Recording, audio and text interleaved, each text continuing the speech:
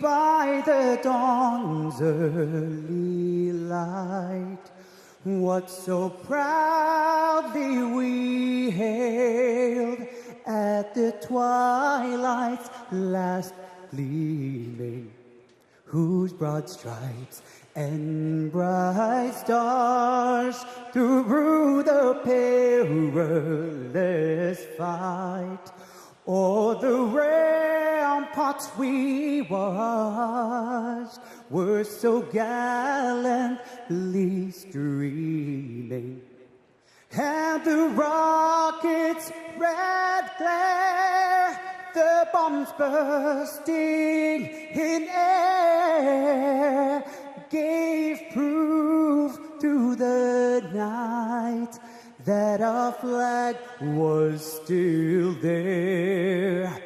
Oh, say does that star-spangled banner yet wave o'er the land of the free and the home of the brave.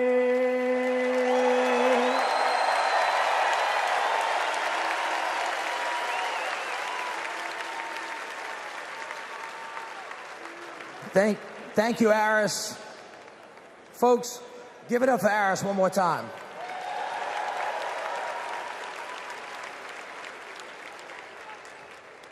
I'd like you to pause with me for a minute. 2 years ago, my dad died, the late Moon Landrieu. He was a great leader. He was a great mayor, secretary of HUD. He lived his life for others. We have lost so many patriots since the last convention. So before we go any further tonight, let's take a moment and join with me and let's remember them all.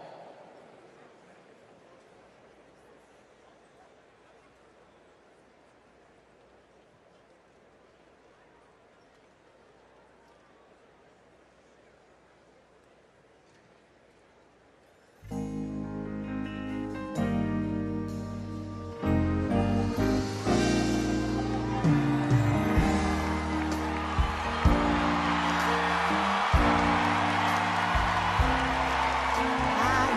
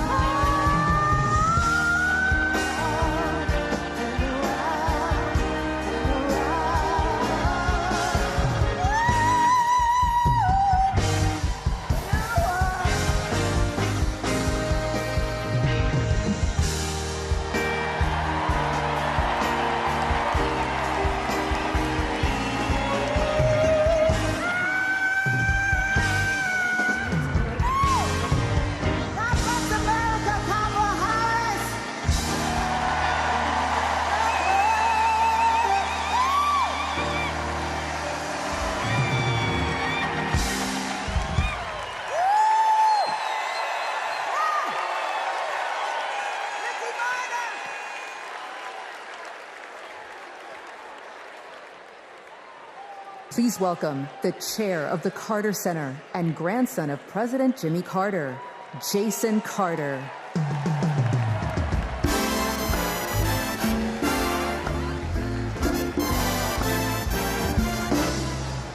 Hello, I'm Jason Carter.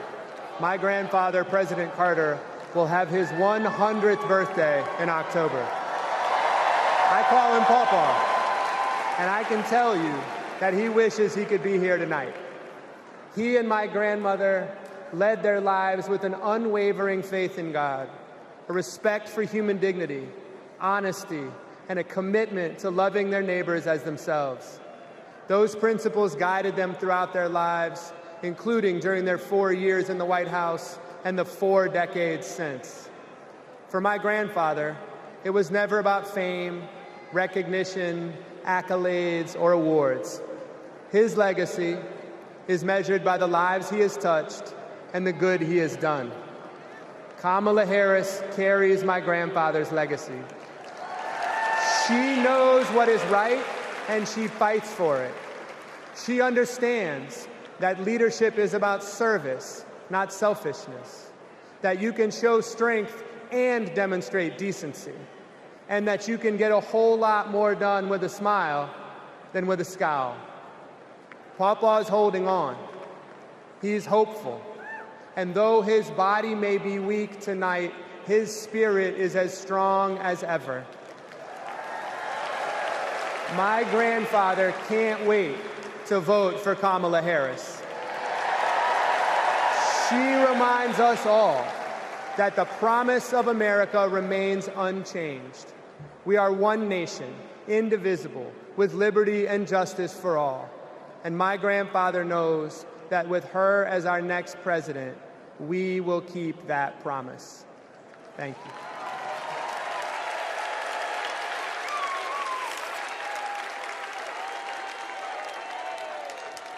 Please welcome delegate from New York and grandson of President John F. Kennedy, Jack Schlossberg.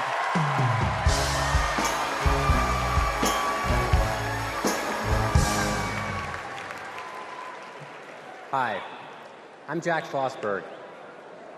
President John F. Kennedy is my grandfather, and he's my hero. JFK was the youngest person ever elected president and the first Catholic. He sent a man to the moon, fought for civil rights, and navigated the Cuban Missile Crisis peacefully.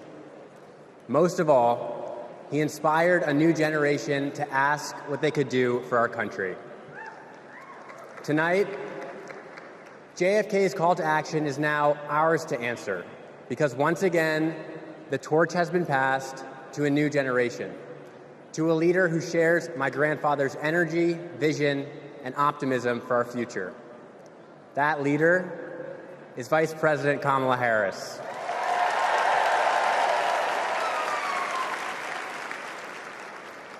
Like President Kennedy, Vice President Harris has dedicated her life to public service. She believes in America, like my grandfather did, that we do things not because they're easy, but because they are hard. As president, she will fight for working families. She will expand investments in clean energy so that my generation will have clean air and good jobs. She will defend our freedoms, the freedom for women anywhere in America to make their own healthcare choices, the freedom to be safe from gun violence, the freedom to vote easily and without fear. The choice is ours to make, and history is watching to see what we will do. Now, let's elect Kamala Harris the next President of the United States. Thank you.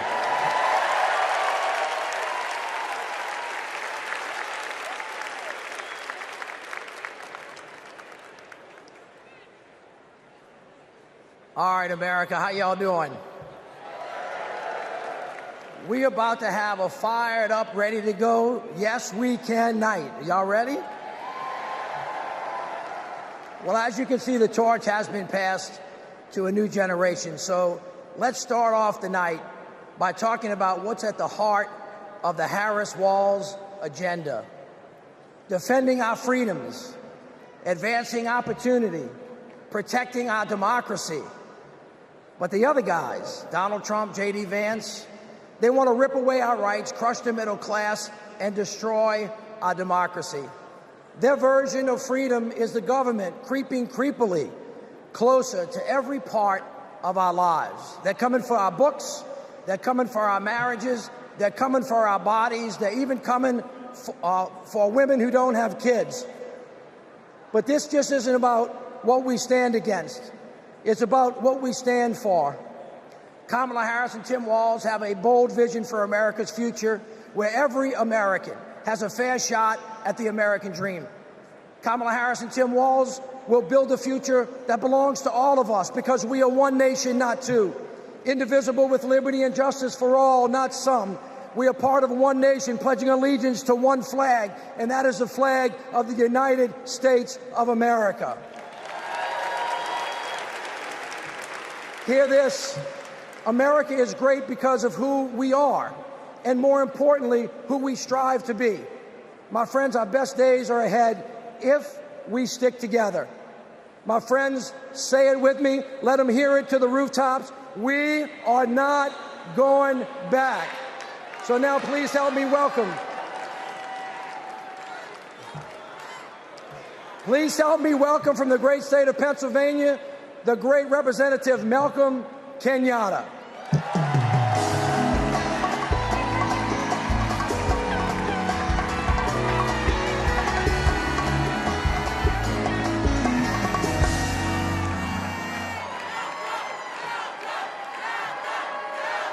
My fellow Americans, my name is Malcolm Kenyatta, a proud son of Pennsylvania. And as you saw, I brought back Trump's Project 2025, all 900 pages of it. And it's interesting because usually Republicans want to ban books, but now they're trying to shove this down our throats. It is a radical plan to drag us backwards, bankrupt the middle class, and raise prices on working families like yours and mine. Under Project 2025, a family making just $75,000 a year with just 2 kids would pay $1,800 more in federal taxes. No, but there's more. Because on page 465, Project 2025 would stop Medicare from negotiating to lower the price of prescription drugs and capping out-of-pocket costs. And on page 587, Project 2025 would cut overtime pay for hard-working Americans. But my friend, these bad ideas aren't new. As long as we have been fighting to make America work for working families, there have been greedy corporate interests trying to take us back. In 2019, my grandma, a civil rights warrior, called me, her voice cracking, and she said, "I'm so sorry, baby. I'm so sorry. I thought my generation had fixed this. And here you are, fighting the same battles." But I want to tell you tonight, my friends, what I said to my grandma. I said, "It's okay, Grandma. It's just our turn. It's just our turn to stand up for working people and to stand up for our nation's promise. It's just our turn to defend our rights and to ensure that democracy doesn't die on our watch. It's our turn to make history, my friends, by electing Kamala Harris as the next President of the United States of America. God bless you. May God protect our troops.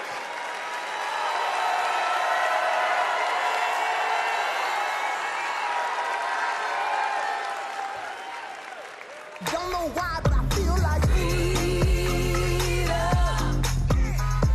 Seeing how the Biden-Harris focus on making healthcare affordable for middle-class Americans has benefited so many of my patients. I support Kamala Harris because she fights for the working family and she thinks about the future of our country. Trump tried to take our country backward. She has taken action to make sure childcare and home care are accessible and affordable. I am a type 1 diabetic since the age of 10, and having my insulin is not an option. My name is Ann from Wisconsin, and this is my daughter, Isla. Isla qualifies for a type of Medicaid based on a level of care for children with disabilities. Donald Trump attempted to cut Medicaid every single year he was in office. Kamala Harris is the only candidate on the ticket this year that will actually continue to fight to get caps on insulin, and we need her in office. I am all in for Harris 2024.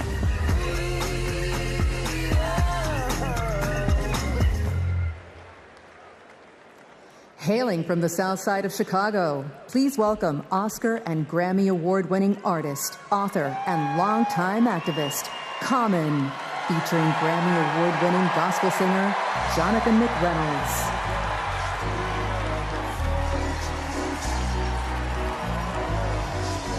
I thank God for this moment in time where Kamala Harris will change the world for the better with love, hope, and grace. We fortunate. I'm fortunate to be alive. Can't explain how I got here, but we've arrived. The deliverance and diligence for which we strive. It's the feeling, there's no silliness when we rise. Fortunate to have friends who don't synthesize. I keep good company, we enterprise. Had a strong gauge since infant eyes. I guess I can see the power in the prize. Incentivized by the streets I identified. Other people's struggles I don't minimize. Fortunate to be born and raised in the shy. Salt of the earth, people with the bravest eye. They say your God is the truth, I wasn't raised to lie. Fortunate to be so que sera. Every day that I get up, I trace the sky. Draw with the most high on the place that I am. And that's fortunate, you can feel it in the air. Hey yo, it's love out there. Hey, the feeling is free. Yo, Chi-Town at the DNC. Jonathan, what you say? Keep you near the cross, and may your troubles show that you need God, and may your battles end the way they should, and may your bad days prove that God is good, and may your triumphs keep you humble and high. And may your endings be worthy of every start. Hey, let's take this message to every husband, that your whole life will prove that God is good. Hey, yo, we fortunate. You can feel it in the air. Hey, yo, it's love out there.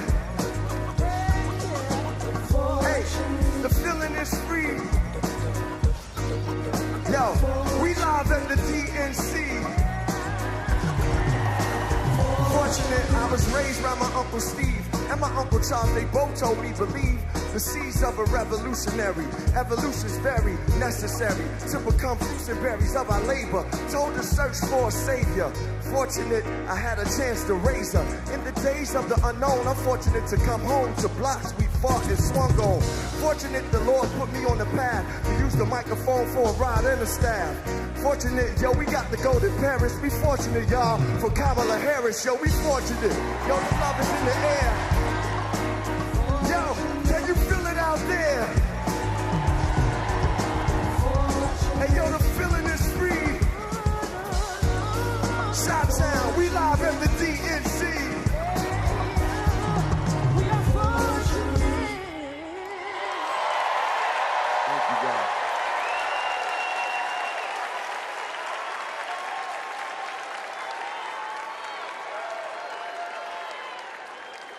Don't know why, but I feel like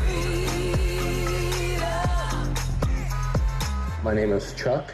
I voted for Trump in 2016. My name is Tom. I'm from Michigan, and I'm a former Trump voter. I'm Joanna. I live in Florida. I'm a former Trump voter. I just cannot vote for the man, and it can go from just being dishonest from a criminal and an insurrectionist. He has no respect for Americans. He has no respect for the Constitution. I believe if Trump gets a second term, he's not leaving, he's staying. He broke the law. He doesn't believe they apply to him. The President of the United States exists to serve the people of the United States. In 2024, I'm voting for Kamala Harris.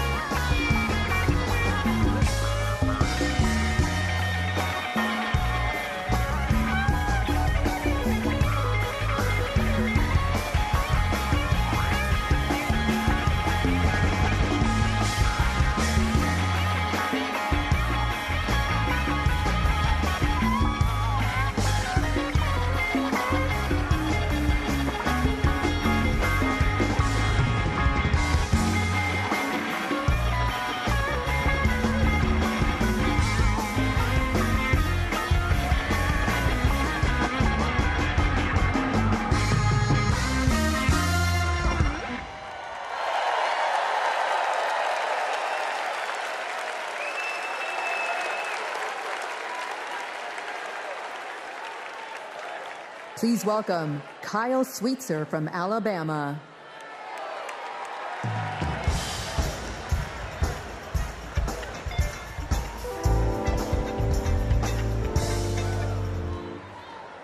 I voted for Trump not once, not twice, but 3 times. You see, I work in construction. I work with my hands. He told us he'd look out for blue-collar workers. So I made my first ever political donation to Trump. And I donated to him many times throughout his presidency. But then I started to see Trump's tariff policy in action. Costs for construction workers like me were starting to soar. I realized Trump wasn't for me. He was for lining his own pockets. Now, I'm not left-wing, period. But I believe our leaders should bring out the best in us, not the worst. That's why I'm voting for Kamala Harris. She's tough. She's going to tackle inflation. Trump will make it worse. I'm voting for Kamala Harris because she'll make us proud to be American again.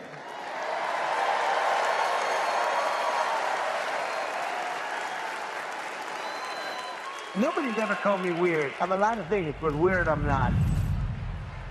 The late, great Hannibal Lecter is a wonderful man. You know what I'd do if there was a shark or you get electrocuted? I'll take electrocution every single time. Bing, bing, bing, bing, bing. She said Kamala has one big advantage. She's a very beautiful woman. I'm a better looking person than Kamala.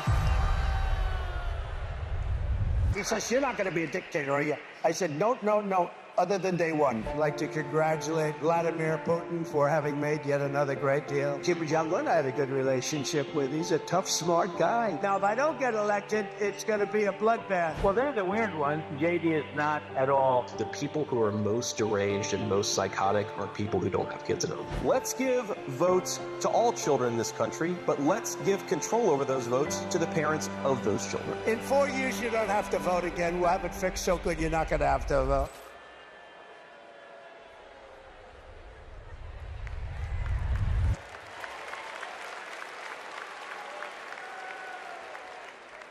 Please welcome Stephanie Grisham.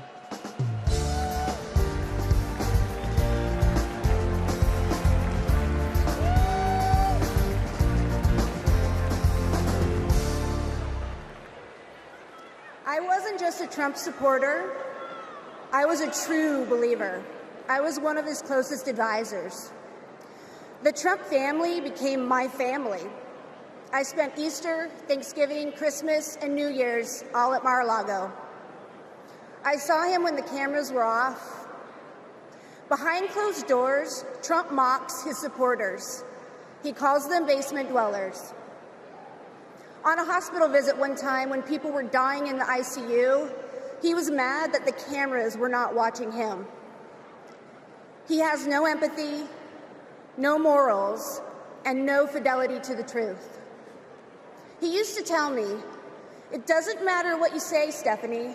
Say it enough and people will believe you. But it does matter. What you say matter. And what you don't say matters. On January 6th, I asked Melania if we could at least tweet that while peaceful protest is the right of every American, there's no place for lawlessness or violence. She replied with one word, no. I became the first senior staffer to resign that day. I couldn't be part of the insanity any longer. When I was press secretary, I got skewered for never holding a White House briefing. It's because, unlike my boss, I never wanted to stand at that podium and lie. Now here I am, behind a podium, advocating for a Democrat. And that's because I love my country more than my party. Kamala Harris tells the truth. She respects the American people, and she has my vote. Thank you.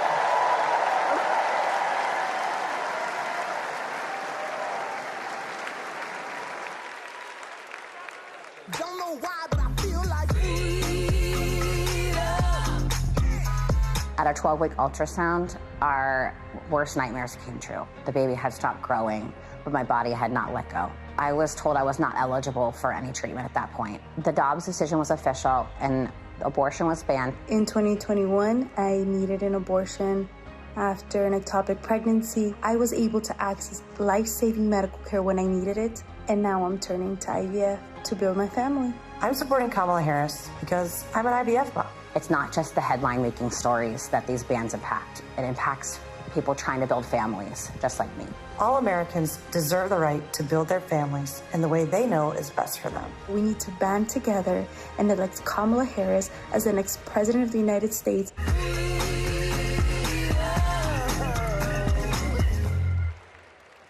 Please welcome Nabella Noor.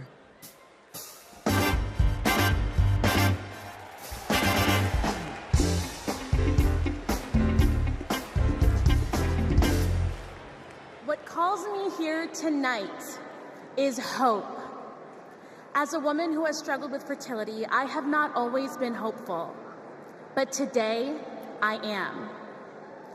I'd always dreamt of motherhood, and coming from a large Bangladeshi American family, I imagined it'd be easy. It wasn't. My husband and I tried to conceive. We failed.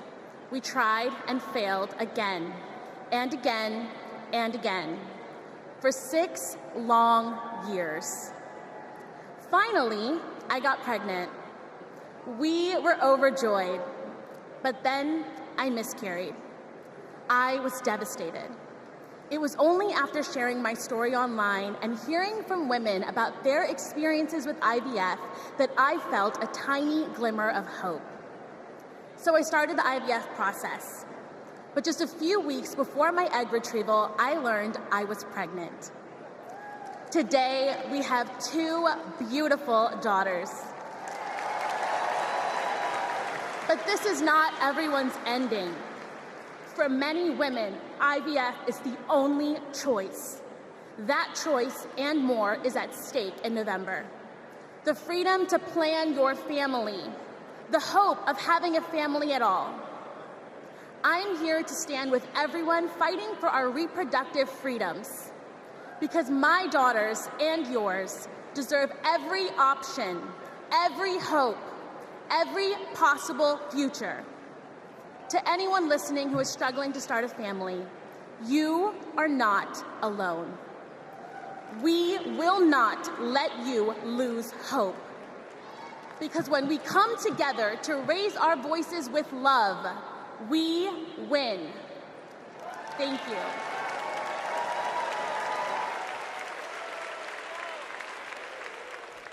Please welcome Michigan Senator Gary Peters.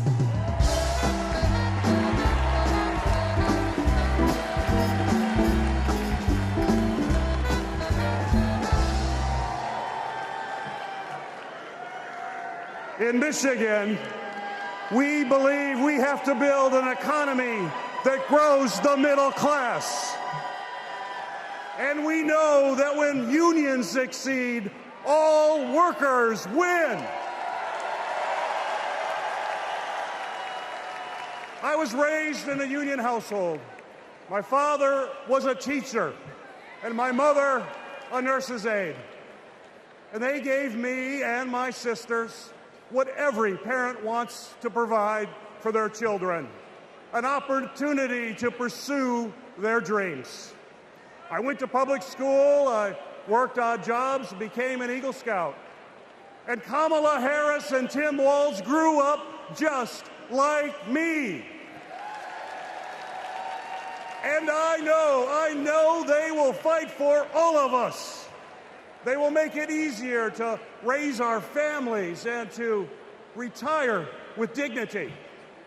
Just look at the record.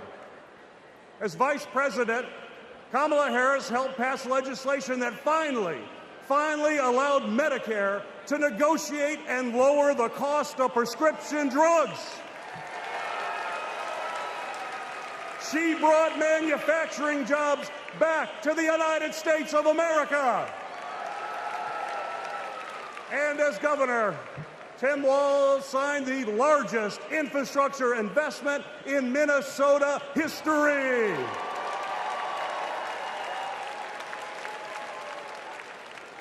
And on the other hand, we have Donald Trump and J.D. Vance. And let's be clear, if they win, working people like my friends here from the Teamsters will pay the price.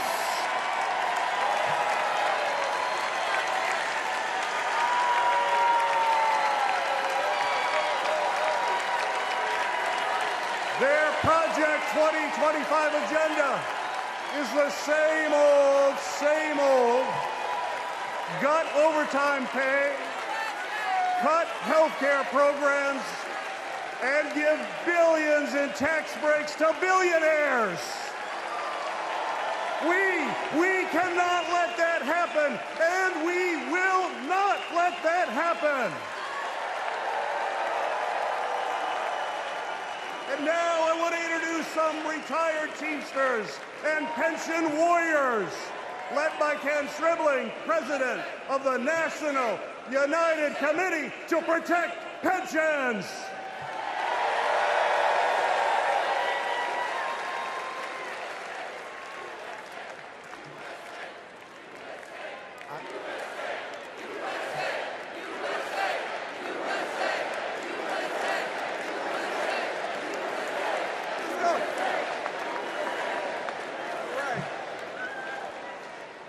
I am Kenneth Stribling, a proud retired Teamster from Local 200 in Milwaukee, Wisconsin. I hope you don't mind, but I brought some friends. Pension warriors from the NUCPP. I found out in 2025 my monthly pension benefit was going to be reduced in half. Not long after that, my wife, Beverly, was diagnosed with terminal cancer. I didn't know how we were going to make it. So I went to a retirees meeting in the basement of a small church. At that moment, I knew we were not going to go down without a fight. Beverly made me promise never to quit until we made this right. So we organized a nationwide grassroots movement. For 6 years, we fought hard. And finally, we had a breakthrough.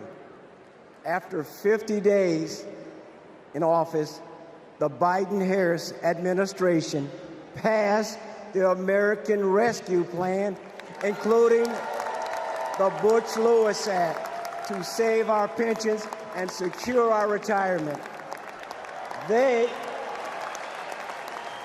got it done without one single Republican vote in Congress.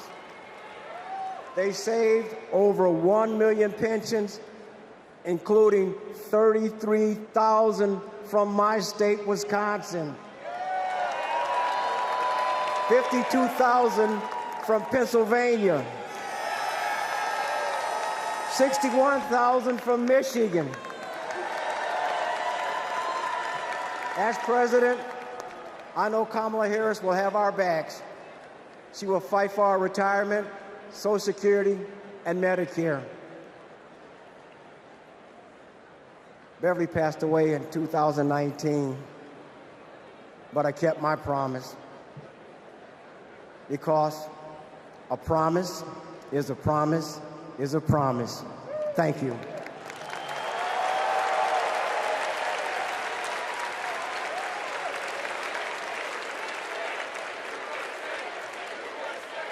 For years, Big Pharma has often inflated the price of life-saving medications, and millions of Americans have suffered as a result.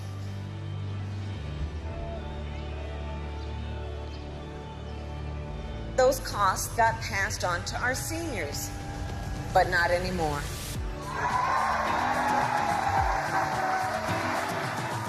It was because of them that we had insulin for $35 compared to $687.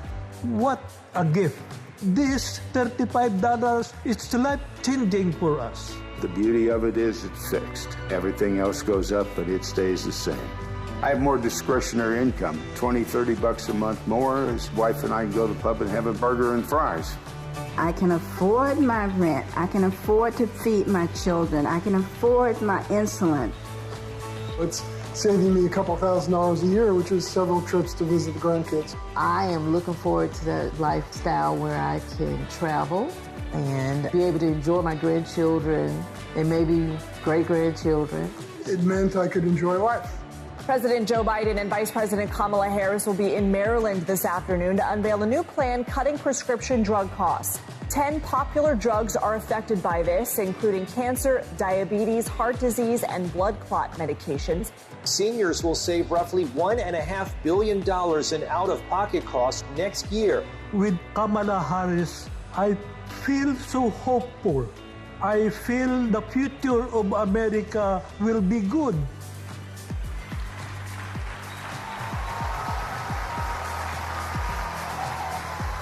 As president, I'll lower the cost of insulin and prescription drugs for everyone. I am so excited. I can't hardly stand it. We're going to only go forward. We can't go back.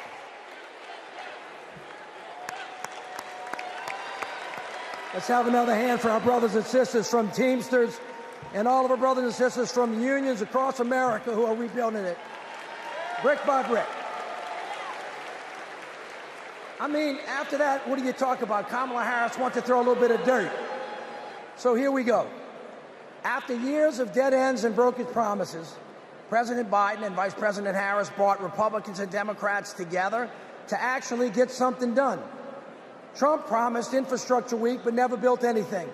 But this time, the Biden-Harris administration is actually breaking ground, and we're starting to turn dirt, ushering in an infrastructure decade. All I see is possibilities ahead. You see, the foundation of a strong economy is literally a country's infrastructure. It's the cornerstone upon which all rest. We finally got a president and a vice president who puts their money where their mouth is. Already, $460 billion out the door, $1 trillion of private sector investment building roads and bridges and airports and ports and water systems so that kids don't have to drink dirty water out of lead pipes and little girls don't have to sit on the back of their mama's car trying to do their homework so they can have a better future for us. We're building a clean energy economy. All of it is moving out of the door. And we're touching every part of the country, from Napakiak, Alaska, all the way down to Lowndes County. We have over, hear me now, 60,000 projects all across this country with funding already underway. We're hitting the ground running, and it's right in everybody's backyards. 2 years ago, after President Biden and Vice President Harris passed the biggest infrastructure investment since President Eisenhower, he called on me and others to help carry out that vision as we rebuild America. As a senior advisor to the president, we pushed out funding for the roads and the bridges. We're literally building bridges to the future. High-speed internet and the clean energy economy.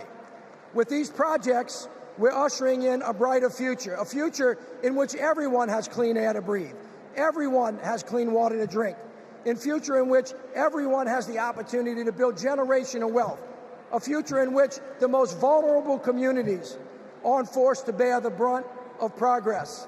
And we have made historic progress towards that vision. Let's take a look with what progress is being made in communities across the country with products that are being made right here in the USA.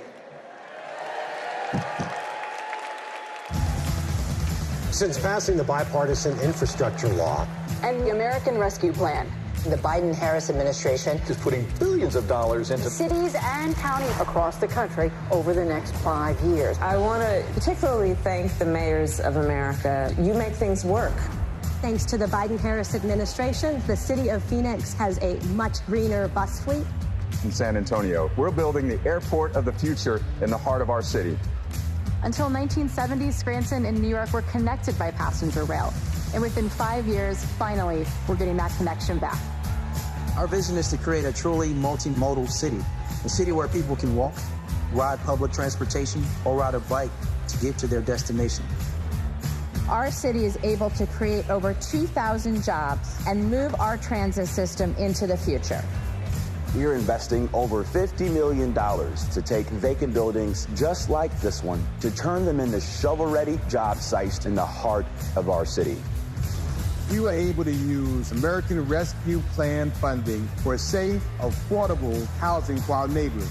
When a dilapidated apartment complex was condemned, we were able to swiftly relocate these tenants. In Tucson, we have planted or distributed over 100,000 drought-tolerant trees to combat extreme heat. In the great city of Baltimore, Maryland, we're opening brand new rec centers that closing in our city, and many more investments thanks to President Biden and Vice President Harris.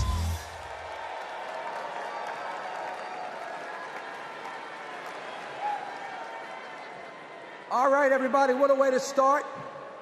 But you ain't seen nothing yet. We got a great night planned, and it all starts off, all of you get to participate in this, in the roll call. It starts off with something unlike anything you've ever seen. So look, stick around. We're going to be right back at you.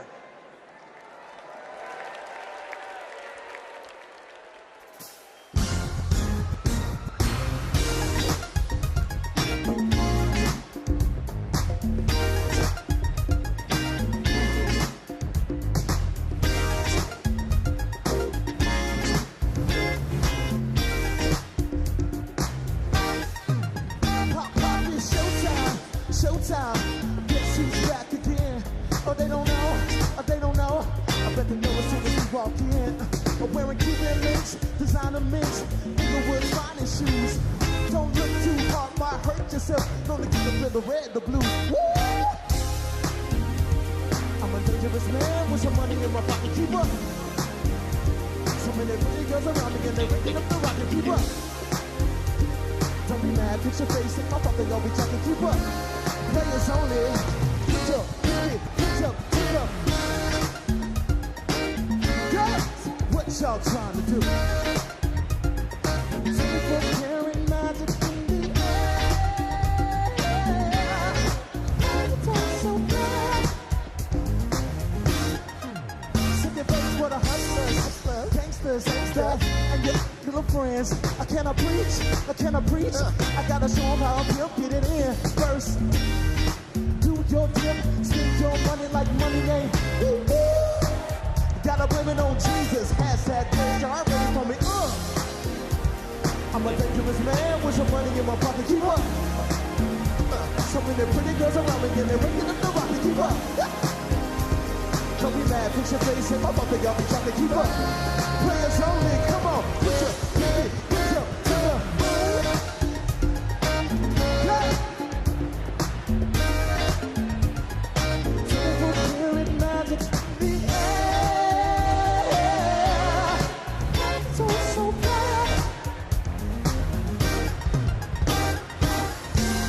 everywhere I go, they be like,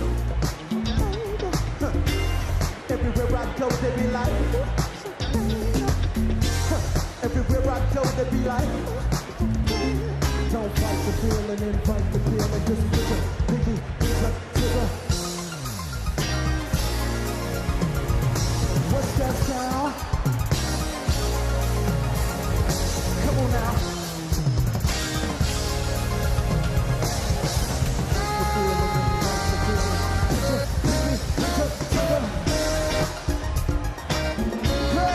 What y'all trying to do? Magic in the air.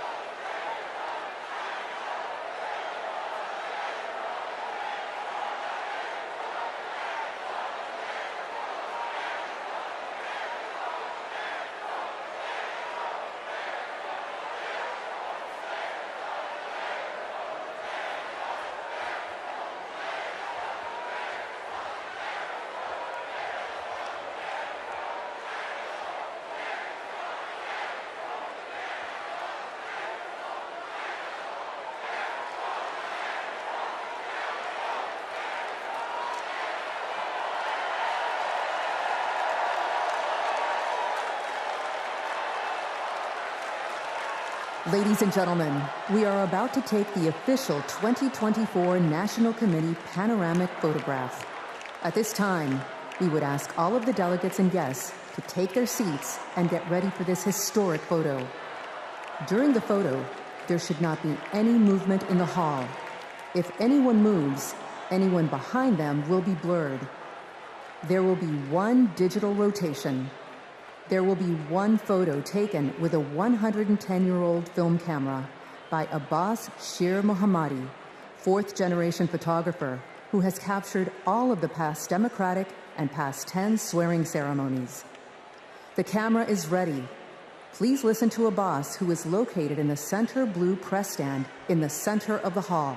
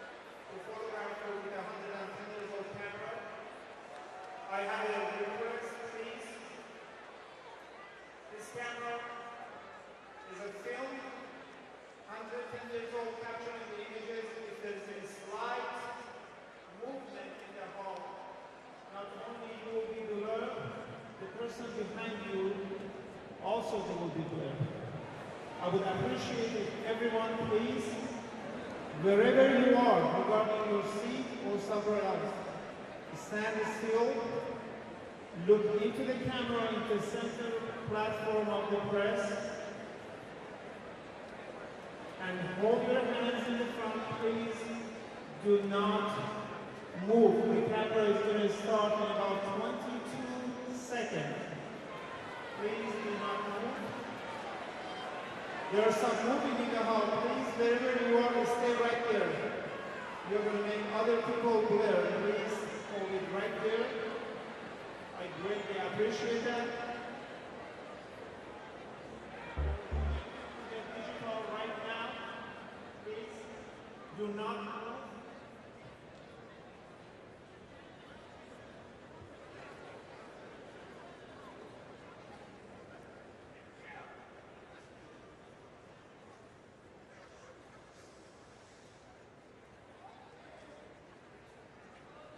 There's some movement, please stay right where you are.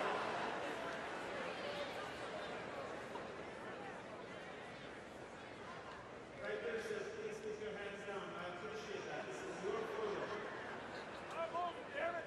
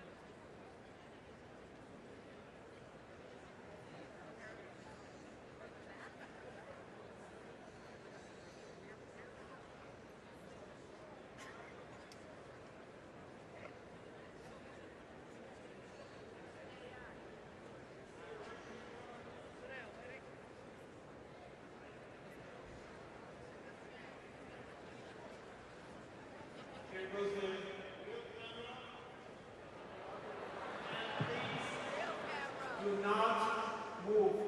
It's an extremely sensitive camera. Thank you.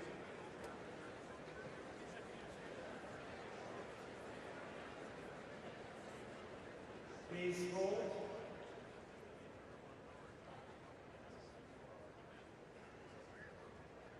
You can see this photograph at democraticphotos.com. 48 hours.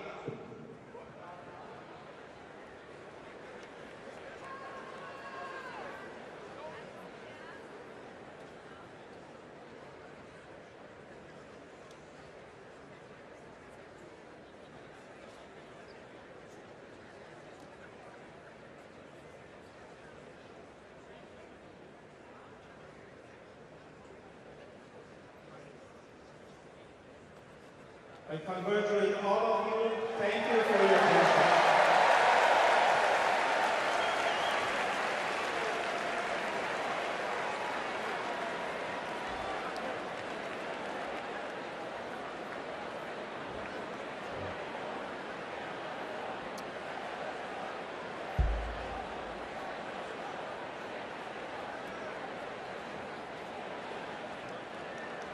Delegates and guests, please put on your wristbands at your seats.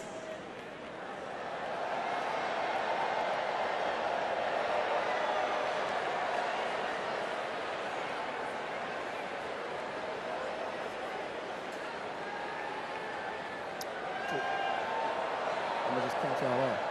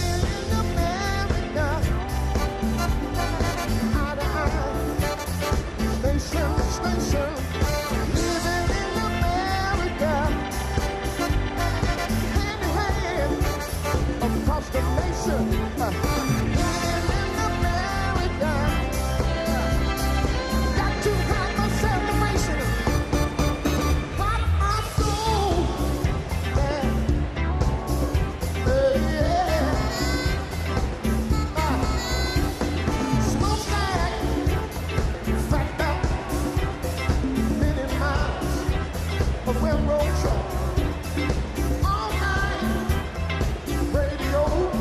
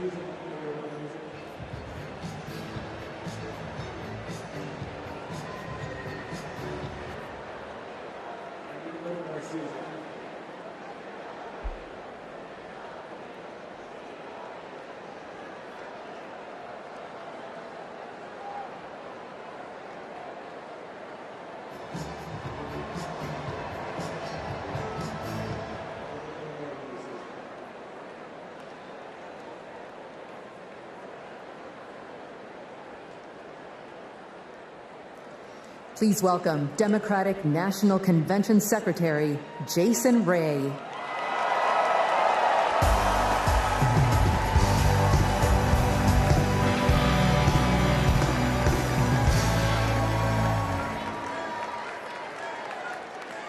Well, good evening, delegates. My name is Jason Ray, and I'm honored to serve as the secretary of both the Democratic National Committee and the Democratic National Convention.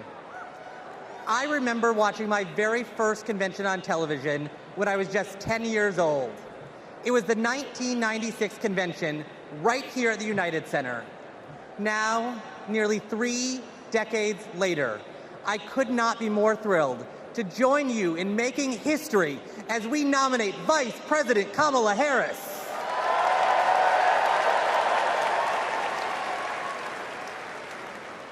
Pursuant to our convention rules, we will now proceed with a celebratory roll call vote for the Democratic Party's candidate for the 47th President of the United States of America.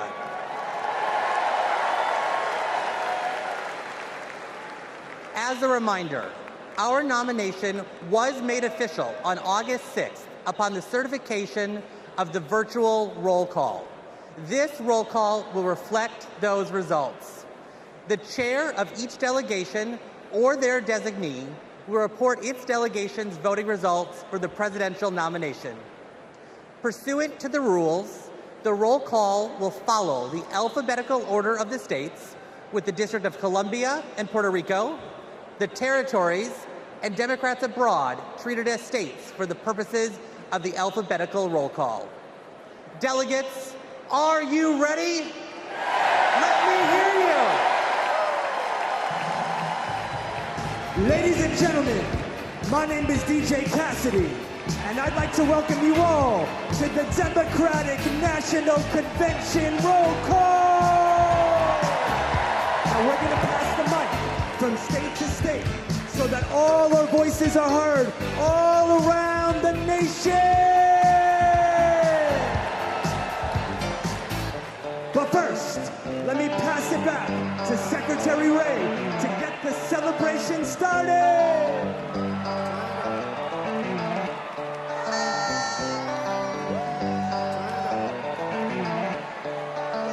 Alabama, how do you cast your vote?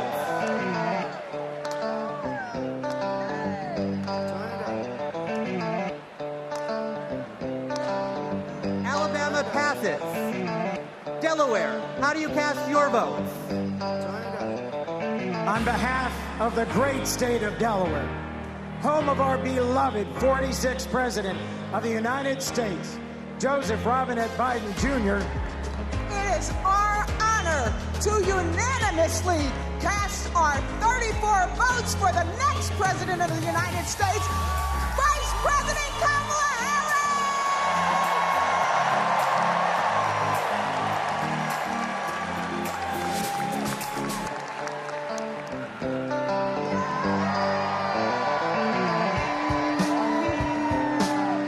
Thank you, Delaware.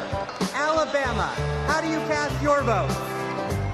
In a letter from the Birmingham jail, Dr. King wrote that progress is not inevitable. We have to fight for it. We have to win it. Kamala Harris will protect the legacy and the progress that we've made by our forefathers and our foremothers, and she will advance it. She will safeguard our freedom to vote by passing the John Robert Lewis Voting Rights Advancement Act. She will fight for freedom and opportunity and build an economy that works for everyone. So, from Huntsville to Mobile, from the Black Belt to the Wiregrass, from the historic civil rights cities of Birmingham, Montgomery, and my hometown of Selma, from the people who brought us the Voting Rights Act and the Civil Rights Act, the proud, great state of Alabama proudly cast 56 votes for the first Black woman President of the United States of America, Kamala Harris, and the next Vice President, Tim Walz.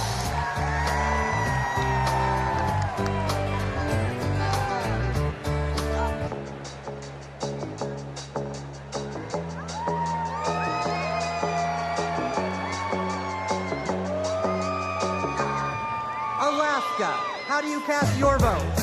Alaska's motto is North to the future.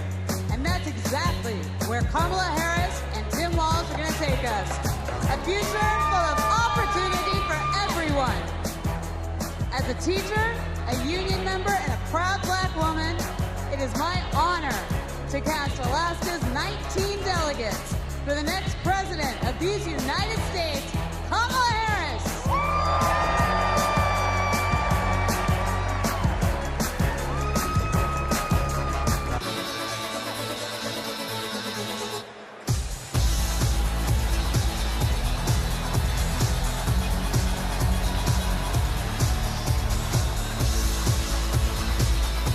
American Samoa, how do you cast your vote?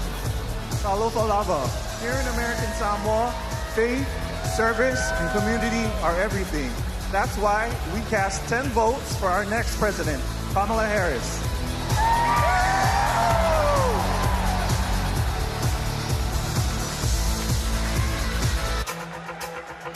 Now, once again, my name is DJ Cassidy, and this is the DNC roll call. So let's pass the mic around the nation.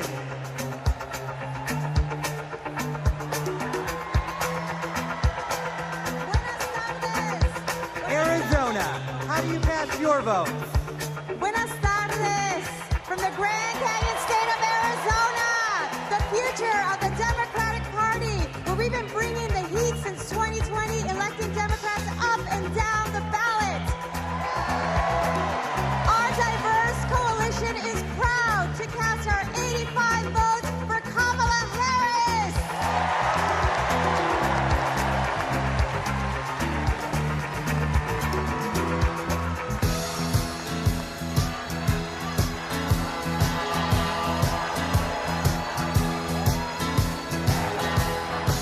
Arkansas, how do you cast your vote? On behalf of the great state of Arkansas, home of American legends Johnny Cash and Sister Rosetta Tharpe, home of the trailblazing civil rights leaders Daisy Bates and the Little Rock Nine, and home of the birthplace of President William Jefferson Clinton, who inspired all of us in a place called Hope. Arkansas casts our votes for Vice President Kamala Harris and Governor Tim Walz.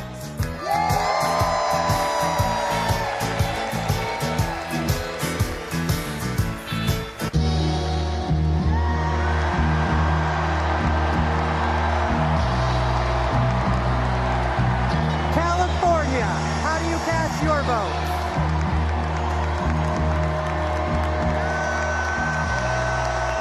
Mr. Secretary, the great state of California passes at this time. California passes.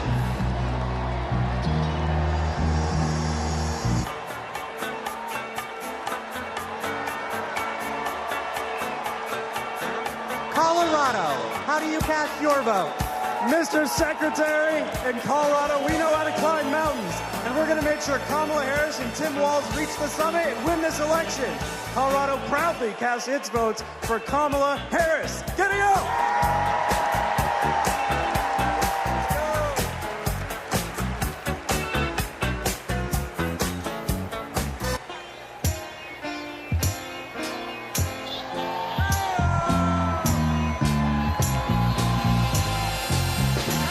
Connecticut, how do you cast your vote? Connecticut, the Constitution state, home of the submarine, home of the jet engine, home of the Yukon Huskies slam dunk, home of Keith Richards lead guitar. We vote.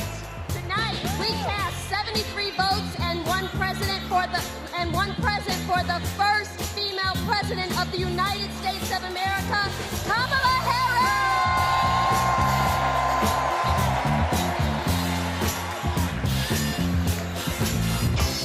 Now we're passing the mic all around the world tonight. So let's join together. Here we go, here we go, here we go, let's go!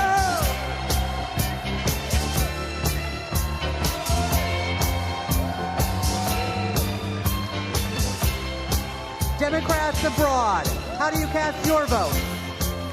Mr. Secretary, Democrats Abroad represents millions of Americans who live abroad and vote back home in all 50 states and in D.C.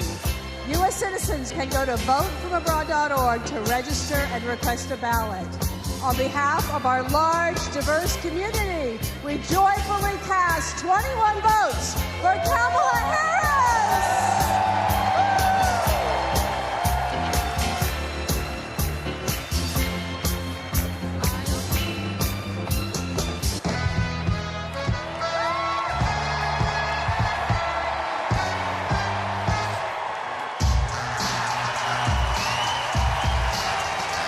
The District of Columbia, how do you cast your vote?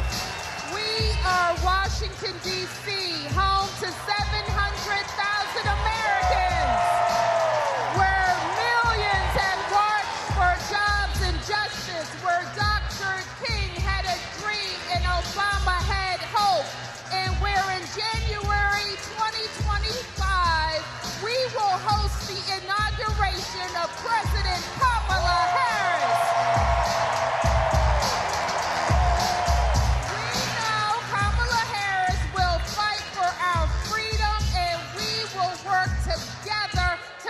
Washington, D.C., the 51st state. The District of Columbia is proud to cast its 51 votes for the next president of the United States, Kamala Harris.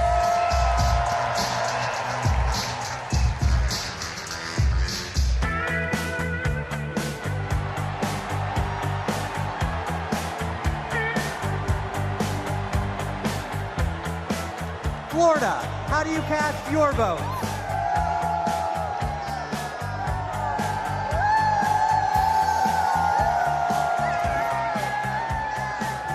Florida is worth fighting for.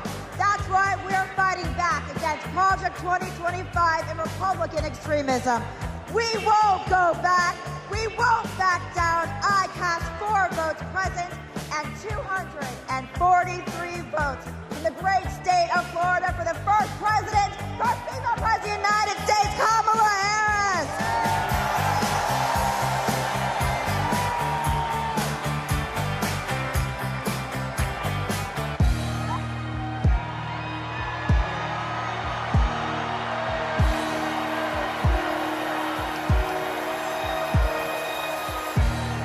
Georgia, how do you cast your vote?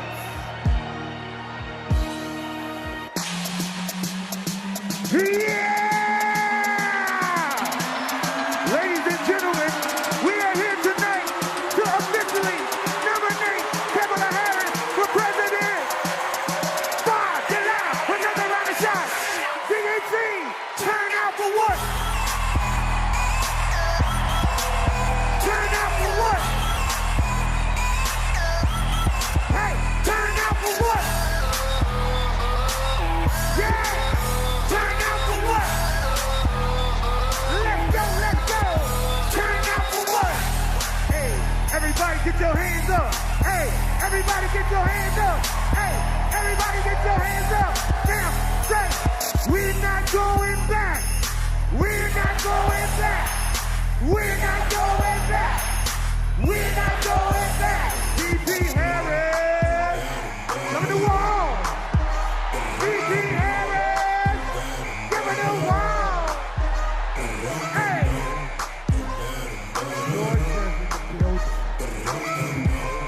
Mr. Secretary, the South's got something to say. I'm Congresswoman Nikema Williams, chairwoman of the Democratic Party of Georgia. Georgia, the home of President Jimmy Carter, the cradle of the Civil Rights Movement, where we fight for our freedom. Extremists in Georgia are trying to silence our voices by kicking Georgians off of the rolls and making it harder to vote. But y'all, when we send Kamala Harris to the White House, she'll fight for our freedom to vote, our reproductive freedoms, and our freedom to thrive.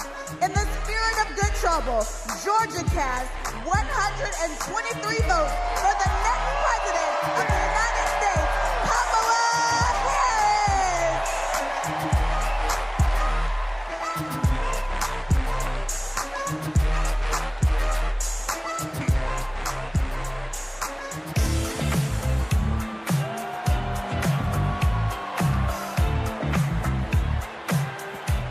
Guam, how do you cast your vote? Half day, todo santo. I am Governor Luhan Grisham, the first female governor of our beautiful island of Guam. The home of the indigenous Chamorro people. And where America's Day begins. And we proudly cast our 12 votes to the next first female president of the United States of America. Viva Kamala! Viva Kamala! Viva Kamala!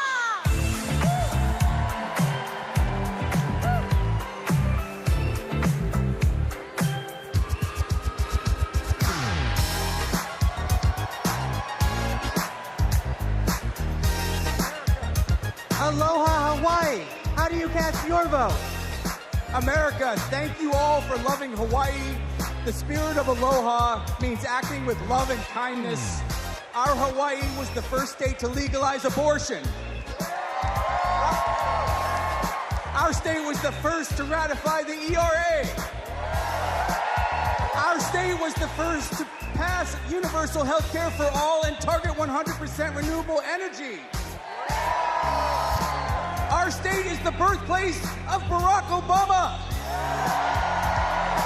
Our state shares the values of Kamala Harris, and we cast 6 votes present and 23 votes for Kamala Harris. First woman president.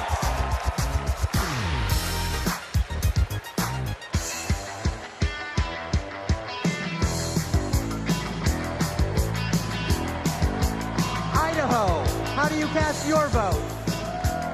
Republicans ripped away our reproductive freedoms. The Idaho Democrats are mounting our comeback. For the first time in decades, we're running in every legislative district. We are not going back. Idaho cast 27 votes for Kamala Harris.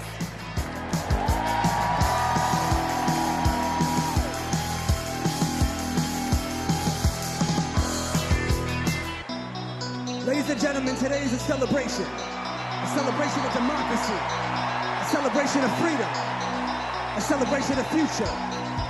Chicago, are you ready?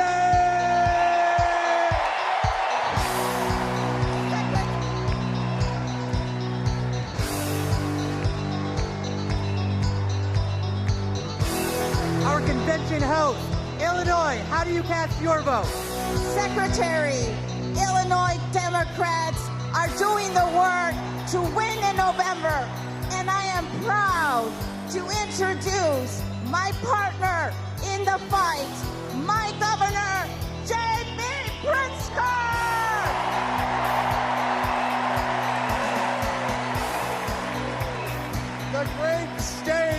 The great state of Illinois, the prairie state, home of 4 presidents, including President Barack Obama.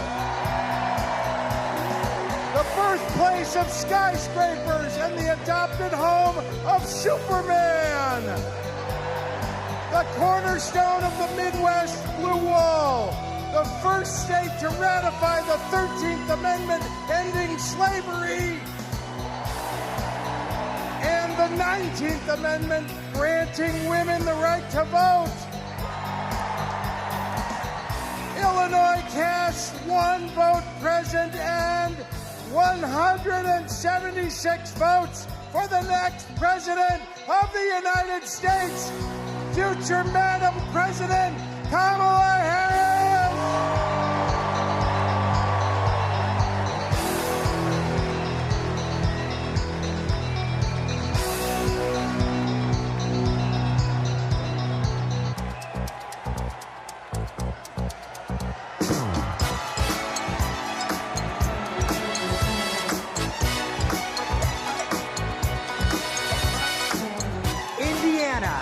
do you cast your vote?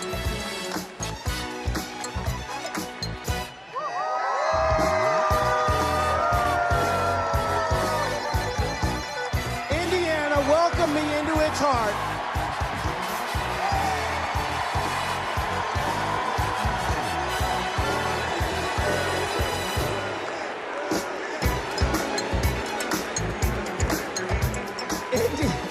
Indiana welcomed me into its heart as soon as I married Christine Harrell from Rolling Prairie. And that's before I lived in Hawkins or played the littlest player with the biggest heart at the University of Notre Dame, Rudy. I want what's best for Indiana, and that means electing Kamala Harris, the first woman president of the United States of America.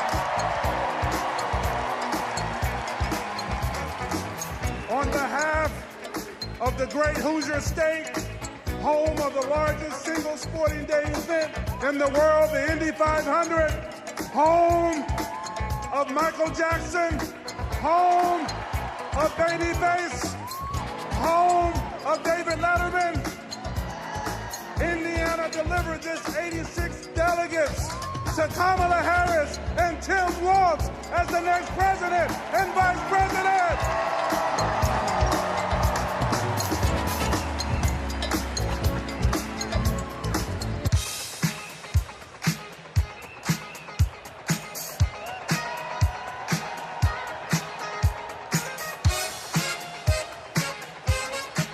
Iowa, how do you cast your vote? Thank you, Mr. Secretary. The tall corn state of Iowa, the state that launched Barack Obama on his way to the presidency, the state that put education on its state quarter, and the state that feeds and fuels the world, casts one vote absent and 45 votes for the next president of the United States of America, Kamala Harris.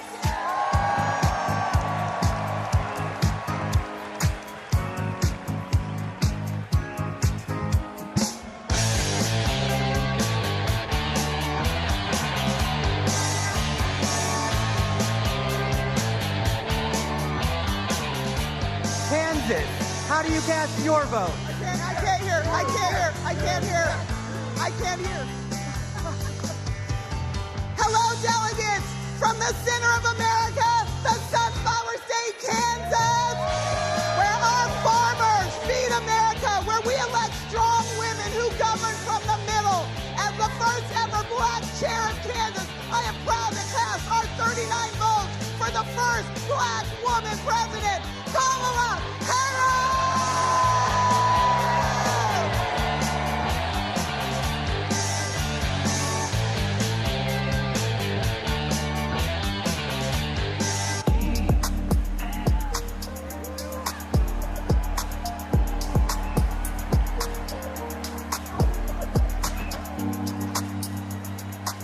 The Commonwealth of Kentucky, how do you cast your vote? Since 2021, the Biden-Harris administration has shown up for the Commonwealth of Kentucky, and today we're showing up for Vice President Harris. With this administration, we've broken every record for private sector investment, exports, tourism, wages, and new jobs. Together, we're building the 2 largest battery plants on planet Earth, and we opened the cleanest, greenest recycled paper mill the world has ever seen. We are proud to cast 56 votes for the next president of the United States, Kamala Harris.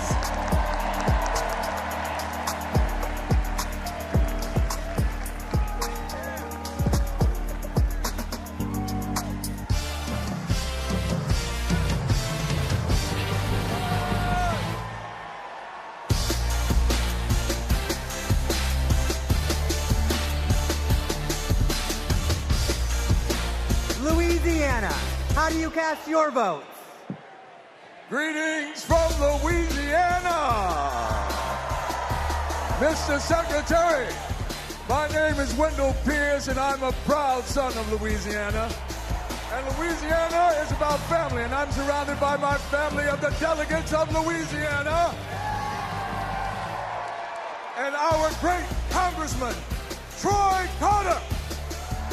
Louisiana casts its vote in support of our democracy, and we stand in line for a more perfect union. And born out of that democracy from the Big Easy, the northernmost Caribbean city, the last Bohemia was jazz. And nothing can be more emblematic of jazz and democracy than what we swing with in the Big Easy. And it's because of that that I am here to cast my personal vote for the next President of the United States, Kamala Harris. And now, the leader of our party, Mr. Randall Gaines. The great state of Louisiana, a state that embodies the principles and spirit of hope and resilience, and so does Kamala Harris. The great state of Louisiana cast its one vote present, and our 47 votes for the next President of the United States, Kamala Harris.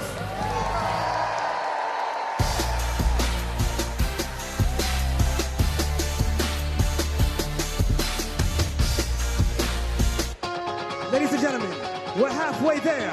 Are you ready? Here we go, here we go. Let's go, let's go, let's go!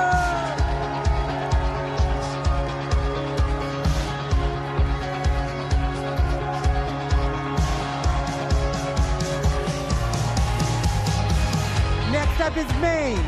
Maine, how do you cast your vote? Mr. Chair, great state of Maine, home of environmental climate activists and champions like Edmund S. Muskie and George Mitchell. Happy birthday today, George. The state where the sun rises first on the nation over our bold and rocky coast, bringing with it today a new day for the brave and open-hearted people of this country. We have improved lives, restored rights, and preserved our environment in Maine for future generations. Maine leads, and as Maine goes, so will go the nation.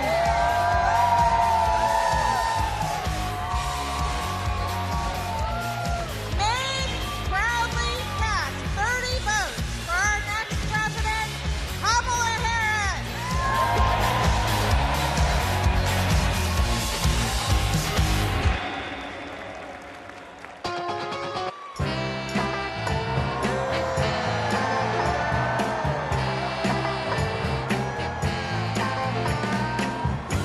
Maryland, how do you cast your vote? We are Maryland!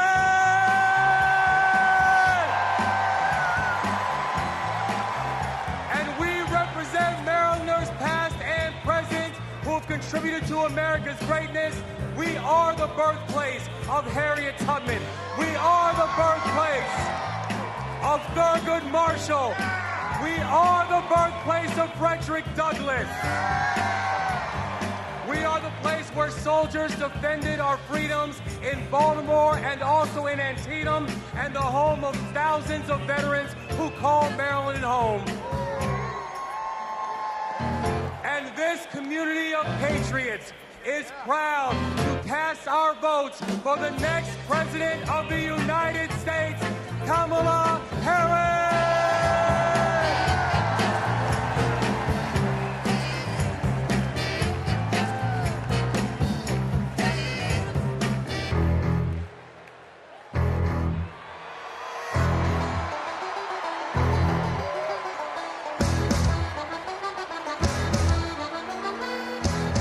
The Commonwealth of Massachusetts, how do you cast your vote? Mr. Secretary, the people of Massachusetts know something about making history. The first Thanksgiving in Plymouth, the first public school, the first public library where we don't ban books. Health care for all, and the first shots fired in our revolution. And we are proud, as the Commonwealth of Massachusetts, to make history once again. Mr. Secretary, Massachusetts counts 116 votes, all of our votes, for Kamala D. Harris for the office of President of the United States.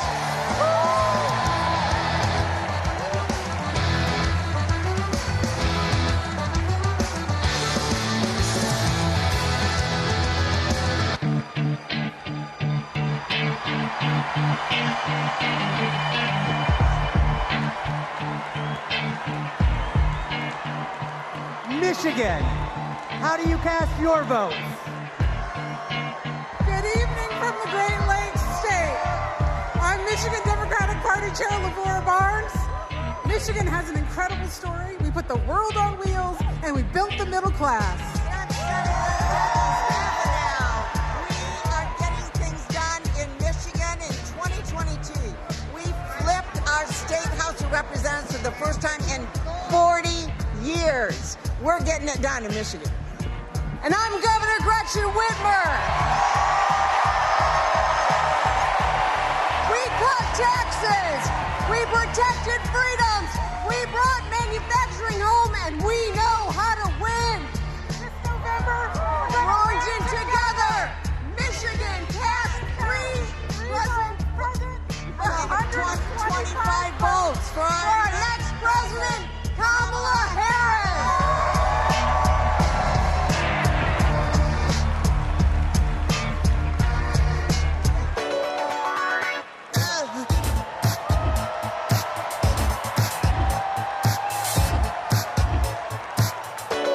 Minnesota, how do you cast your vote? Mr. Secretary, the great state of Minnesota, home of Vice President Hubert Humphrey, Vice President Walter Mondale, and the next Vice President of the United States, Tim Walz. We pass. Minnesota passes.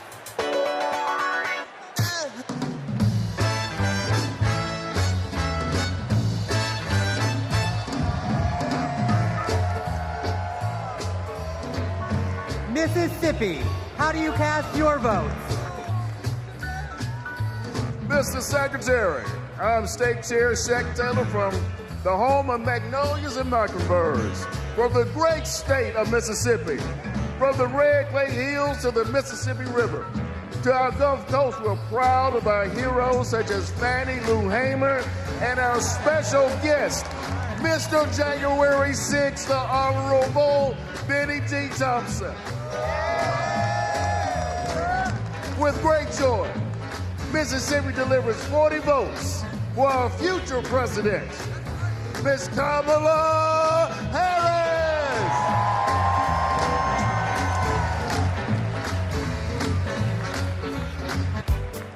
And tonight is a celebration of love, a celebration of life. So let the celebration continue.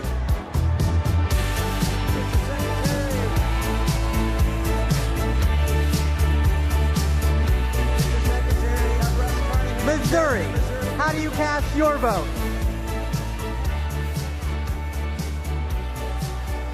Mr. Secretary, I'm Russ Carnahan, Chairman of Missouri Democrats. We're home to Super Bowl champion Kansas City Chiefs. We are home to common sense leaders like President Truman, Senators Eagleton, Carnahan, McCaskill, and we will fire Josh Hawley and hire Marine veteran Lucas Coons.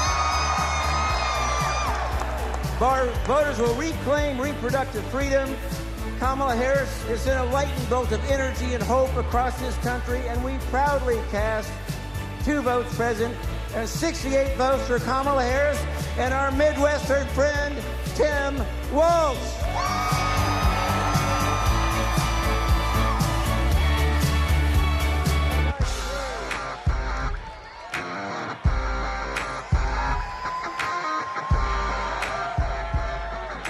Montana, how do you cast your vote? We, the delegates of the proud state of Montana, on behalf of Big Sky Country, the last best place in these United States, I'm grateful for the beauty of our land and determined to protect it for future generations. We who sent the first woman to Congress proudly cast our 24 delegate votes to send the first woman to the White House, Kamala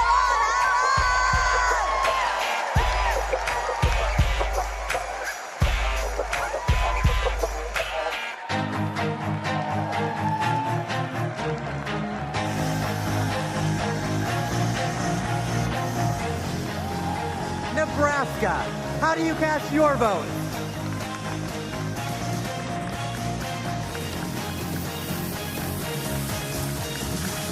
Nebraska, home of 4 tribal nations today, and icons Malcolm X, Standing Bear, and Willa Cather, and our homegrown homeboy, Tim Walz. And the quality of life capital of the country, Lincoln, capital of Husker Nation, where the Biden-Harris team and unions are rebuilding the heartland. In Omaha, now affectionately known as Kamaha, where we will protect the blue dot. We are ready for it. Nebraska proudly casts our 34 votes for Kamala Harris and Coach Tim Walz.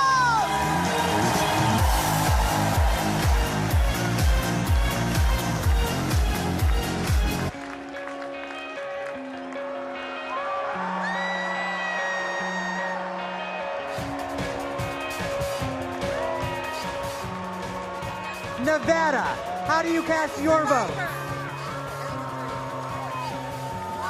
As a survivor of the largest mass shooting in modern American history, I'm voting for Kamala Harris because America is done running from gun violence. No more pretending books are more dangerous to second graders than assault rifles. No more stolen lives.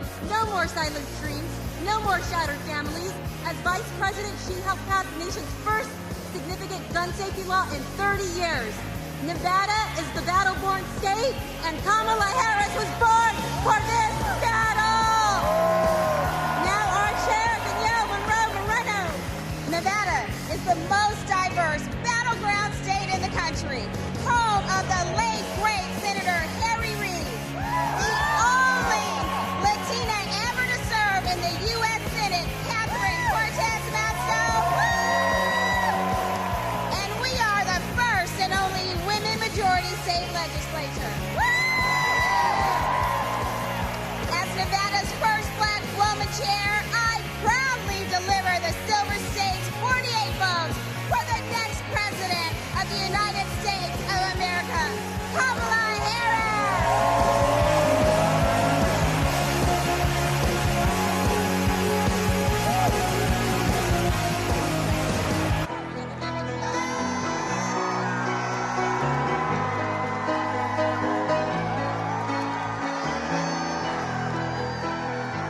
New Hampshire, how do you cast your vote? Good evening. My name is Joanne Dowdell from the great state home of the nation's first primary, New Hampshire, where we stand granite strong. We are so proud of the many women throughout our state committed to building a future of opportunity and trailblazing the way for all of us. And now it is my pleasure to introduce our youngest delegate, Aliana Hope Manzour.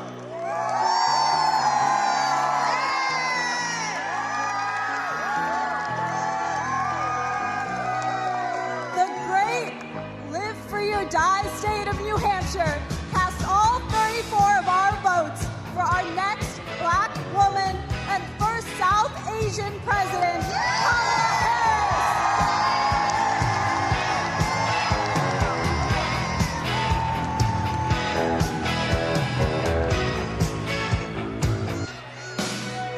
Today we come together as one nation, under one groove.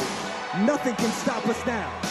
So no matter who you are, no matter where you are, represent your state with pride as we unite for the future.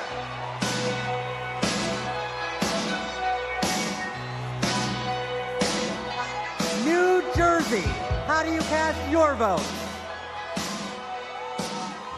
Everybody, I'm Governor Phil Murphy. We're from Jersey, baby. And you're not. In the Great Garden State, we care about protecting women's rights and lifting up vulnerable communities. That's what we mean when we say the Great Garden State. My name is Dr. Joey Perella, pronouns she, her, hers. I'm a proud resident of the Garden State. I'm proud to stand with Kamala Harris and Tim Walz because they stand with the LGBTQ community.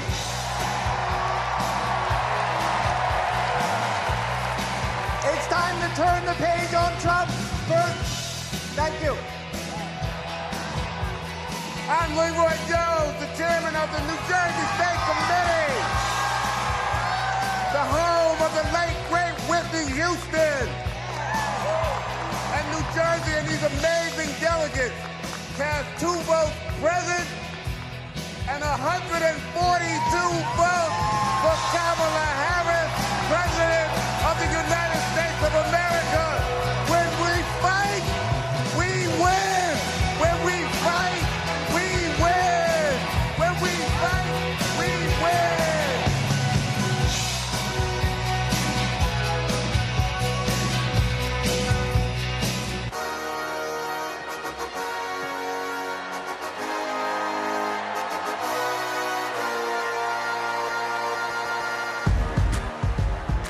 New Mexico. How do you cast your vote? Buenas noches! Chair Jessica Velasquez here with our delegates from the land of enchantment, the great state of New Mexico, where we live our family values, respect women, love our land, our water, our blue skies, our green chili, and our sunsets. We are proud to cast 45 votes for Kamala Harris and Tim Walz.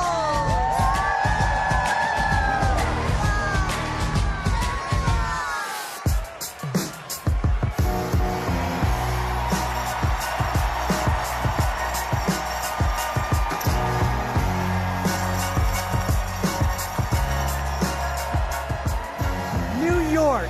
How do you cast your vote?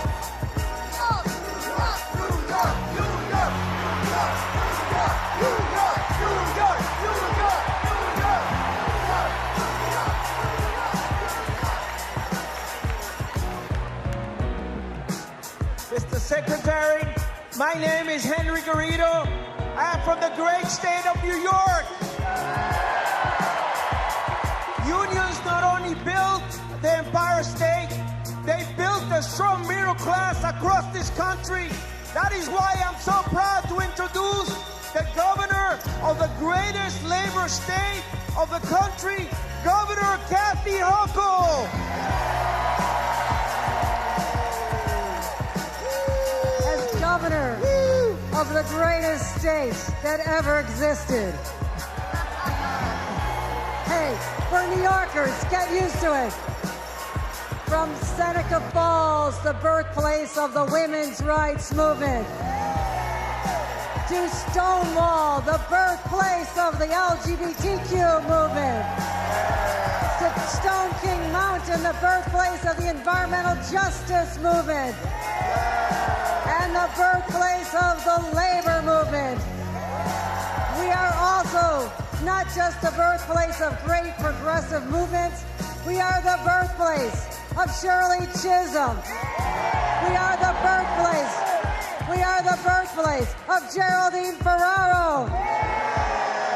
And we are the home of Hillary Clinton. And that's why, as the first woman governor of New York, I am so proud to cast 298 votes to make Kamala Harris the first female president of the United States of America.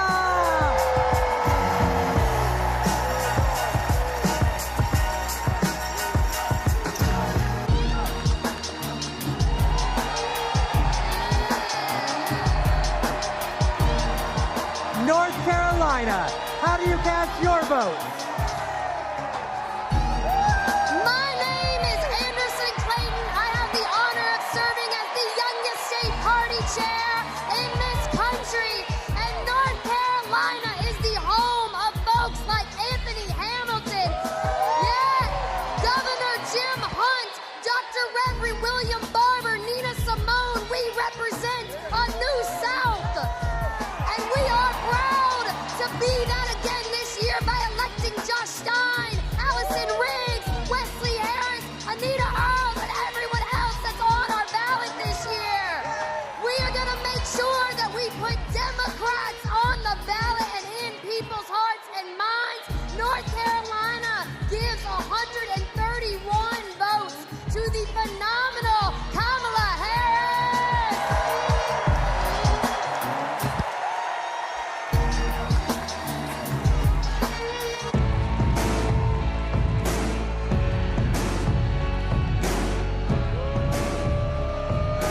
Dakota, how do you cast your vote?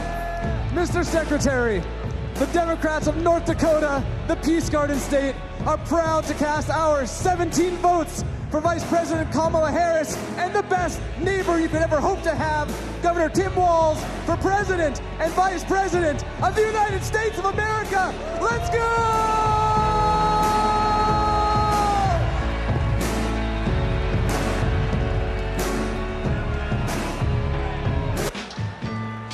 So now, ladies and gentlemen, my name is DJ Cassidy. This is the DNC roll call, and tonight, your voice is the future.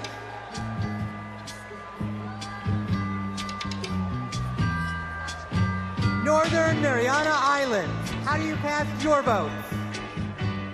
Half a day, T-Row, and hello, everyone. We are the Northern Mariana Islands, where our customs, our culture, our land, and our oceans breathe life into our people. The earth is not red or blue. The earth is sick, and we must protect it. Home to some of the living legends in celestial navigation and to some of the friendliest people in the Pacific. We are the blue waves of the Pacific, and we are proud to cast all 11 votes for our MVP, Kamala Harris. Viva Marianas! Viva Harris Walz!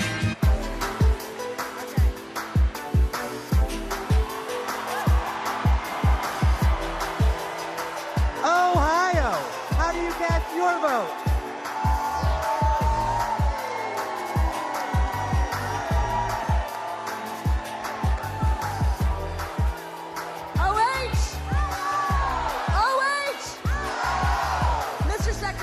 Ohioans know how to make history. We put a man on the moon, and we are the founding home of the AFL-CIO. We enshrined abortion rights in our state constitution by 13 points, and we are going to send Sherrod Brown back to the U.S. Senate. As the first woman to lead Ohio Democrats, I am proud to cast our ballots for the first woman to be president of the United States. Mr. Secretary, we cast 1 vote present and 142 votes for Kamala Harris and Tim Walz.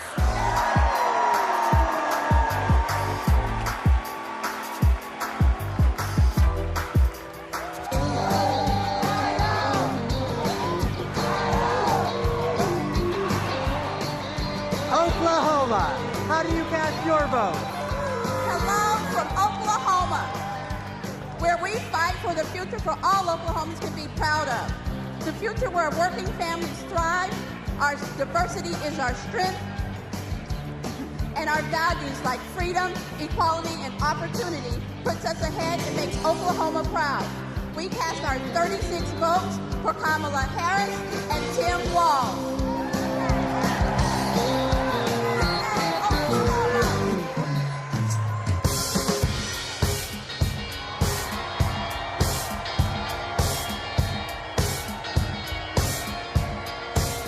Oregon, how do you cast your vote?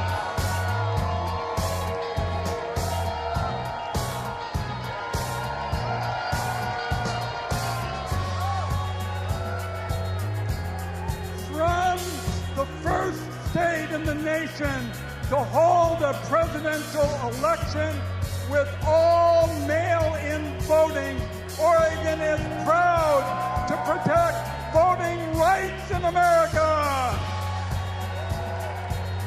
And hailing from the heart of the beautiful Pacific Northwest, Oregon protects our planet and fights for LGBTQ equality.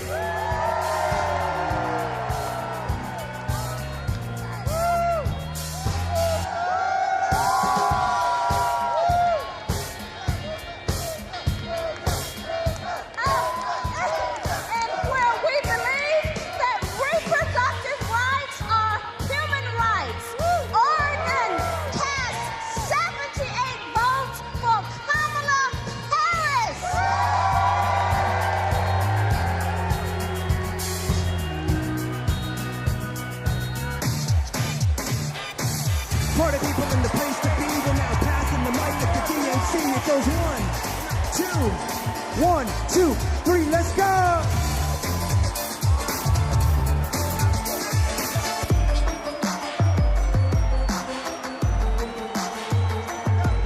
The Commonwealth of Pennsylvania.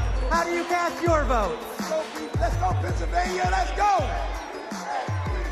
My name is Mayor DeJuan Walker from the great city of Alabama, Beaver County. My city is a city of legends, the only high school in America with 3 Hall of Famers. I took this seat in 2009 when my sister was murdered. I wanted to do better. 15 years she's been gone. 12 years this city has been under my watch. I'm grateful for the opportunity to lead my city. I'm grateful for the state of Pennsylvania. God bless everyone in this room. I love this state, thank you. I'm Governor Josh Shapiro. The proud governor of the Commonwealth of Pennsylvania, the birthplace of democracy, the birthplace of freedom, the greatest Commonwealth of all. And together, Pennsylvania cast 178 votes for the next Madam President of the United States, Kamala Harris, and Vice President Tim Walz.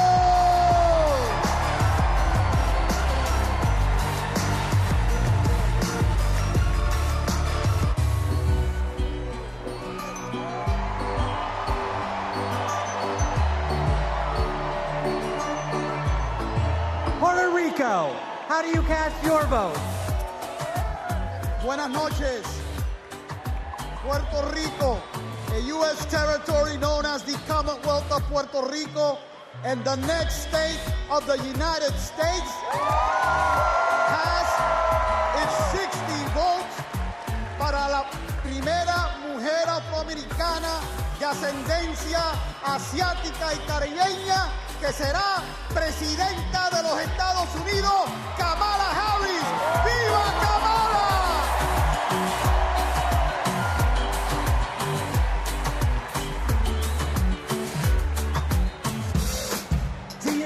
Let's go! Roll call, keep it coming now. Roll call, keep it coming now. Roll call, keep it coming now. 1, 2, 3, let's go!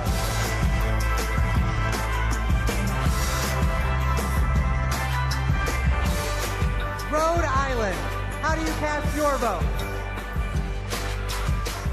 I am Joe Shikachi, Speaker of the Rhode Island House. We are the smallest state, but we have the biggest ideas. Home to the nation's first wind farm and a historic act on climate, we continue leading the way on sustainability and housing. The deep blue ocean state is proud to cast 1 vote present and 34 ballots for the next president of the United States, Kamala Harris. Yay!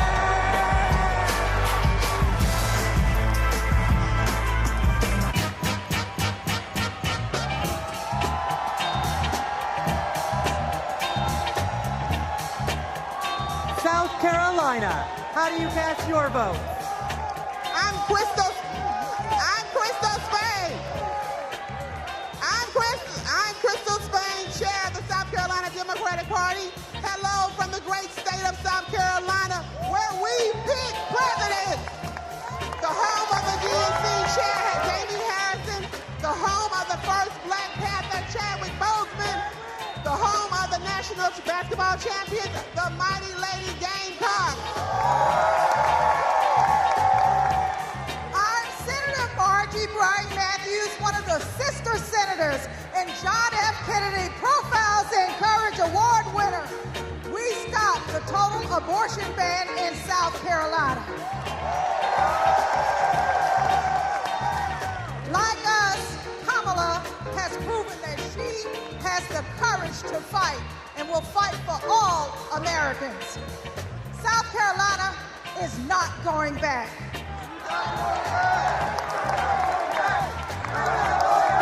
We're going forward on reproductive rights. We're going forward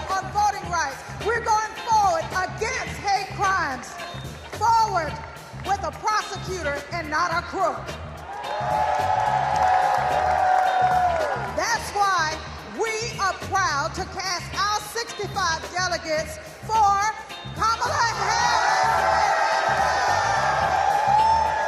¡Sí se puede!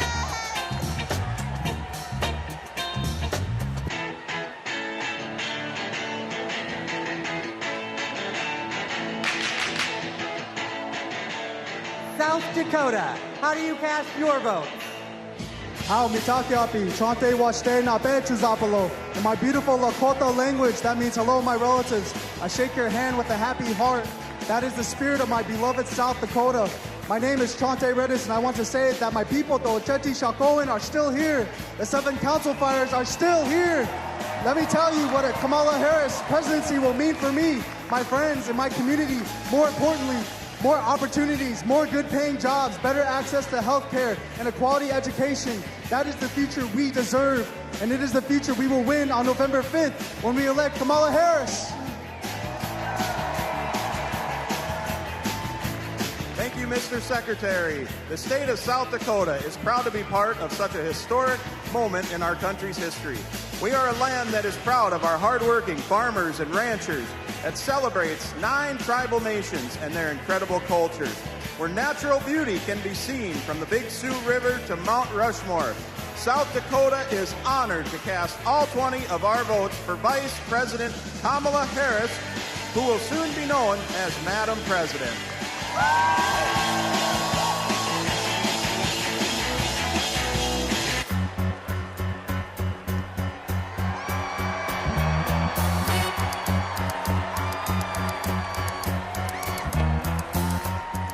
Tennessee, how do you cast your votes?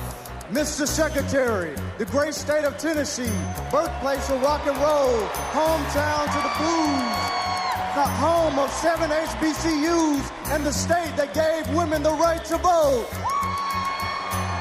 From the bluffs of Memphis to the peaks of Mountain City, the movement for justice rooted in love in Tennessee is still strong.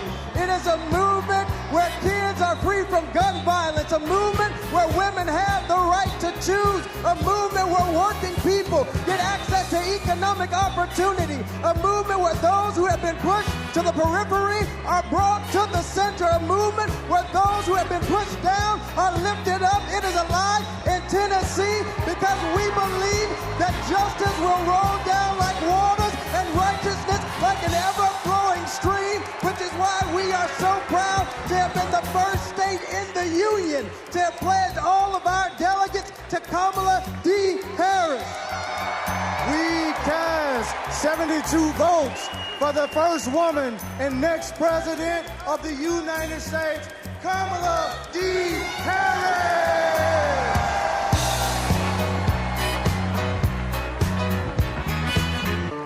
Party people, come on.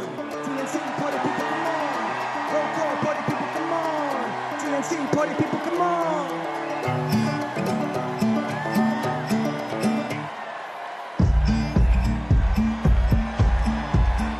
Texas, how do you cast your vote?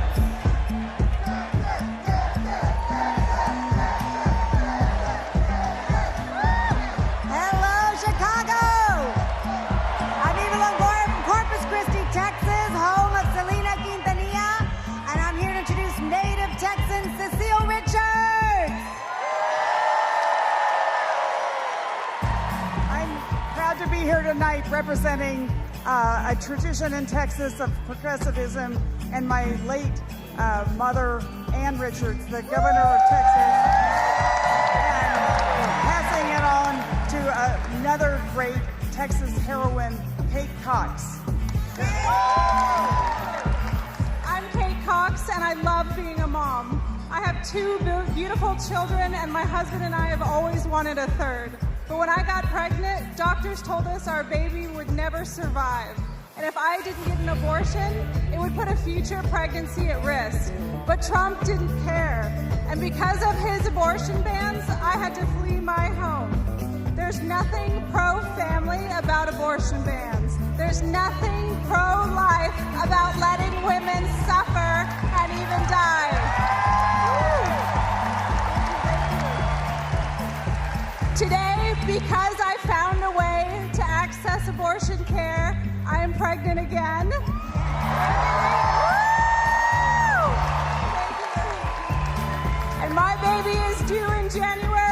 just in time to see Kamala Harris sworn in as President of the United States.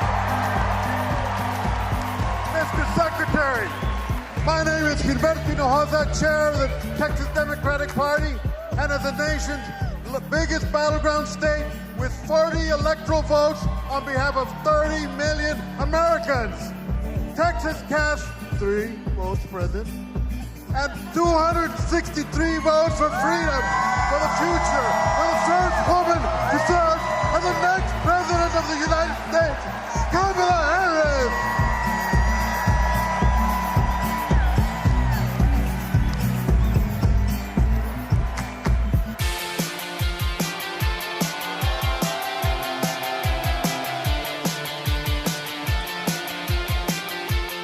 Utah, how do you cast your vote?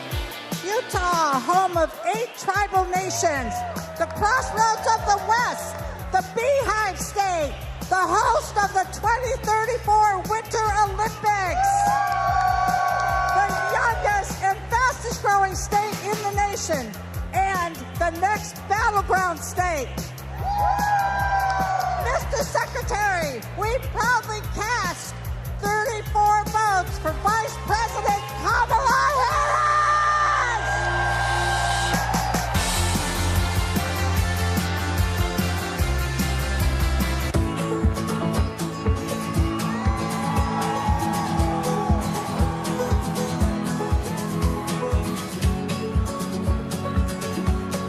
Vermont, how do you cast your vote? Vermont knows the value of public education. We even have a teacher as our congresswoman. And in 1777, we were the first state to place public education in our Constitution. As someone with significant learning disabilities, I know the value of investing in every single child. We are proud to call Vermont home, and we are proud to cast our 24 votes for Kamala Harris because we are not going back.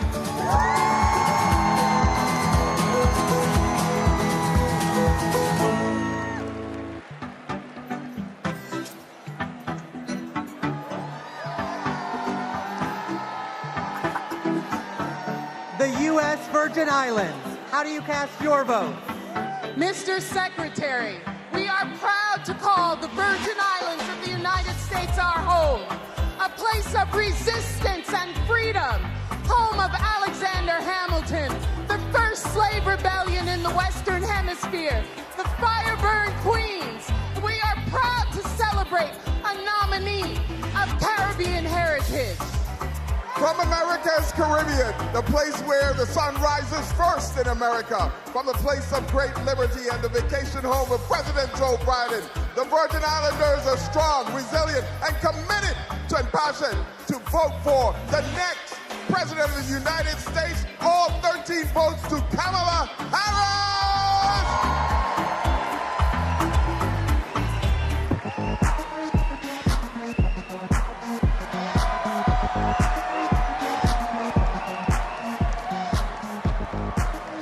The Commonwealth of Virginia, how do you cast your vote? Mr. Secretary, the Commonwealth of Virginia is proudly represented by Senator Mark Warner and Senator Tim Kaine, majorities in the House of Representatives with 6 hardworking Congress members and majorities in the General Assembly. We also are proud to be represented by 25,000 hardworking, mostly union workers who build freedom by building aircraft carriers and submarines. Senator Warner. Virginia, where this year we're going to return Tim Kaine to the United States Senate. Our Commonwealth of Virginia is proud to cast all 119 votes for the next President, Kamala Harris.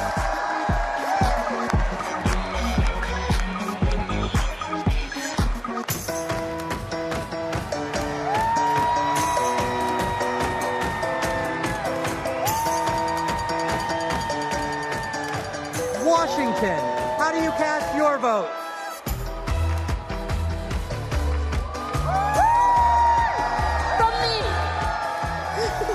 From the amber waves of grain and verdant origins of eastern Washington to the iconic waters of the St. Lucie, Washington stands proud as a part of the Blue Wolves. I, the first South Asian woman leading a state party, am honored to pledge 9 votes present and a lucky 101 votes for Vice President Kamala Harris.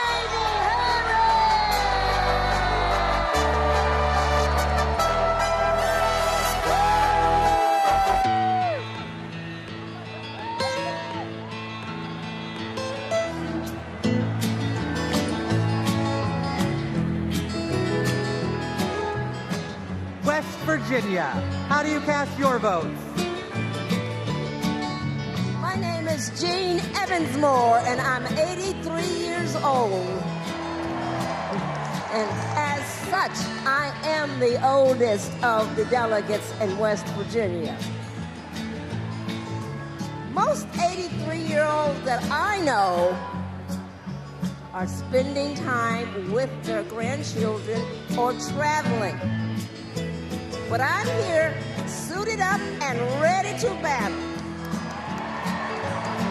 Because I will not, I repeat, I will not let everything I've fought for be taken away by Donald Trump.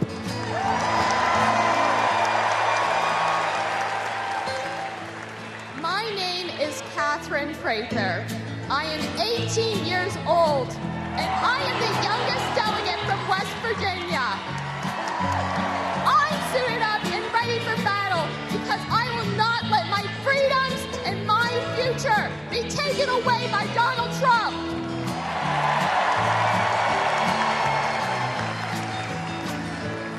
That's why we're proud to cast West Virginia's 24 delegates for the next President of the United States, Kamala Harris!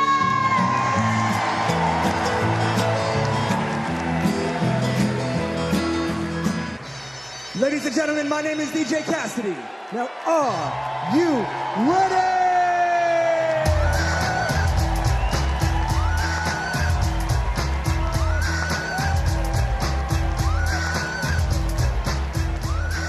My home state of Wisconsin, how do you cast your vote?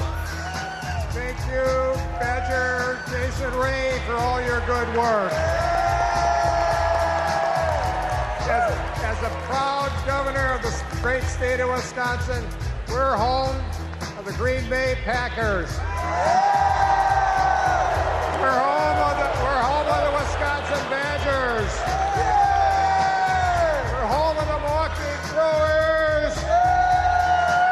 And the Milwaukee Bucks, as well as U.S. Senator, our best U.S. Senator, Tammy Duckworth.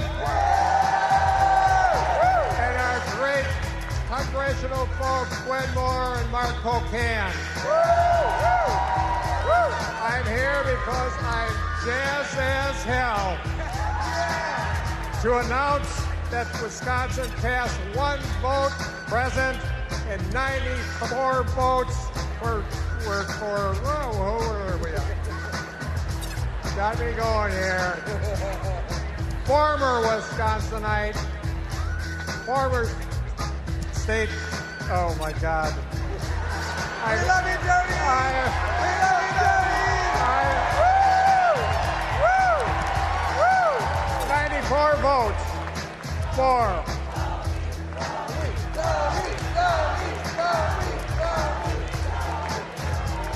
I'll get there, Jason, I'll get there. 94 votes for former Wisconsinite, Vice President, and our next President of the United States of America, Kamala Harris.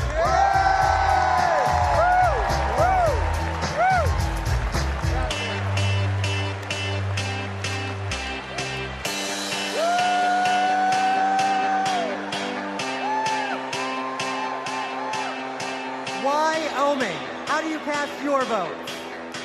Mr. Secretary, delegates, my name's Joe Barbudo, and these folks around me, we are honored to be representing the great state of Wyoming. Both the first state and territory in this nation to recognize a woman's right to vote, and the state that 100 years ago elected Democrat Nellie Taylor Ross, our nation's first female governor. With that legacy in mind and heart, the Equality State cast all of our votes for the woman who will be the first woman president of the United States. Say it with me now, Kamala Harris!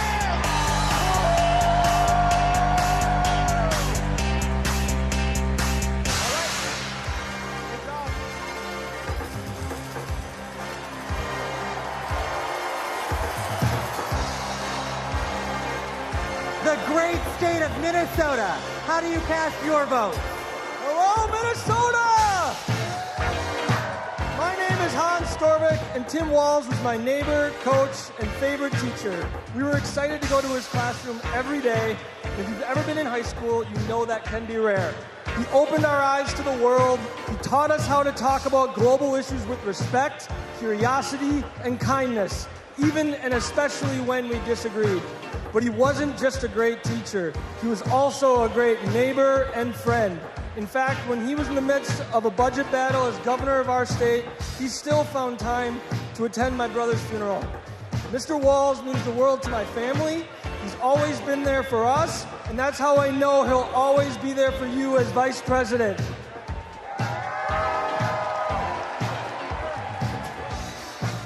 Thank you, Hans. Minnesota, let me hear you.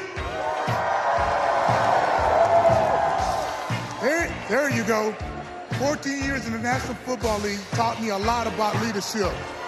A good leader cannot be selfish.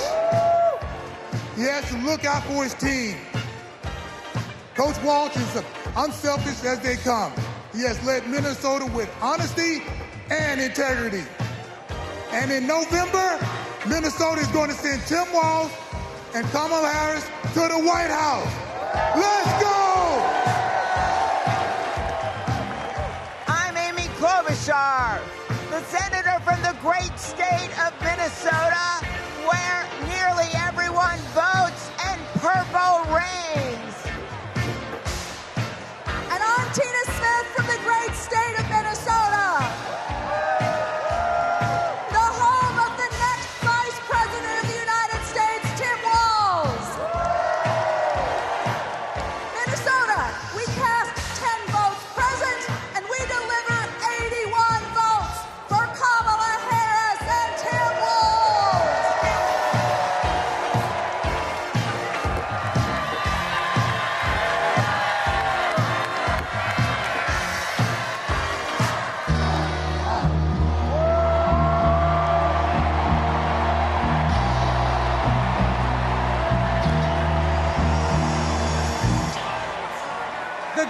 State of California.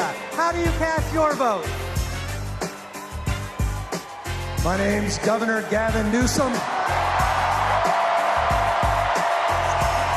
From the great state of Nancy Pelosi.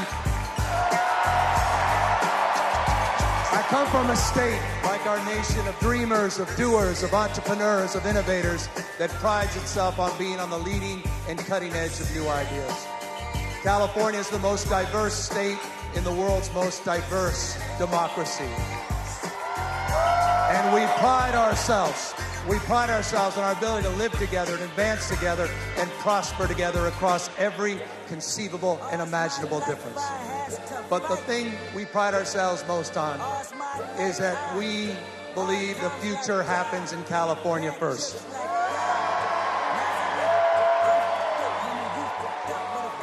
And Democrats, I've had the privilege for over 20 years to see that future taking shape with a star in Alameda courtroom by the name of Kamala Harris.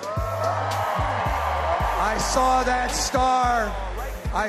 star fighting for criminal justice, racial justice, economic justice, social justice. I saw that star get even brighter as Attorney General of California, as a United States Senator, and as Vice President of the United States of America. Kamala Harris has always done the right thing. A champion for voting rights, civil rights, LGBTQ rights, the rights for women and girls. So Democrats and independents, it's time for us to do the right thing, and that is to elect Kamala Harris as the next president of the United States of America.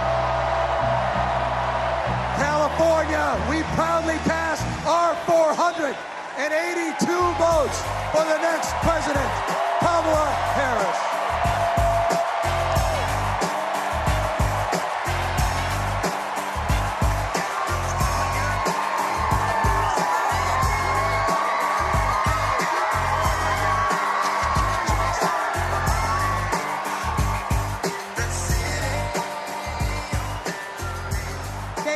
To everyone who participated in our celebratory roll call.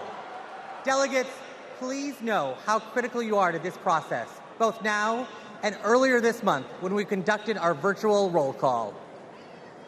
I am thrilled to reaffirm Kamala Harris as the Democratic nominee for President of the United States.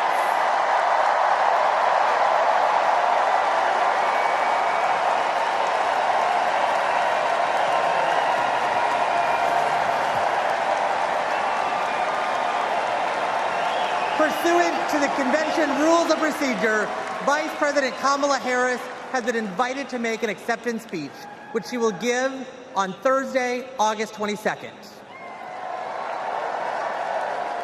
But now, a special surprise. It's my pleasure to introduce our party's official nominee for President of the United States, live from my home state of Wisconsin, Vice President Kamala Harris.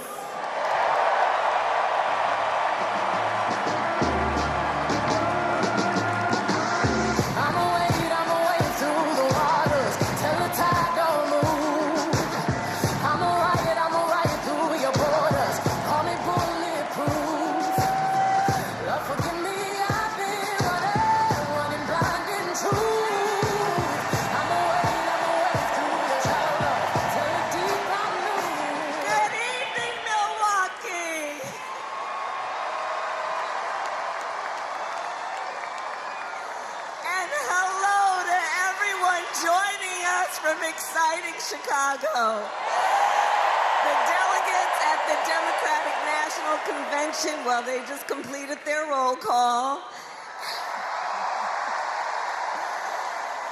And they have nominated Coach Walz and me to be the next Vice President and President of the United States of America.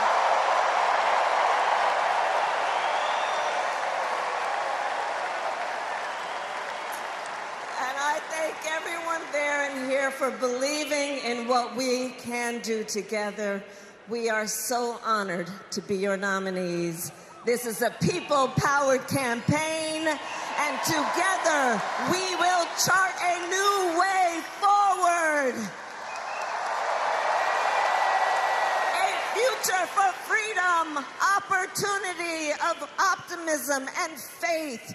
So to everyone in Chicago and across America, thank you. Thank you. Thank you. And you're going to hear from our wonderful second gentleman shortly. I'll see you in 2 days, Chicago.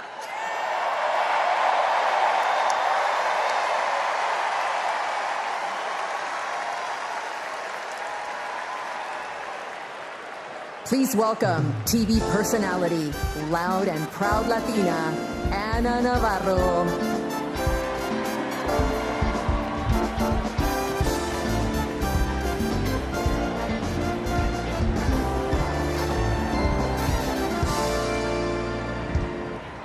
Buenas noches, Chicago. So tell me, are you excited? Wow, what energy, what a moment. I have to tell you, I will never stop being the little refugee girl who came to this country at the age of 8. Thank you for inviting me to be here. Welcome to the second night of the Democratic National Convention. Let me tell you, about the Kamala Harris I know. She is legitimately a joyful, optimistic leader. She cares about policy, yes, but she also cares about people and how that policy affects real people, not just the members of Mar-a-Lago. And you know what else? Kamala Harris, she likes dogs. And my dog, Cha-Cha, likes her. Dogs are good judges of character. So are cats. We cannot elect a president who does not like dogs or hangs around with people who shoot them. Now, let's be serious. Donald Trump and his minions call Kamala a communist. I know communism. I fled communism from Nicaragua when I was 8 years old. I don't take it lightly. And let me tell you what communist dictators do. And it's never just for one day. They attack the free press. They call them the enemy of the people, like Ortega does in Nicaragua. They put their unqualified relatives in cushy government jobs so they can get rich of their positions, like the Castros do in Cuba. And they refuse to accept legitimate elections when they lose and call for violence to stay in power, like Maduro is doing right now in Venezuela. Now, you tell me something. Do any of those things sound familiar? Is there anybody running for president who reminds you of that? And I know one thing, it's not Kamala Harris. That is not the America we love. It's not the land of freedom we treasure. Last night, we heard President Biden say that he loves his job, but he loves his country more. Every American needs to love our country more. Every American has the duty to put our country first. Country first before party. Country first before political ambition. Country first before habit. And in this election, putting country first means one thing and one thing only: voting for Kamala Harris. And that is what this night is about. That is what we're going to talk about tonight. So you know what? Let's get it started. Let's get this fiesta going.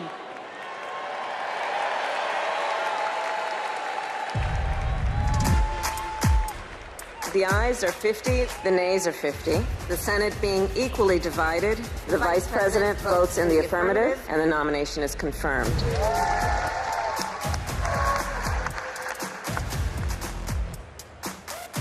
And the concurrent resolution as amended is adopted.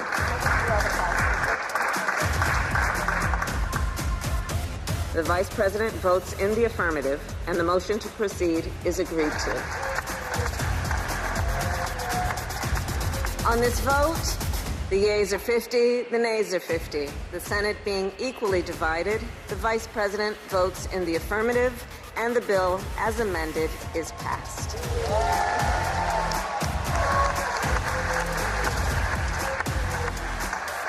It is my honor to present the Golden Gavel to Vice President Harris, 32 tie-breaking votes.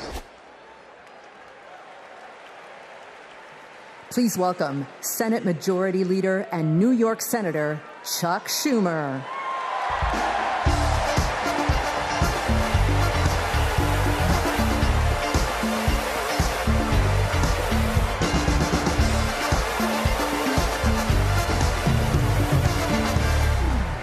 Everybody, wasn't that a great roll call?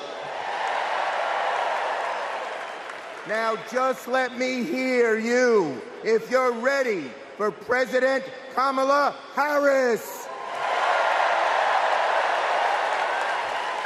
Friends, we're here to talk about one thing tomorrow.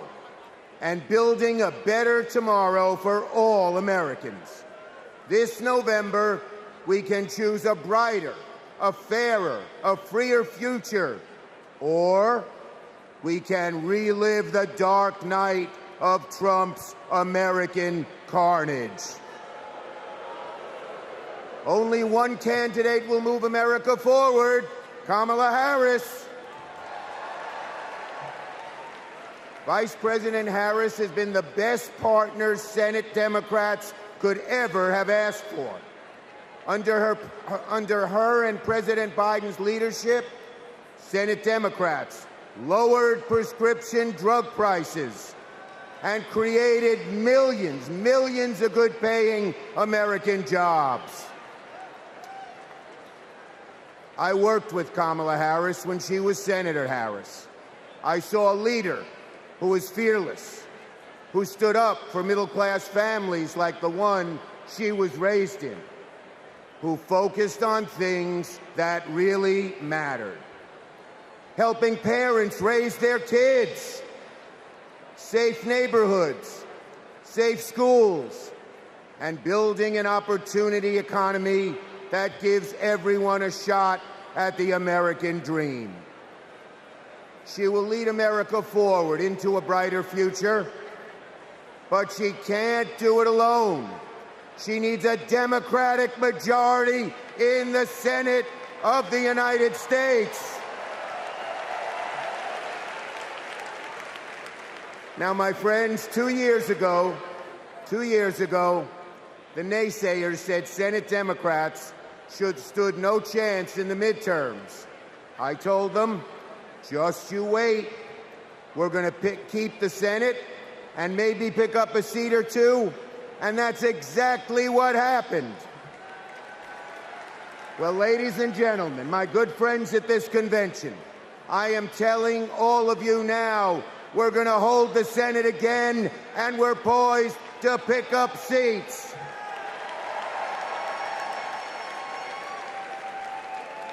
A Democratic majority to create good-paying jobs and lower costs, to defend a woman's right to choose, to deliver for communities back home.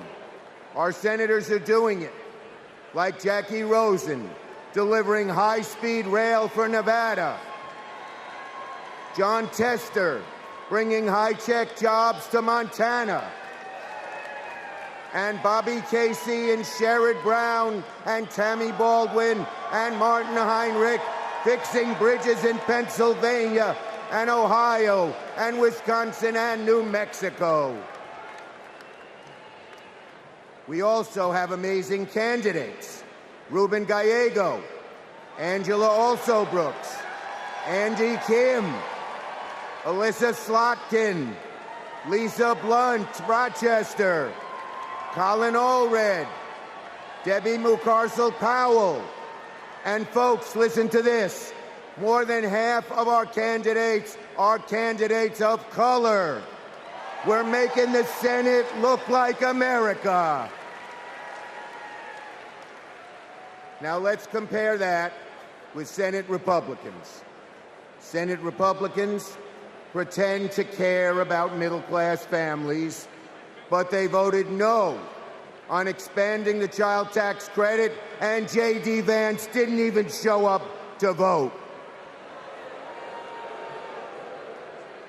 Senate Republicans pretend to care about the border, but they voted no on the strongest border bill in a decade.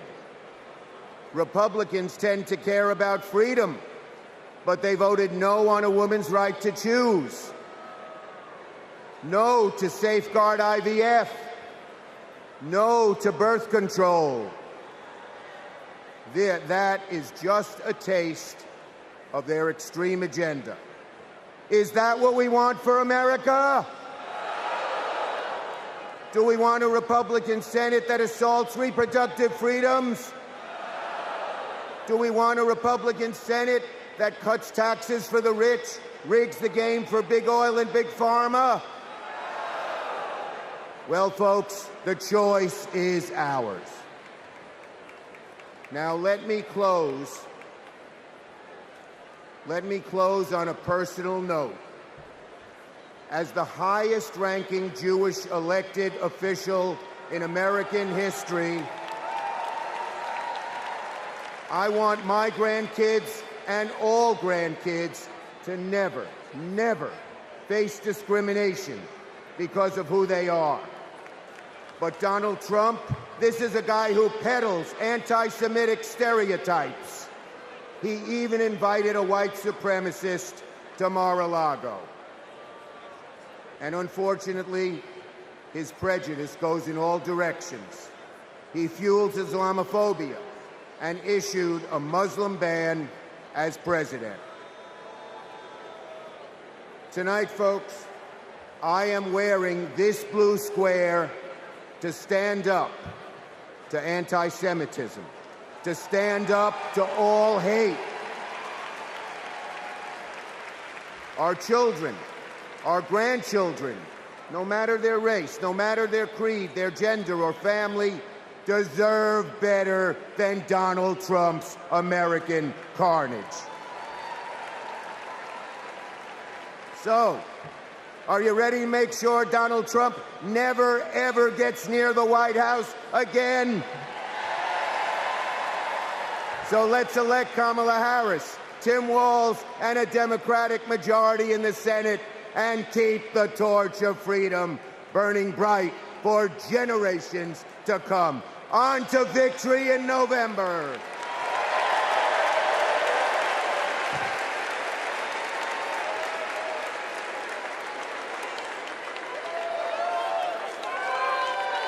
Together, we will build what I call an opportunity economy. I will take on the high costs that matter most to most Americans. Compare my plan with what Donald Trump intends to do. He wants to impose what is, in effect, a national sales tax on everyday products and basic necessities that we import from other countries. It will mean higher prices on just about every one of your daily needs. Donald Trump's plan would cost a typical family $3,900 a year. He wants to repeal the Affordable Care Act, which 45 million Americans rely on for health care. He plans to give billionaires massive tax cuts year after year, and he plans to cut corporate taxes by over $1 trillion. That if you want to know who someone cares about, look who they fight for. We capped the price of insulin at $35 a month and the total cost of prescription drugs at $2,000 a year for seniors. And just yesterday, we announced that we are lowering the price for 10 more life-saving drugs. As president, I will work to build the housing we need, and by the end of my first term, we will end America's housing shortage by building 3 million new homes and rentals that are affordable for the middle class. More than 100 million Americans will get a tax cut by restoring the Earned Income Tax Credit and the Child Tax Credit, through which millions of Americans with children got to keep more of their hard-earned income. We will provide $6,000 in tax relief to families during the first year of a child's life. Now is the time to chart a new way forward. I will fight to give money back to working and middle-class Americans. Increase the security and stability financially of your family and expand opportunity for working and middle-class Americans.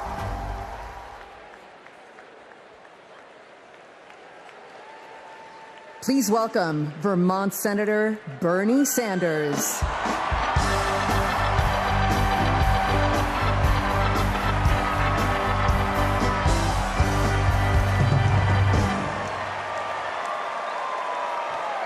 Thank you. Thank you. My fellow Americans, it is an honor. It is an honor to be with you tonight because we're laying the groundwork for Kamala Harris to become our next president. And let me tell you why that is so important. I want you all to remember where we were 3.5 years ago. We were in the midst of the worst public health crisis in 100 years and the worst economic downturn since the Great Depression. 3,000 Americans were dying every day, and our hospitals were overwhelmed with COVID patients. All across the country, businesses were shutting down. Unemployment was soaring. Workers were losing their health insurance. Schools were closing. State and city budgets were running out of money. People were being evicted from their homes. Children in America were going hungry. That was the reality the Biden-Harris administration faced as they entered the Oval Office. A nation suffering, a nation frightened, and people looking to their government for support. And within 2 months of taking office, our government did respond.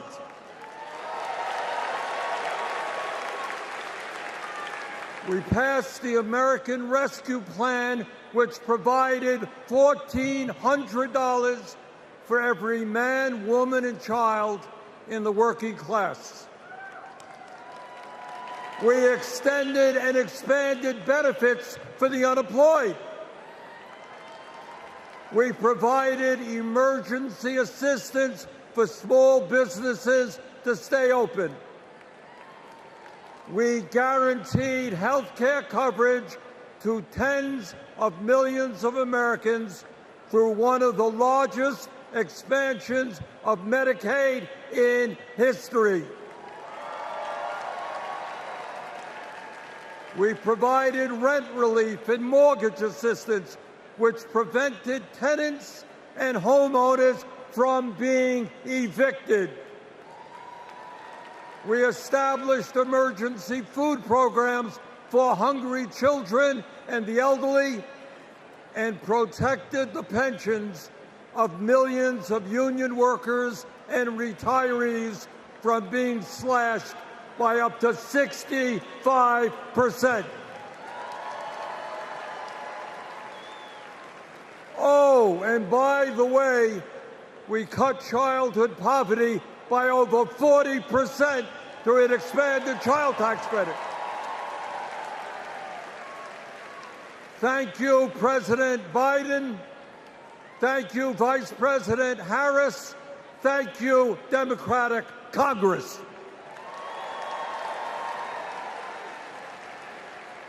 Now, I say all of this not to relive that difficult moment, but to make one simple point.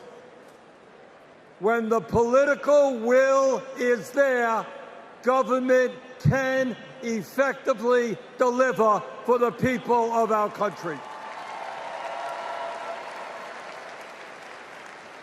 And now we need to summon that will again, because too many of our fellow Americans are struggling every day to just get by, to put food on the table, to pay the rent, and to get the health care they need.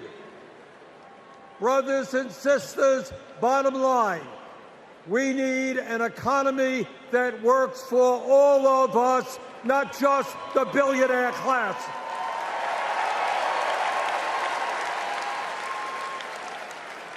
My fellow Americans, when 60% of our people live paycheck to paycheck, the top 1% have never, ever had it so good.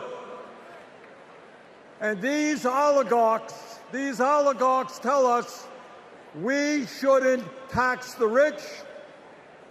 The oligarchs tell us we shouldn't take on price gouging. We shouldn't expand Medicare to cover dental, hearing, and vision. And we shouldn't increase Social Security benefits for struggling seniors. Well, I've got some bad news for them.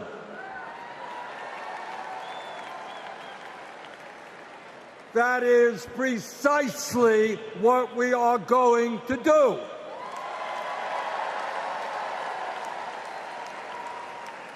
And we're going to win this struggle because this is precisely what the American people want from their government.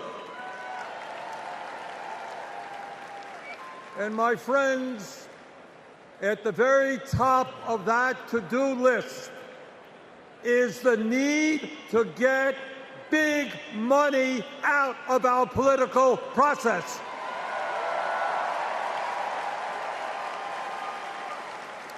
Billionaires in both parties should not be able to buy elections, including primary elections.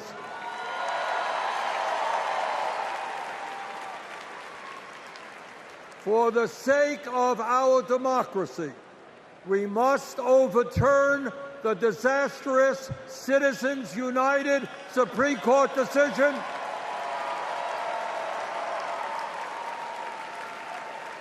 and move toward public funding of elections. And let me tell you what else we must do. We need to join the rest of the industrialized world and guarantee health care to all people as a human right, not a privilege.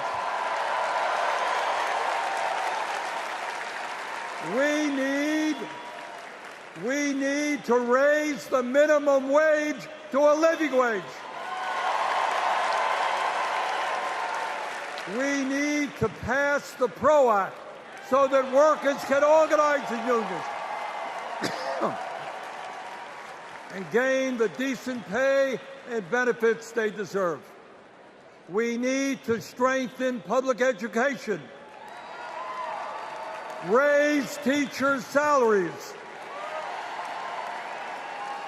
and make sure that every American, regardless of income, receives the higher education he or she needs. We need to take on Big Pharma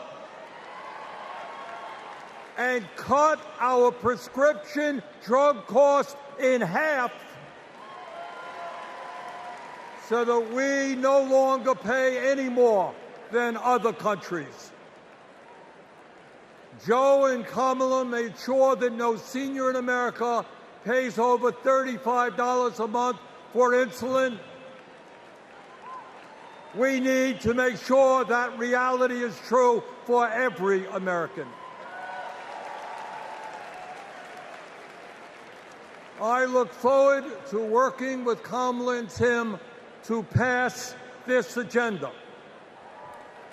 And let us be very clear. This is not a radical agenda.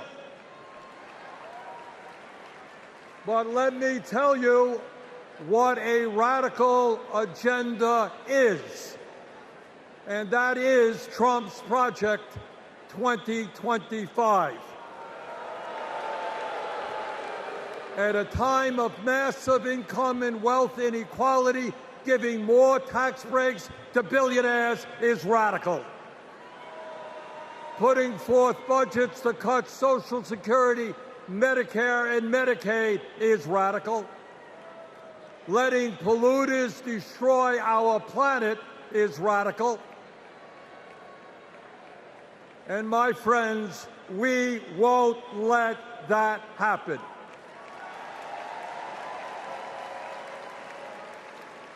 Fellow Americans, in the last 3.5 years, working together, we have accomplished more than any government since FDR. But much, much more remains to be done. We must summon the courage to stand up to wealth and power and deliver justice for people at home and abroad. Abroad, we must end this horrific war in Gaza.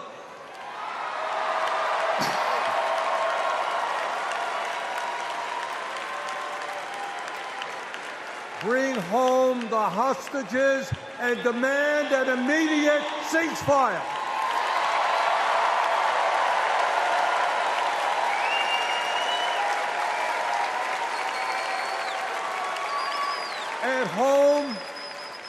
At home right here, we must take on Big Pharma, Big Oil, Big Ag, Big Tech, and all the other corporate monopolists whose greed is denying progress for working people.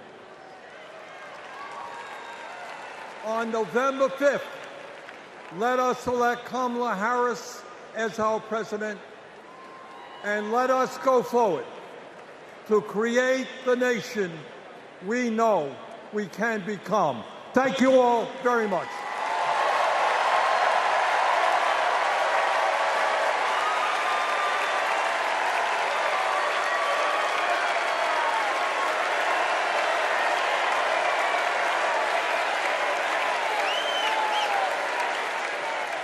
Please welcome Illinois Governor J.B. Pritzker.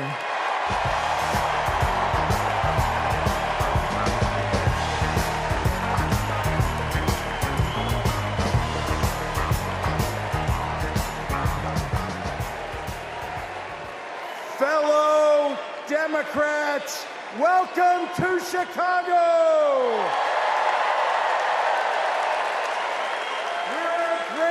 American city in a proud blue state. Our patriotism was formed in frost and in fire, and in the steel we forged to survive both. Our love of country has been a tapestry of faith that weaves from Abraham Lincoln reuniting a house divided to Barack Obama declaring blue states and red states make one United States.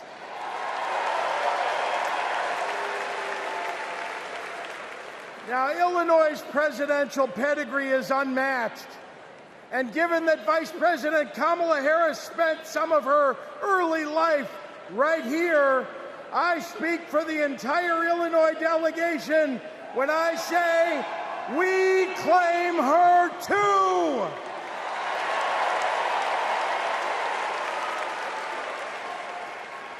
Now, one president we will never claim is the con artist the Republicans nominated in Milwaukee last month. Donald Trump once called Chicago embarrassing. To quote a great Chicagoan who won 6 world championships on these very grounds, we take that personally.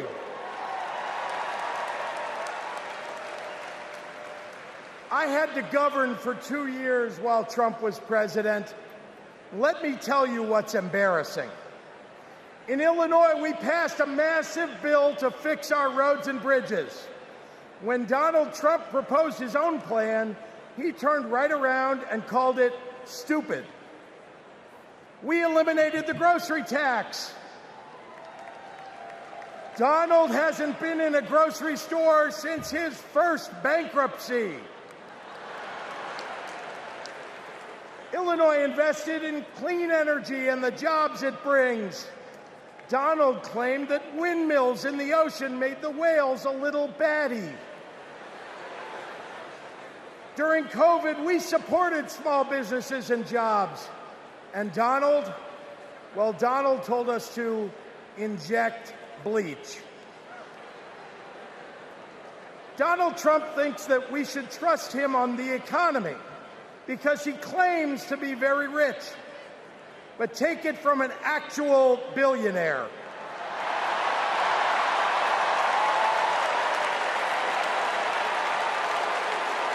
Trump is rich in only one thing: stupidity.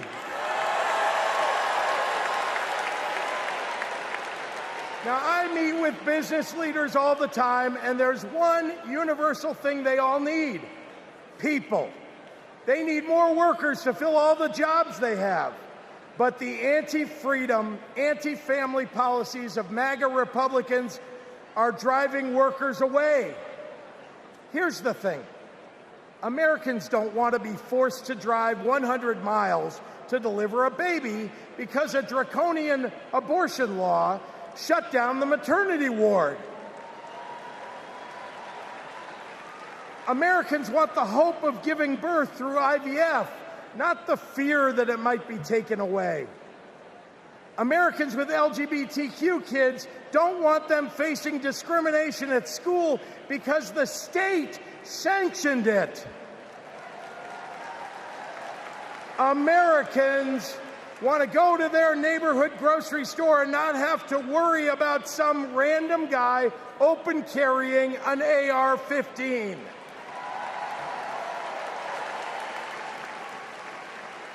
Americans don't want their kids to be taught in history class that slavery was a jobs program. And if Americans are black or brown, they want to get promoted at work without being derided as a DEI hire for the sin of being successful while not white.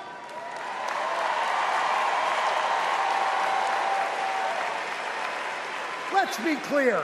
It's not woke that limits economic growth. It's weird. And these guys aren't just weird, they're dangerous. Democrats are for lower taxes and higher wages, less inflation and more business growth. We just think it's wrong to craft those policies for Elon Musk and not for everyday working people. That includes a secure retirement and good health care. We think the government should help you prosper, not police who you're sleeping with. More than anything, Democrats want economic policies that are kind, not cruel. But Trump chooses cruelty every time. After all, everything he's achieved in his own life has been by hurting someone else. Kamala Harris and Tim Walz, well, they've spent their lives lifting people up, not pushing them down. They know that a White House that leads with kindness looks at someone who is struggling and sees not what they might cost society, but what they might create for it.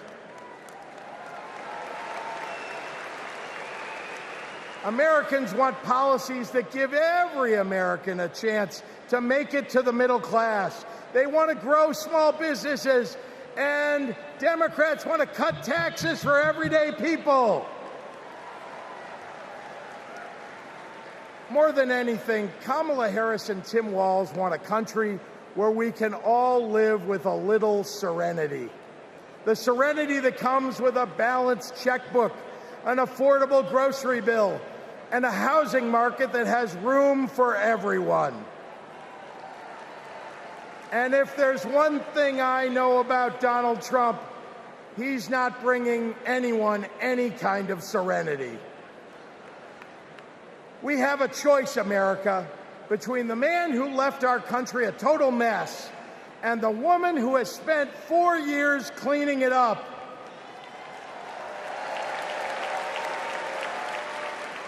And I think it's time we stop expecting women to clean up messes without the authority and the title to match the job.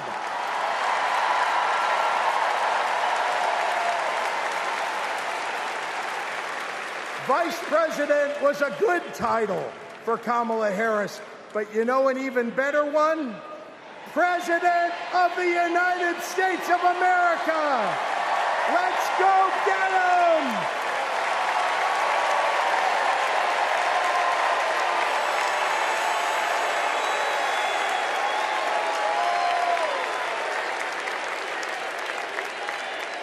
Please welcome former chair and CEO of American Express and current chair and managing director of General Catalyst, Ken Chenault.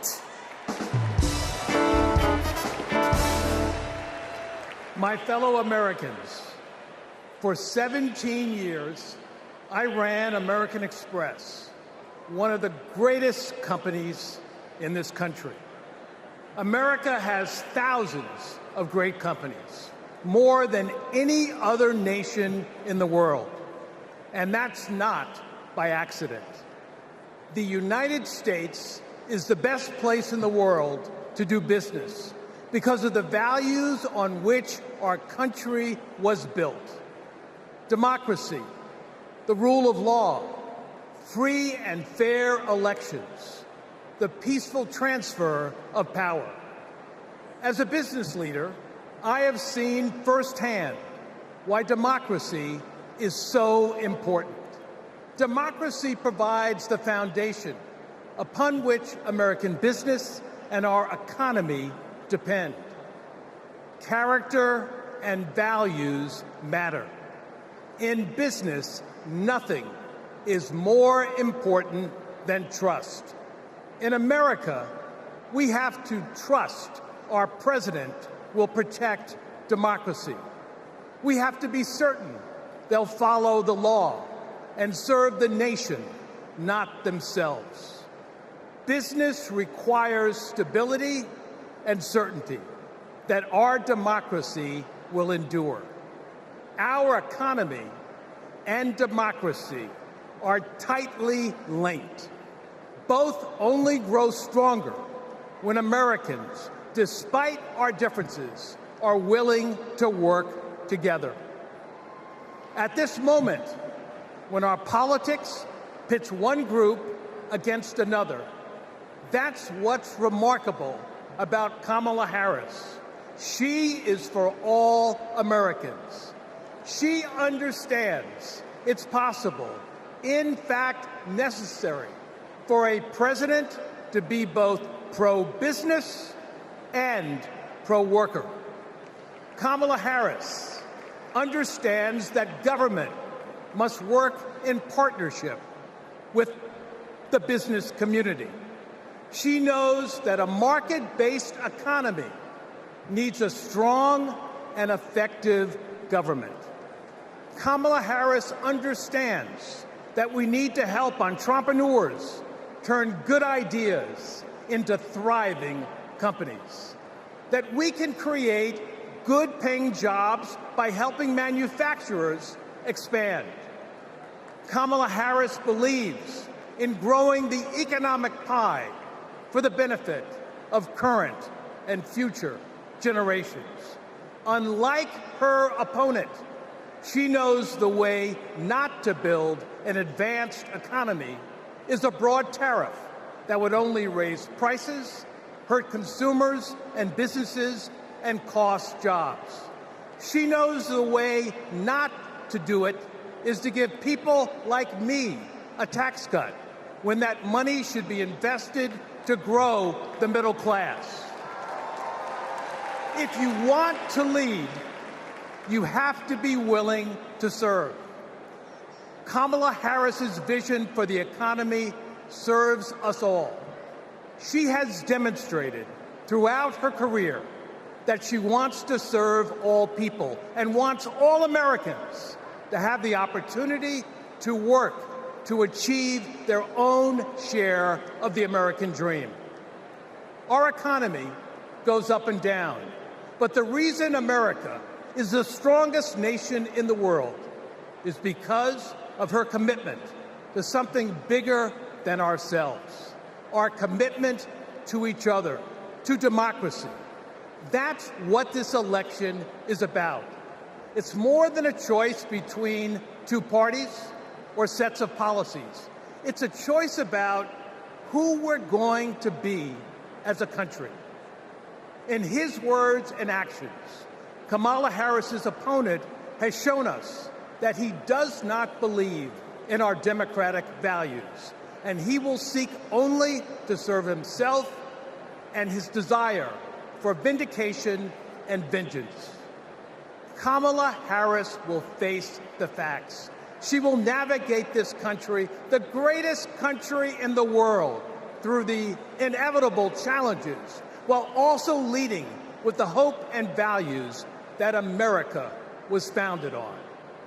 Kamala Harris understands that the role of a leader is to instill hope, to repudiate the merchants of fear, and focus on ensuring that the best days are ahead of us.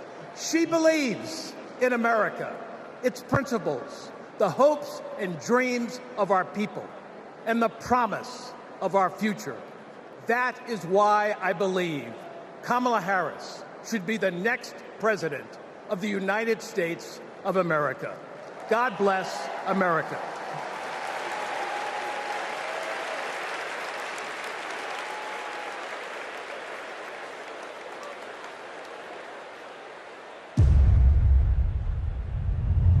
Repeal Obamacare.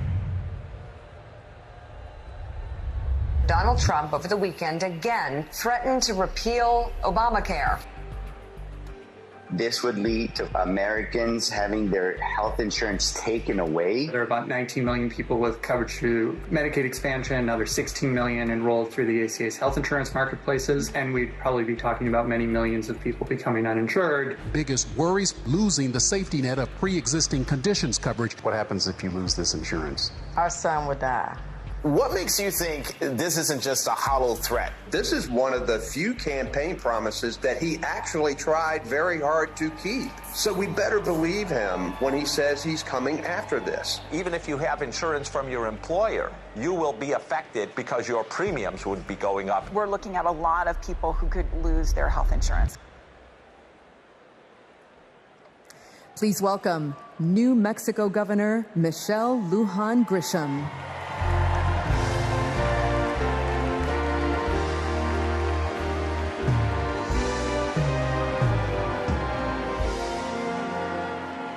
Good evening, America.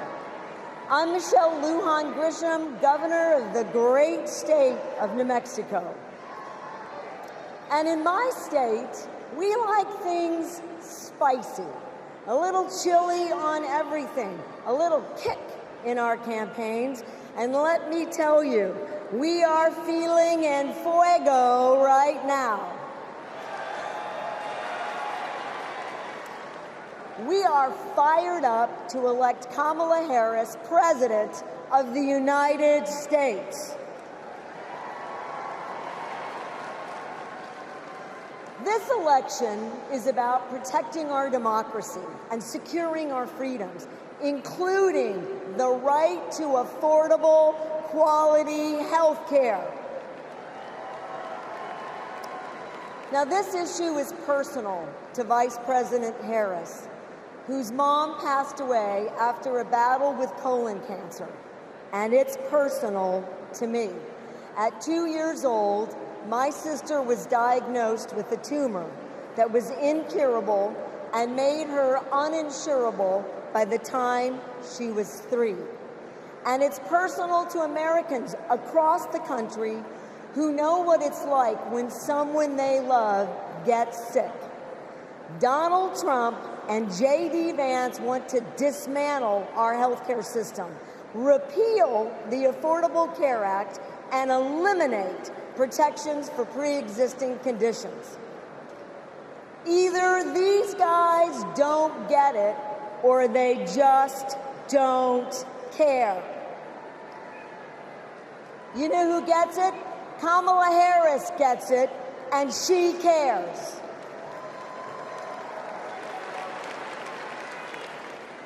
As Attorney General, she took on drug companies that jacked up prices and hospitals that overcharged patients. And when Republicans tried to kill the Affordable Care Act, she stood up in the Senate, voting not just no, but hell no.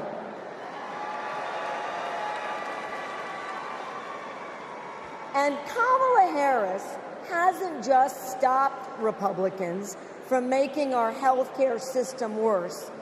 She fights every day to make it better. And I know, I spent 20 years working to get Medicare the ability to negotiate lower drug prices. As Vice President, Kamala Harris delivered it. You know what Donald Trump delivered? Junk plans, higher premiums, and abortion bans. And if you don't think a second term would be worse, then I've got a box of Trump steaks to sell you. We have not just a better choice. America, we have the best choice. Yes, we do. Kamala Harris will protect your right to care. She'll cap drug costs, she'll go after corporate price gougers, and ensure every woman who needs it can access reproductive health care.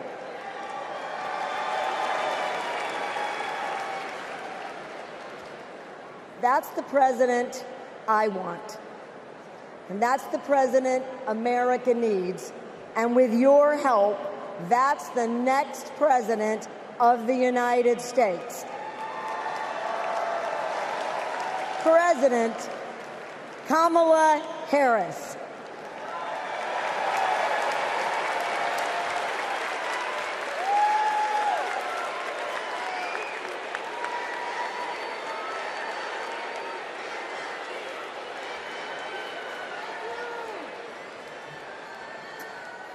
I love you too. Y en español, los quiero. So, my mom, like Kamala's mom, got sick. When my mom died in 2021, Kamala called me. She had lost her mother to cancer in 2009. Kamala helped me navigate my grief. She said that heartbreak and loss are the price for having loved and having been loved. How I wish our mothers could be here to see this moment.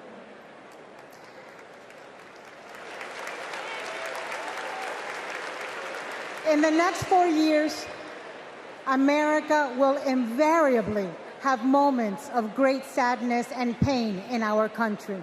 Some will be natural disasters. Some will be man-made disasters. We need a president who can not only be commander-in-chief, but also consoler-in-chief.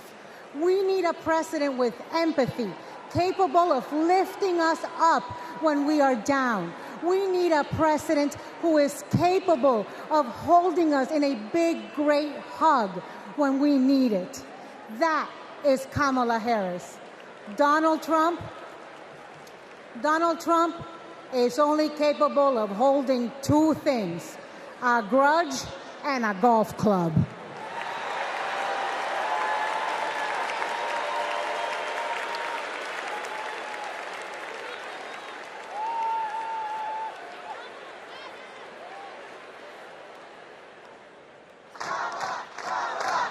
I remember when Kamala was first running for district attorney and people were like, oh, I don't know if she's tough enough.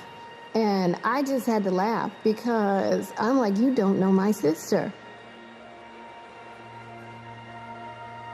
Kamala had been a hard and tough prosecutor in Alameda County, prosecuting men who were pimping young girls and rapists. Kamala wanted to make sure that murderers and child abusers face meaningful accountability and consequences for those actions. One of the cases that she had early in her career was where a man had scalped his girlfriend. And she ended up getting a conviction, getting justice for that woman. She came to San Francisco to protect victims, and she was elected to be district attorney of San Francisco. Kamala knew that we needed to be smart on crime, and if no one else was going to do it, that she was going to do it. If I'm going to keep my promise to you to keep you safe, I better talk with you about what I'm doing in terms of crime prevention. Investing in people coming out of prisons is the smart thing to do for law enforcement. Forget that it's just the right thing to do. That was a young Kamala Harris. She's only gotten more fierce. I've never seen her back down from a fight, and when she fights, she wins. When Kamala became Attorney General, she wanted to protect people, but also to fundamentally pursue justice. Being smart on crime starts with being tough on violent crime. From a statewide perspective, I think we were concerned about the rise of gang violence. In San Joaquin County, we saw this tremendous change in our community, and it hit us like a wave.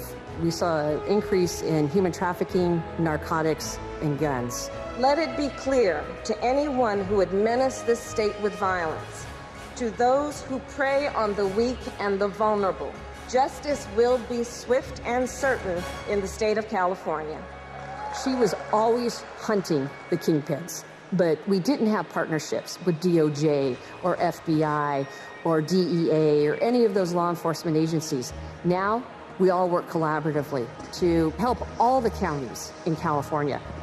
Because of her, we destabilized organized crime, disrupt these flows of guns, human beings, and narcotics. We are here this afternoon to announce the shutting down of one of the biggest and most organized threats to the safety of the Central Valley.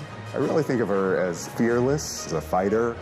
Kamala just perseveres, and mommy would say it's too hard is never an excuse. Making excuses is a failure to not only take responsibility, but to take action.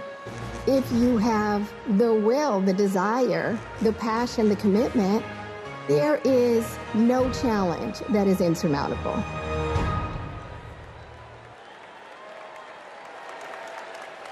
Please welcome the Democratic nominee for Senate in Maryland, Angela Also-Brooks.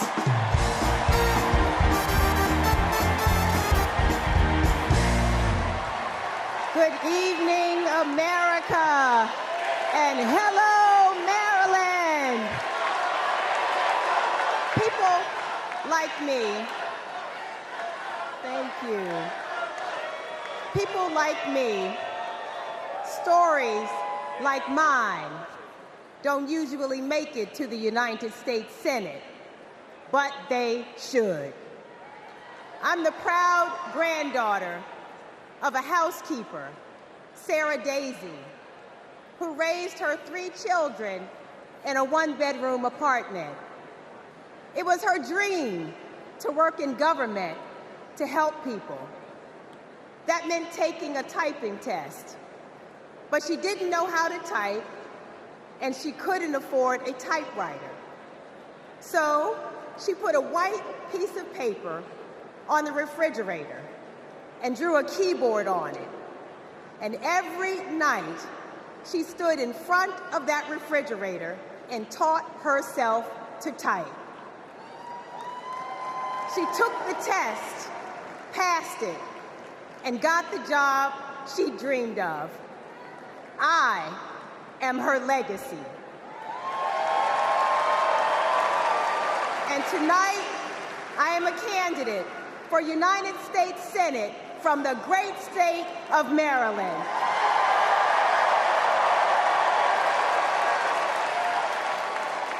I've always been inspired by women like my grandmother, women who imagine a better future and then have the grit to make it a reality. One of those women is a friend, a mentor, and a role model. That woman is Kamala Harris. Let me tell you about the Kamala I've known for 14 years. I first heard about her in 2009 when I was running for state's attorney in Prince George's County, Maryland. I read a story in Essence magazine about a district attorney in San Francisco using new ideas to keep her community safe. Few had a better record prosecuting violent crime. She put rapists, child molesters, and murderers behind bars. But what she knew was that violent crime accounts for about 30% of all crimes. For the 70% that are nonviolent, she created a first-of-its-kind program called Back on Track. After serving time and pleading guilty, these low-level offenders will get the job training, GED help, and apprenticeships they needed to find a job. The result? The recidivism rate plummeted. Now, after reading about this super bad district attorney, I talked nonstop about her on the campaign trail. 2 days after I won the election, my phone rings. It's Kamala Harris calling to congratulate me and ask how she could help. She helped me bring Back on Track to Maryland. And wouldn't you know it, crime went down and economic growth went up. Back on Track is now a national model. Now Donald Trump says if Kamala Harris is elected, tough guys will treat her like a play toy. Do you know who else thought that? The drug cartels she busted, the big oil companies she made pay for polluting, the big banks that she made pay $20 billion to homeowners they ripped off. Getting justice for others isn't a power trip for her. It's a sacred calling. And hear me, Kamala Harris knows how to keep criminals off the streets. And come November, with your help, she'll keep one out of the Oval Office.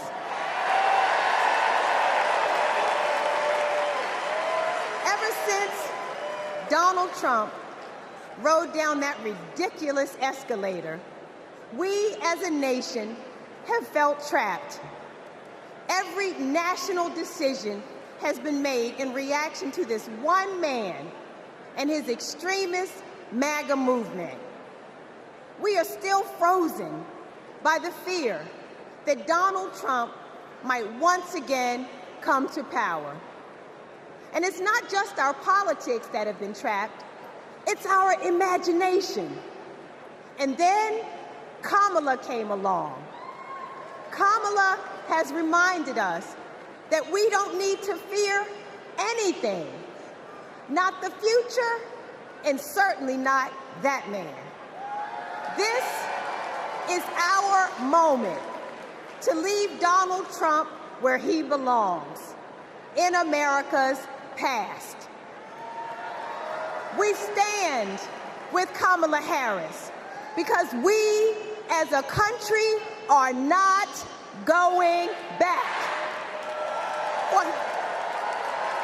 For the ancestors who sat at lunch counters and made sure that we all had the right to vote, we are not going back. For the mamas and grandmamas who marched to make sure that women could control our own bodies, we are not going back.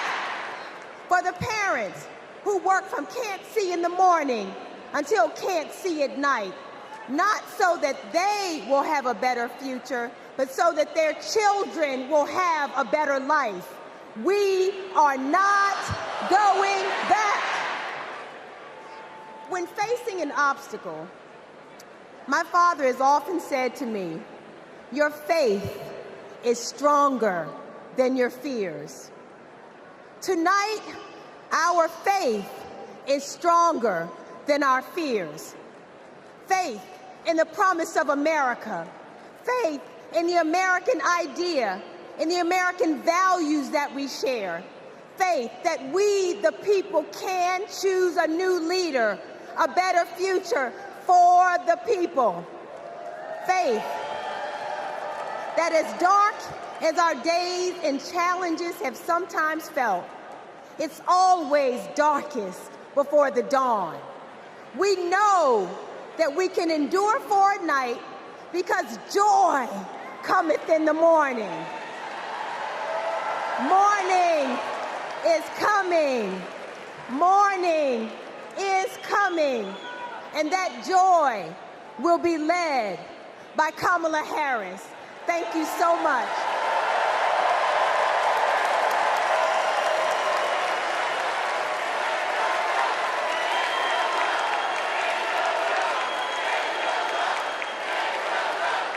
Please welcome Mesa, Arizona Mayor John Giles.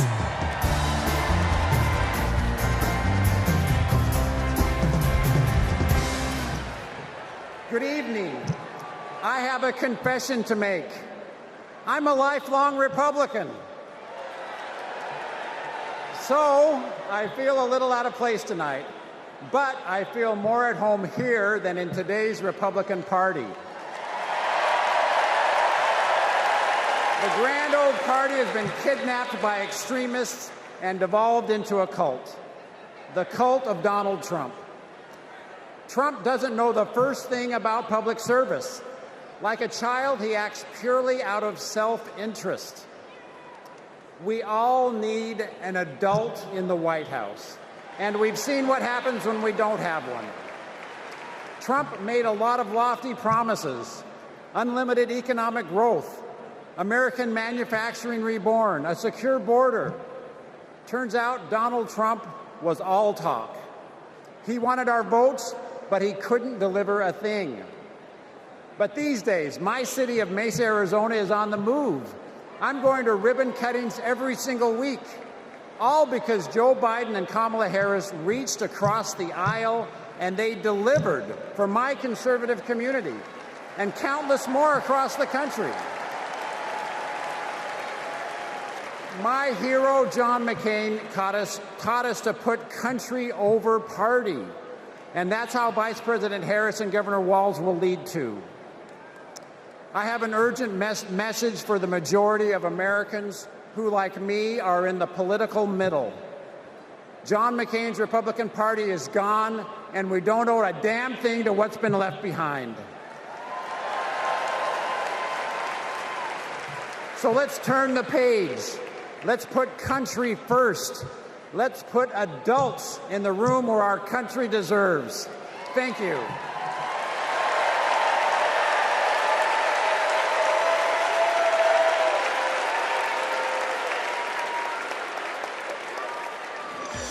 It's our dream to have a large family. Being a parent, it's the most important thing in my life.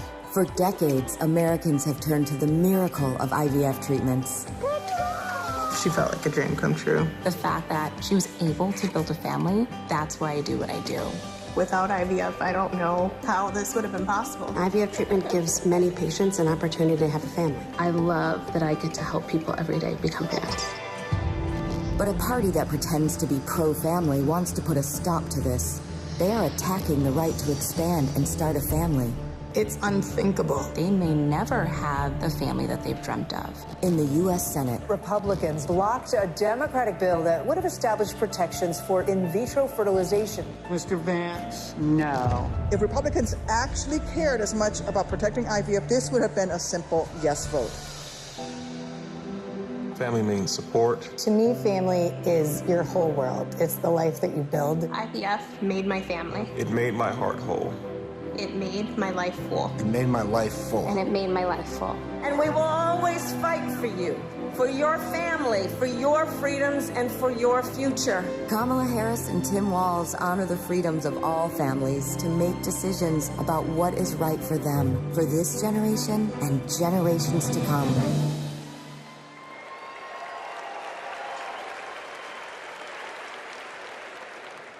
Please welcome Illinois Senator Tammy Duckworth.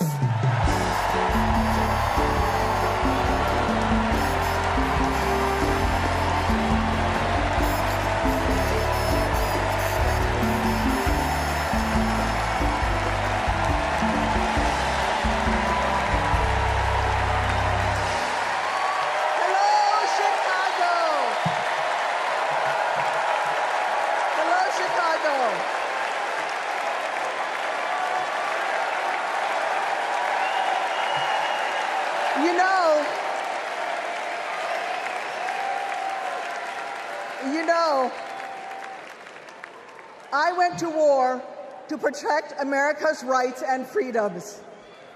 So I take it personally when a 5-time draft-dodging coward like Donald Trump tries to take away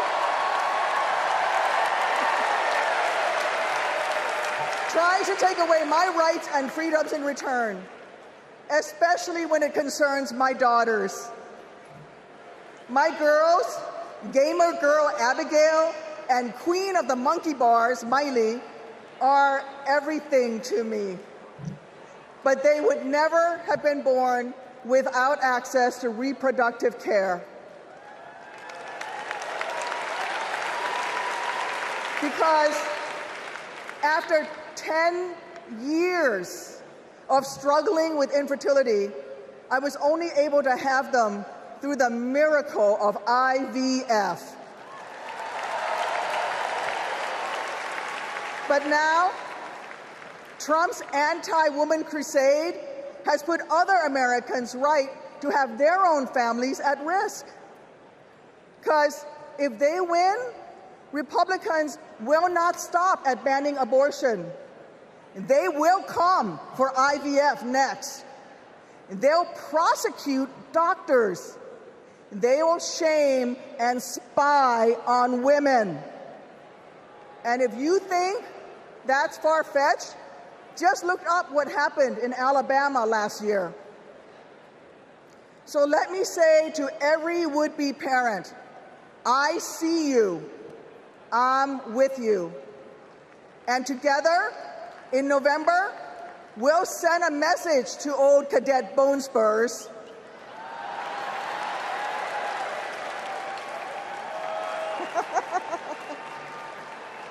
Stay out of our doctors' offices, and while you're at it, out of the Oval Office too.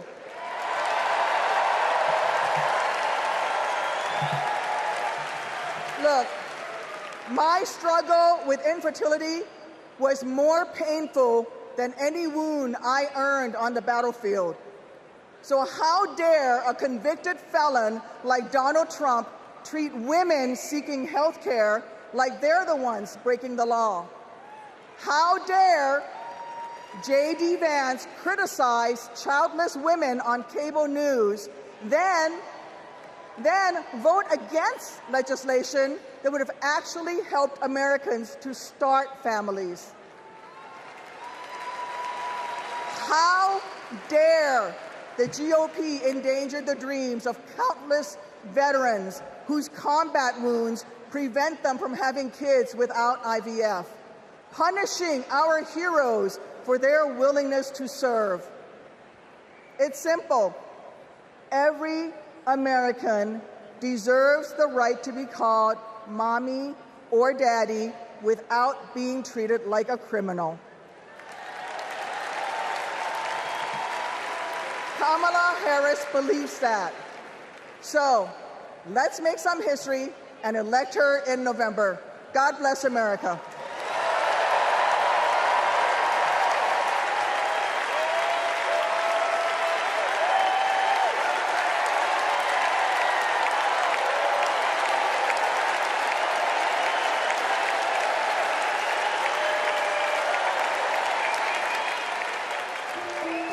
This is my dad, Doug. He was raised in Jersey, moved to LA when he was 16. These are his parents, Barb and Mike. They think he walks on water. This is what he wore to his bar mitzvah. And here's him at summer camp. They voted him most athletic, so he says. This is a photo McDonald's used when he was Employee of the Month. It hung on our wall for years. My dad is a lawyer, a really good one. My mom called him the crisis guy because he was everyone's first call. My parents split when I was in middle school, and that wasn't easy. That's not easy for any kid. But it helped that my parents stayed friends, and we all kept hanging together. We grew closer than ever. And then he met Kamala, the blind date that would dramatically change all of our lives forever. It was my senior year of high school. Elle and I would laugh watching them fall in love, acting like teenagers. In 2014, Kamala became Mamala. She took over Sunday night dinners and taught Doug how to actually cook. Our blended family wasn't used to politics or the spotlight, but when Kamala became senator, we were all excited to step up, especially my dad. Then Kamala became vice president. It felt like Doug was a bit out of place on Capitol Hill. I thought, what is my goofy dad doing here? But he embraced it. He left his practice after being a lawyer for 30 years. That was tough. I was so proud to watch him do it, to stand by her side, an example of true partnership. I just got married myself, and he's inspired me as a new husband. Anyone who really gets close to him knows he's kind, loving, and fiercely protective. I mean, just look at this face. This is my dad, the first second gentleman in the history of this nation. He's found his voice around the issues that matter to him. You have no choice but to speak up and speak out. There is an epidemic of hate, including a crisis of anti-Semitism in our country and around the world. What they are doing on reproductive freedom and freedom in general is just outrageous. And next, he's gonna make history again as the first gentleman. I can't wait for everyone to get to know why we all love him. He's the glue that keeps this family together. We might not look like other families in the White House, but we are ready to represent all families in America.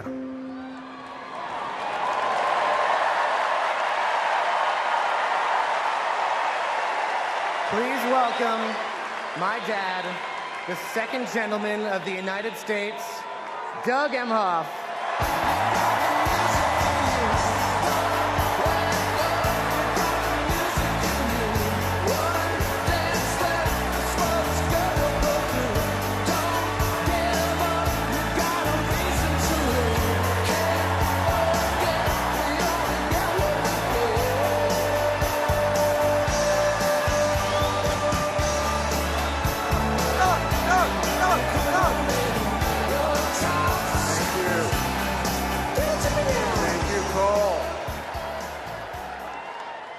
I guess he didn't want me to give this speech. He just...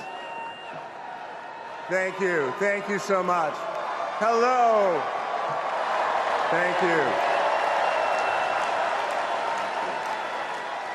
Hello to my big, beautiful, blended family up there. I love you so much. Aren't you proud of Cole? Wow. And a special shout out to my mother. I see you. My mother is the only person in the whole world who thinks Kamala is the lucky one for marrying me. And to Kamala, who, well, we just saw where she is. She's out on the trail listening to and talking with voters. Honey, I can't wait for you to come back to Chicago because we're having a great time here.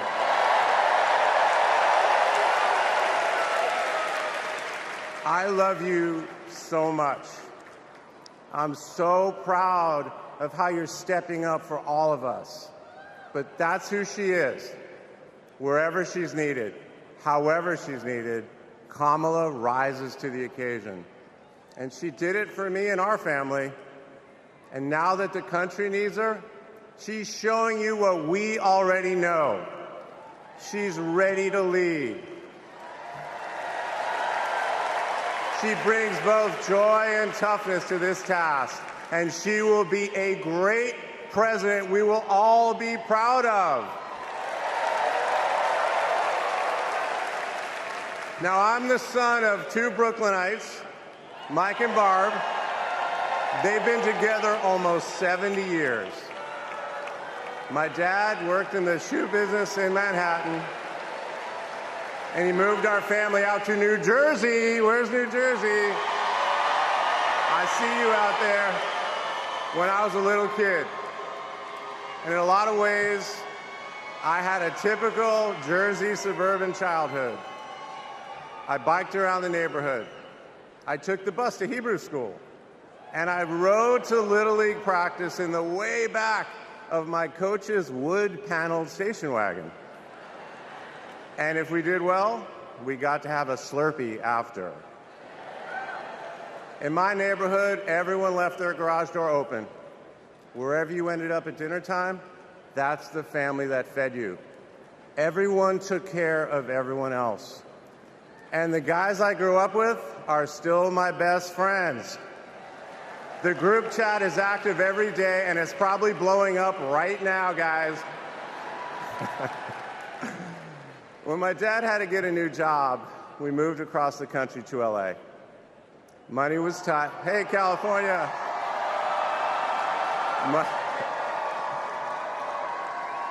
Money was tight, so I worked at McDonald's in high school for some extra cash. Not only was I Employee of the Month, but I still have the framed picture, which you just saw, and there was a ring, golden arches and all. And then I waited tables, parked cars. I was working full-time so I could afford to go to college part-time. And thanks to partial scholarships, student loans, and a little help from my dad, I got myself through law school. And I got my first job as a lawyer, which is also where I met the guys in my fantasy football league. And a lot has changed in our lives since the early 90s, but my team name is still Nirvana. Yes, after the band. I worked hard, and I love being a lawyer. And by the way, I still get to be part of the profession by teaching students at Georgetown Law School. I got married, became a dad to Cole and Ella. Unfortunately, I went through a divorce, but eventually started worrying about how I would make it all work. And that's when something unexpected happened. In 2013, I walked into a contentious client meeting. We worked through the issue, and by the end of the meeting, the now happy client offered to set me up on a blind date, which is how I ended up with Kamala Harris's phone number. Now, for generations, people have debated when to call the person you're being set up with. And never in history has anyone suggested 8:30 a.m. And yet, that's when I dialed. I got Kamala's voicemail, and I just started rambling. Hey, it's Doug. I'm on my way to an early meeting. Again, it's Doug. I remember I was trying to grab the words out of the air and just put them back in my mouth. And for what seemed like far too many minutes, I hung up. By the way, Kamala saved that voicemail, and she makes me listen to it on every anniversary. But that message wasn't the only unusual thing about that day. Now, Kamala, who normally would have been working hard at her office, just happened to be waiting at her apartment for a contractor to do some work on her kitchen. I was eating at my desk, which was not a regular occurrence for a busy lawyer like me who appreciated a good business lunch. But that's when she called me back. And we talked for an hour, and we laughed. Well, you know that laugh. I love that laugh.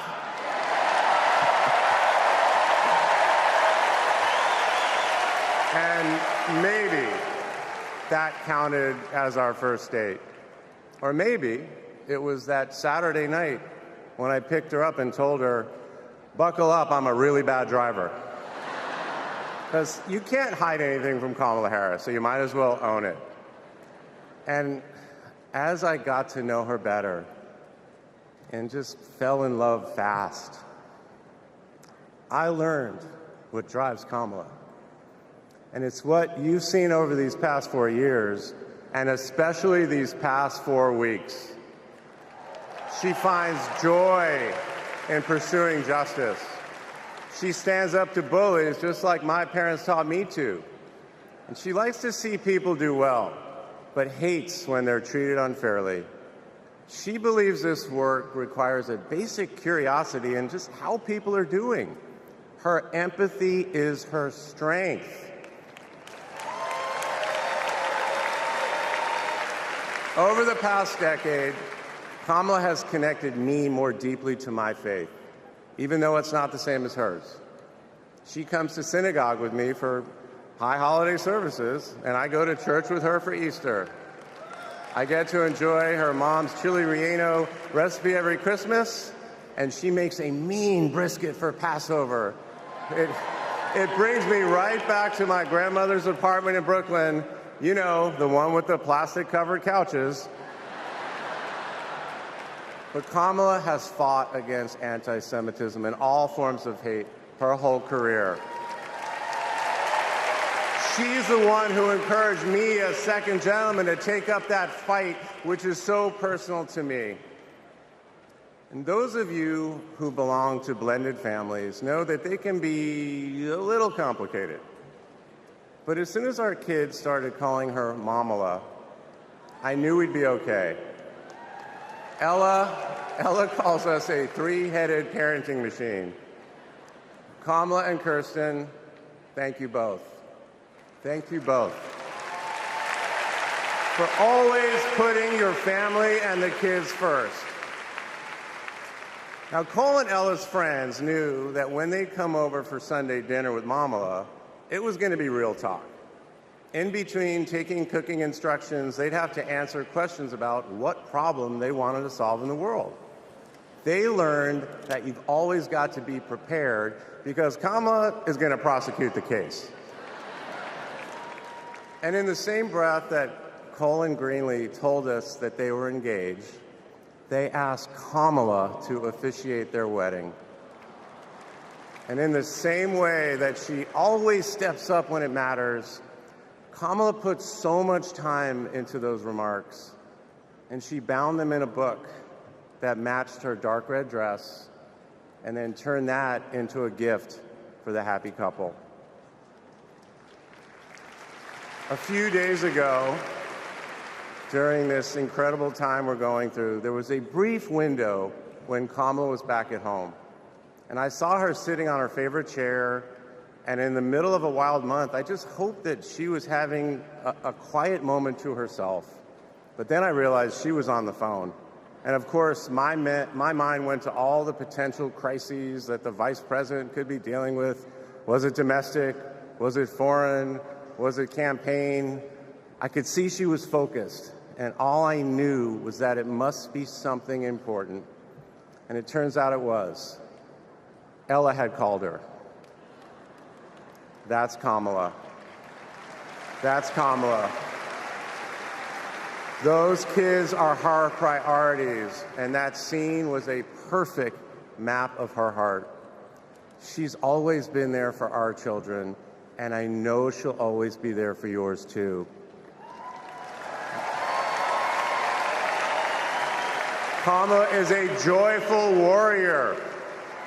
It's doing for her country what she has always done for the people that she loves. Her passion will benefit all of us when she's our president. And here's the thing about joyful warriors. They're still warriors. And Kamala is as tough as it comes. Just ask the criminals, the global gangsters, and the witnesses before the Senate Judiciary Committee. She never runs from a fight.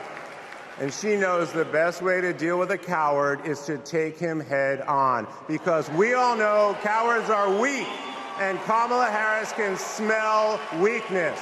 She doesn't tolerate any BS. You've all seen that look, and you know that look I'm talking about. That look is not just a meme. It reflects her true belief in honest and direct leadership. And it's also why she will not be distracted by nonsense. Kamala knows that in order to win, we cannot lose focus. America, in this election, you have to decide who to trust with your family's future. I trusted Kamala with our family's future. It was the best decision I ever made. This Thursday will be our 10th wedding anniversary, which I know it means I'm about to hear that embarrassing voicemail again. However, that's not all I'll be hearing. That same night, I'll be hearing my wife, Kamala Harris, accept your nomination for President of the United States. And with your help, she will lead with joy and toughness, with that laugh and that look, with compassion and conviction. She'll lead from the belief that wherever we come from, whatever we look like, we're strongest when we fight for what we believe in, not just against what we fear. Kamala Harris was exactly the right person for me at an important moment in my life. And at this moment in our nation's history, she is exactly the right president. Thank you so much.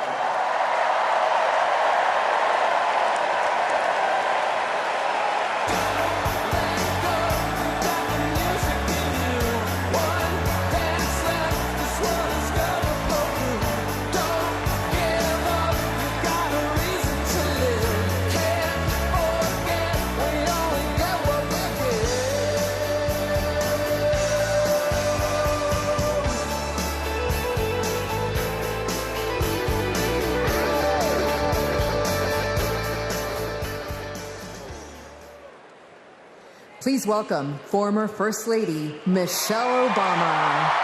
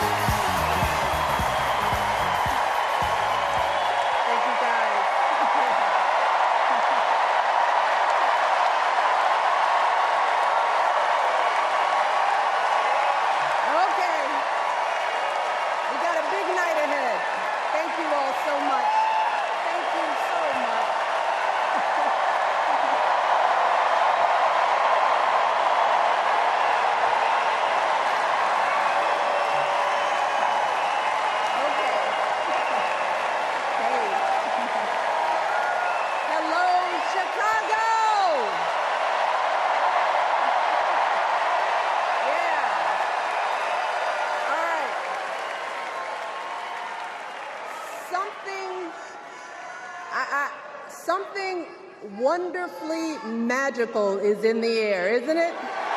Yeah. You know, we're feeling it here in this arena, but it's spreading all across this country we love.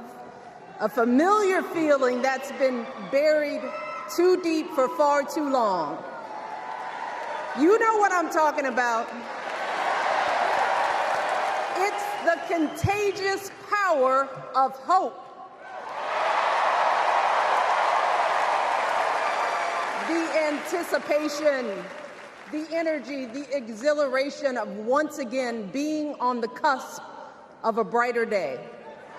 The chance to vanquish the demons of fear, division, and hate that have consumed us and continue pursuing the unfinished promise of this great nation, the dream that our parents and grandparents fought and died and sacrificed for. America, hope is making a comeback.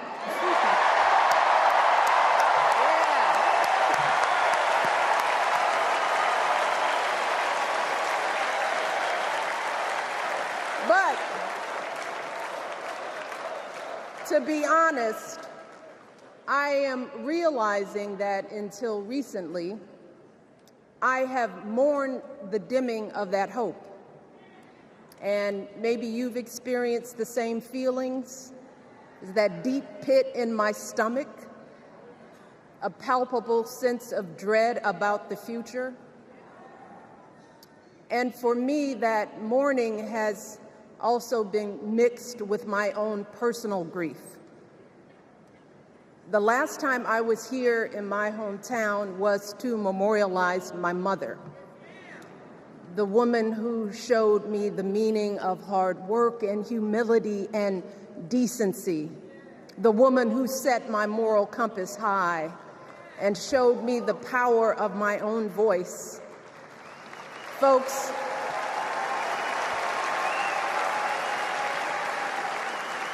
I still feel her loss so profoundly.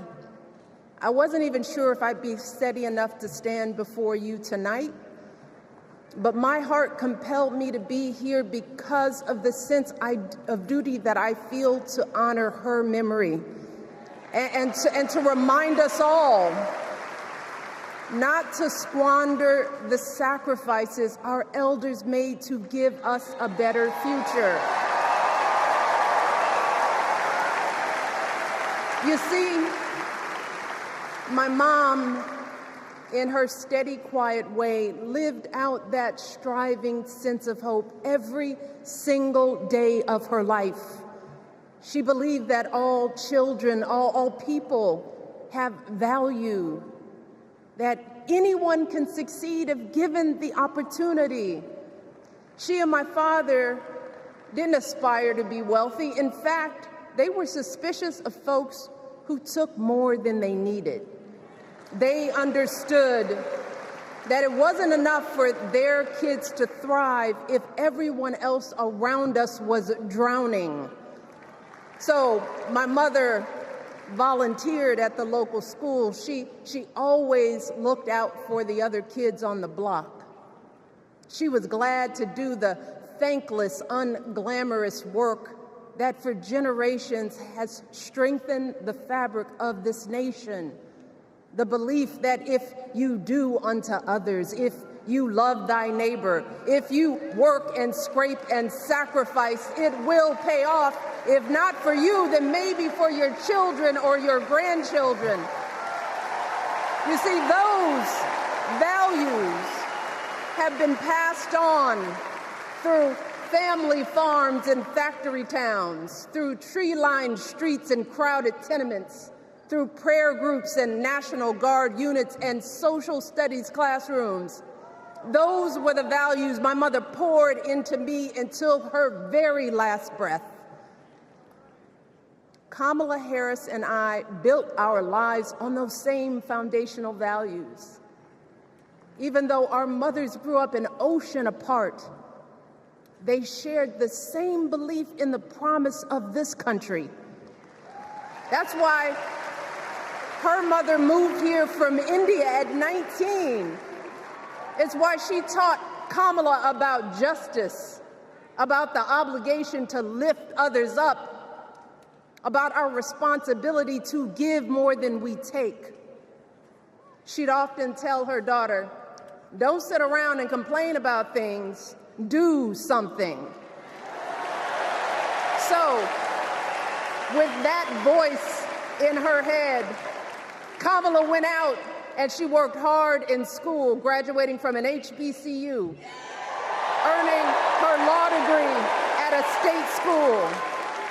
And then she went on to work for the people, fighting to hold lawbreakers accountable, strengthening the rule of law, fighting to get folks better wages, cheaper prescription drugs, a good education, decent health care, child care, elder care. From a middle-class household, Kamala worked her way up to become Vice President of the United States of America. My girl, Kamala Harris, is more than ready for this moment. She is one of the most qualified people ever to seek the office of the presidency. And she is one of the most dignified. A tribute to her mother, to my mother, and to your mother too. The embodiment of the stories we tell ourselves about this country. Her story is your story. It's my story. It's the story of the vast majority of Americans trying to build a better life. Look, Kamala knows, like we do, that regardless of where you come from, what you look like, who you love, how you worship, or what's in your bank account, we all deserve the opportunity to build a decent life. All of our contributions deserve to be accepted and valued. Because no one has a monopoly on what it means to be an American. No one.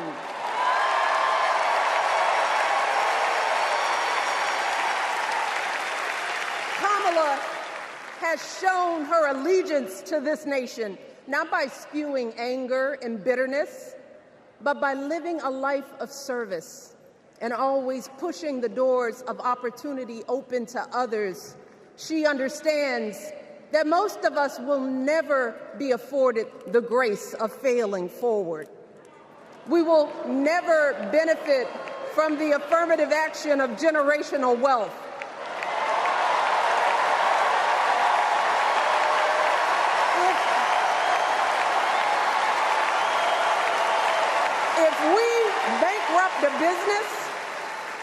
If we bankrupt a business or choke in a crisis, we don't get a second, third, or fourth chance.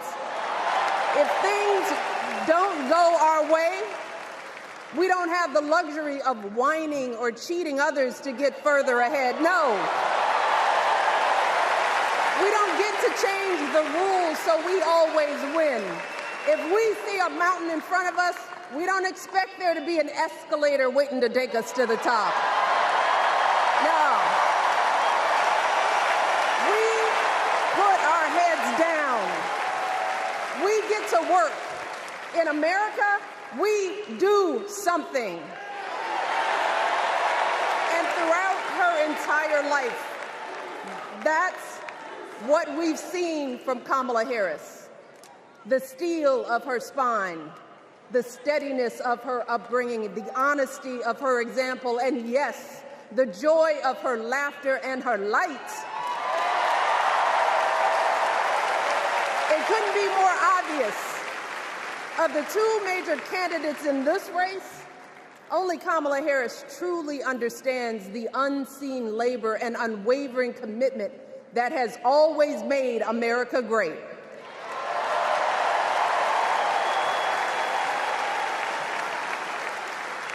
Now, unfortunately, we know what comes next. We know folks are going to do everything they can to distort her truth. My husband and I sadly know a little something about this. For years, Donald Trump did everything in his power to try to make people fear us. See, his limited, narrow view of the world made him feel threatened by the existence of two hardworking, highly educated, successful people who happen to be black.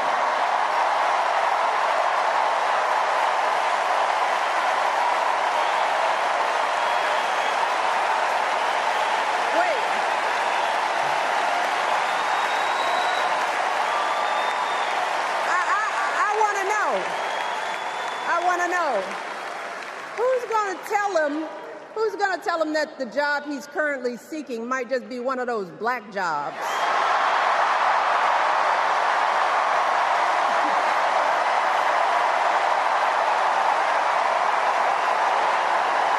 Look,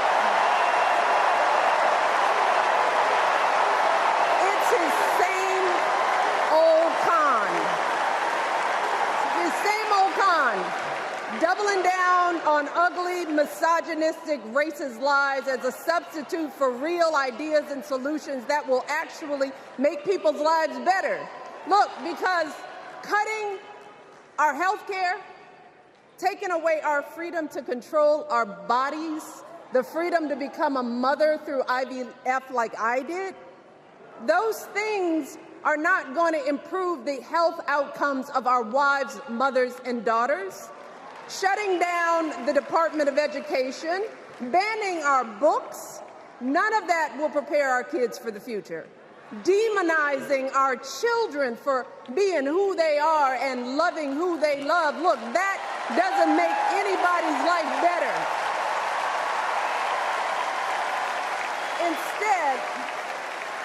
Instead, it only makes us small. And let me tell you this, going small is never the answer. Going small is the opposite of what we teach our kids. Going small is petty, it's unhealthy, and quite frankly, it's unpresidential.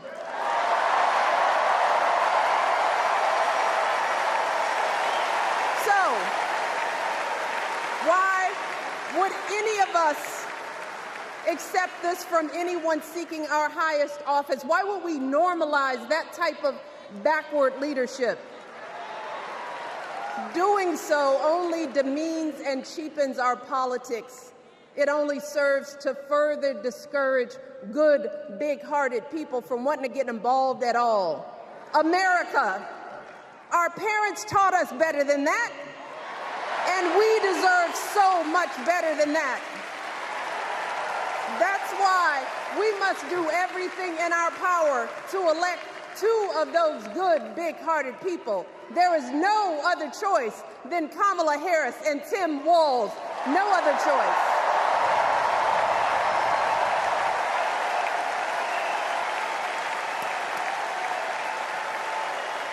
But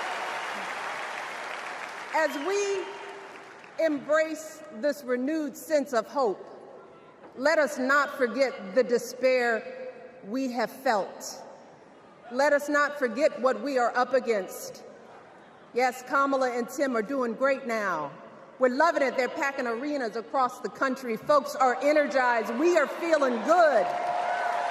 But remember, there are still so many people who are desperate for a different outcome, who are ready to question and criticize every move Kamala makes, who are eager to spread those lies, who don't want to vote for a woman, who will continue to prioritize building their wealth over ensuring that everyone has enough. So no matter how good we feel tonight or tomorrow or the next day, this is going to be an uphill battle. So folks, we cannot be our own worst enemies. No.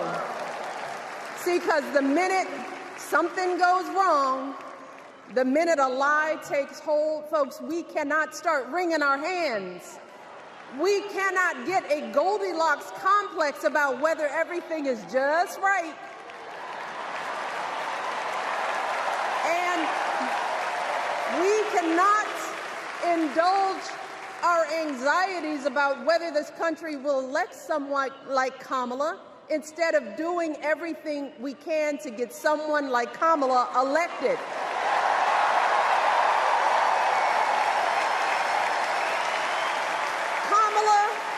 And Tim, they have lived amazing lives. And I am confident that they will lead with compassion, inclusion, and grace. But they are still only human. They are not perfect. And like all of us, they will make mistakes. But luckily, y'all, this is not just on them. No, this is up to us, all of us, to be the solution that we seek. It's up to all of us to be the antidote to the darkness and division. Look, I don't care how you identify politically, whether you're Democrat, Republican, Independent, or none of the above. This is our time to stand up for what we know in our hearts is right.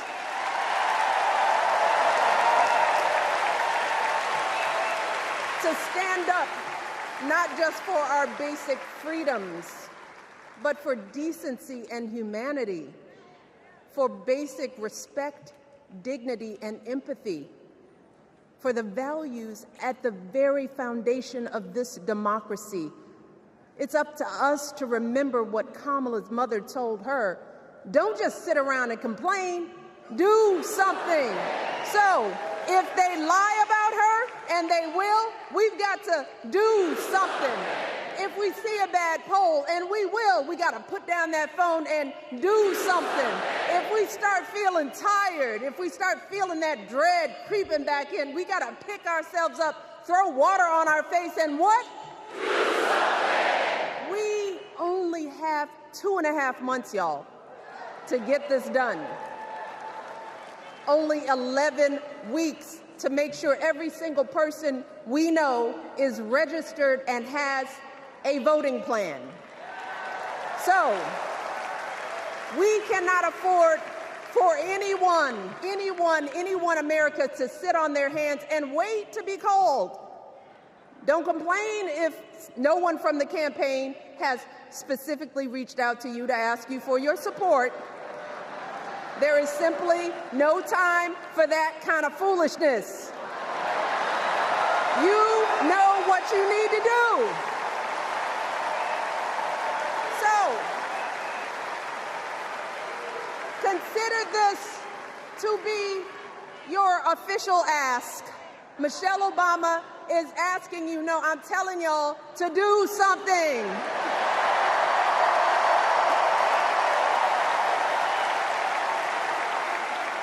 Because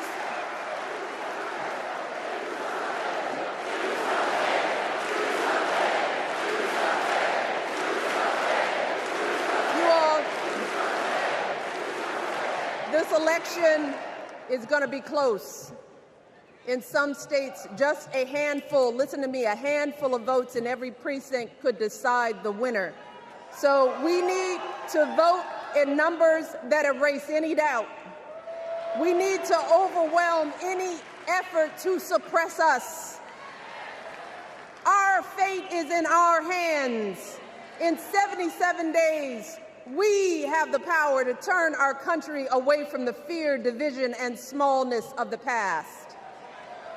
We have the power to marry our hope with our action.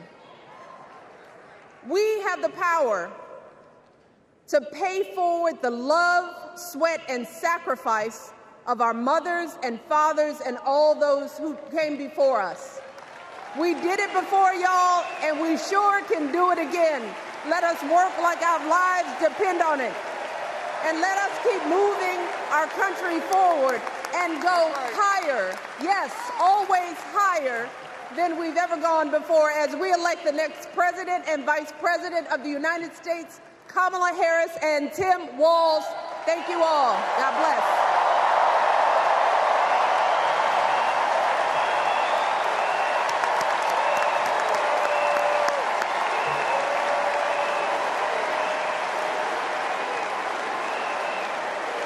Now, before I go, I have one more job tonight.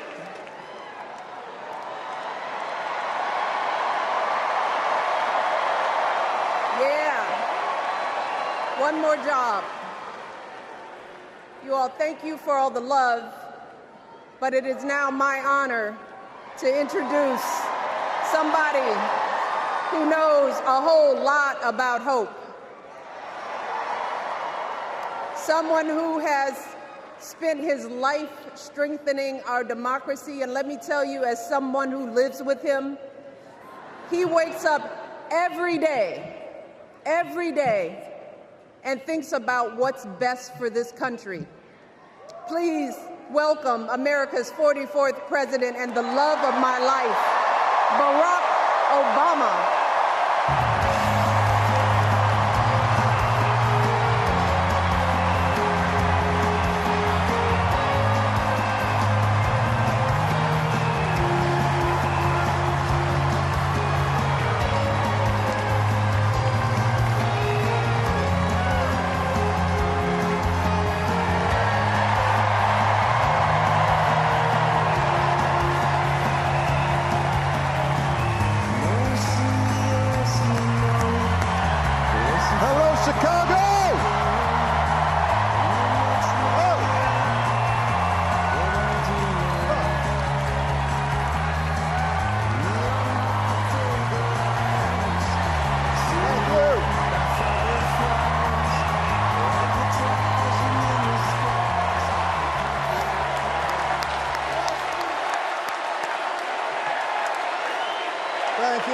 you.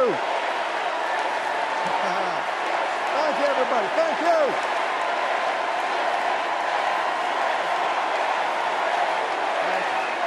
Thank you. All right. That's enough. Thank you. Chicago, it's good to be home. It is good to be home, and I don't know about you, but I'm feeling fired up.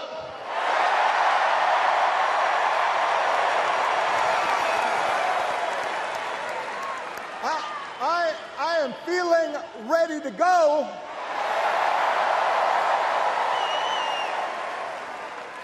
Even if I am the only person stupid enough to speak after Michelle Obama.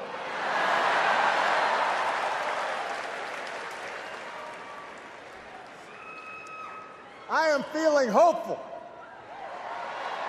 because this convention has always been pretty good to kids with funny names who believe in a country where anything is possible. Because we have a chance to elect someone who has spent her entire life trying to give people the same chances America gave her. Someone who sees you and hears you and will get up every single day and fight for you. The next president of the United States of America, Kamala Harris.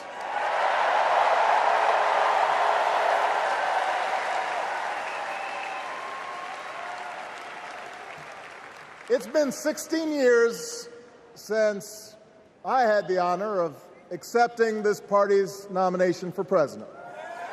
And I know that's hard to believe because I have not aged a bit. But it's true. And looking back, I can say without question that my first big decision as your nominee turned out to be one of my best. And that was asking Joe Biden to serve by my side as vice president.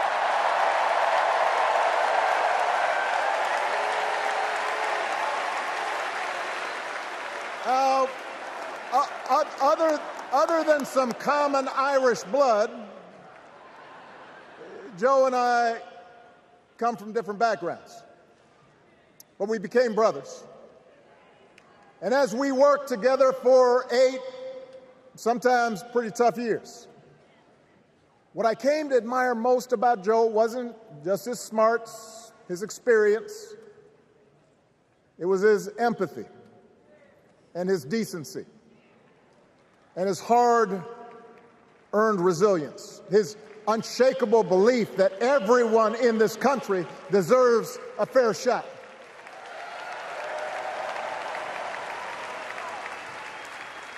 And over the last 4 years, those are the values America has needed most. At a time when millions of our fellow citizens were sick and dying, we needed a leader with the character to put politics aside and do what was right.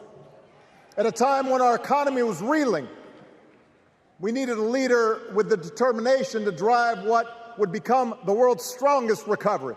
15 million jobs, higher wages, lower health care costs. At a time when the other party had turned into a cult of personality, we needed a leader who was steady and brought people together and was selfless enough to do the rarest thing there is in politics, putting his own ambition aside for the sake of the country.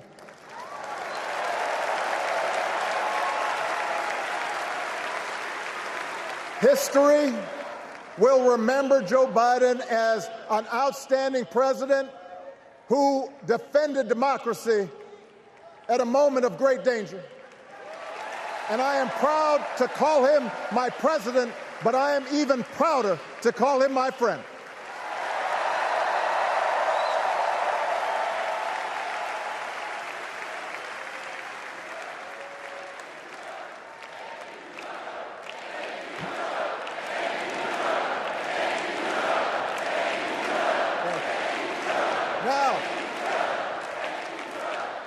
The torch has been passed. Now it is up to all of us to fight for the America we believe in. And make no mistake, it will be a fight. For all the incredible energy we've been able to generate over the last few weeks, for all the rallies and the memes, this will still be a tight race in a closely divided country. A country where too many Americans are still struggling. Where a lot of Americans don't believe government can help. And as we gather here tonight, the people who will decide this election are asking a very simple question. Who will fight for me? Who's thinking about my future, about my children's future, about our future together? One thing is for certain, Donald Trump is not losing sleep over that question.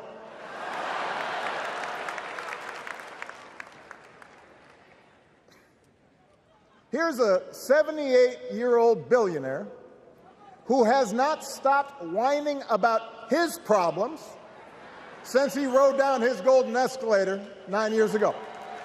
It has been a constant stream of gripes and grievances that's actually been getting worse now that he's afraid of losing to Kamala. There's the childish nicknames, the crazy conspiracy theories, this weird obsession with crowd sizes.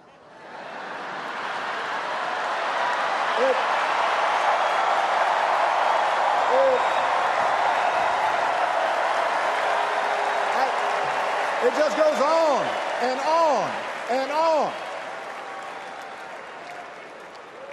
The other day I heard someone compare Trump to the neighbor who keeps running his leaf blower outside your window every minute of every day.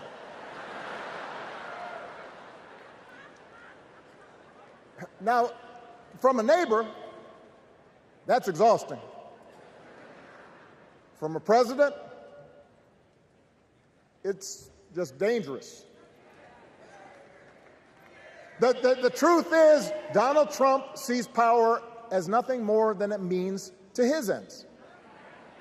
He wants the middle class to pay the price for another huge tax cut that would mostly help him and his rich friends. He killed a bipartisan immigration deal written in part by one of the most conservative Republicans in Congress that would have helped secure our southern border because he thought trying to actually solve the problem would hurt his campaign. He doesn't. Do not boo. Vote.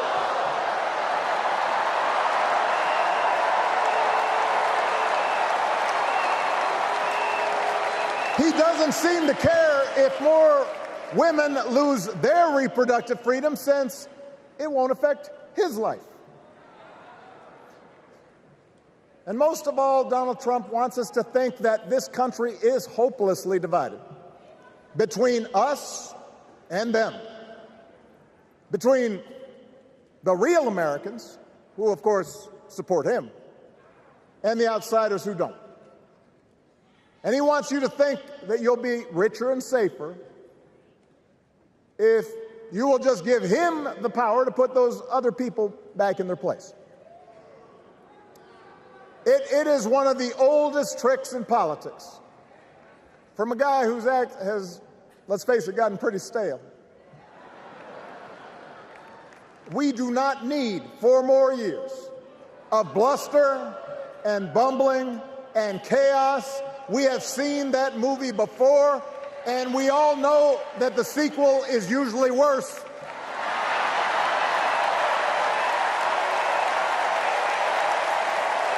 America's ready for a new chapter. America's ready for a better story. We are ready for a President Kamala Harris.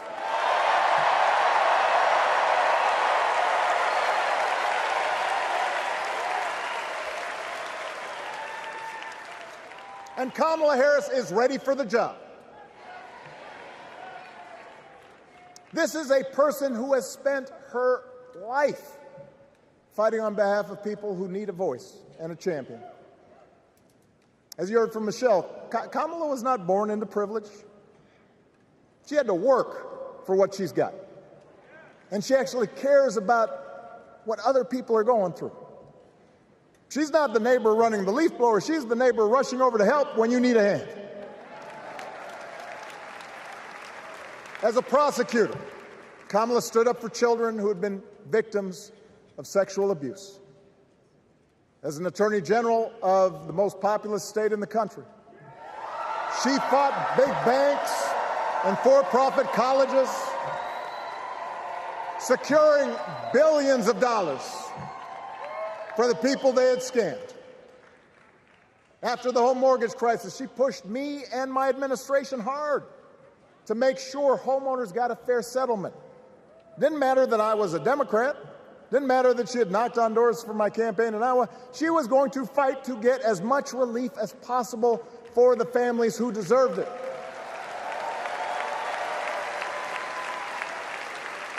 As vice president, she helped take on the drug companies to cap the cost of insulin, lower the cost of health care, give families with kids a tax cut.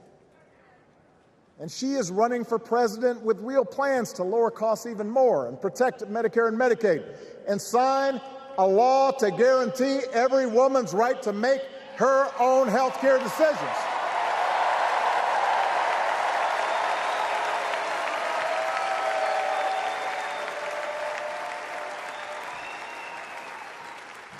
In other words, Kamala Harris won't be focused on her problems. She'll be focused on yours. As president, she won't just cater to her own supporters and punish those who refuse to kiss the ring or bend the knee. She'll work on behalf of every American. That's who Kamala is. And in the White House, she will have an outstanding partner in Governor Tim Walz.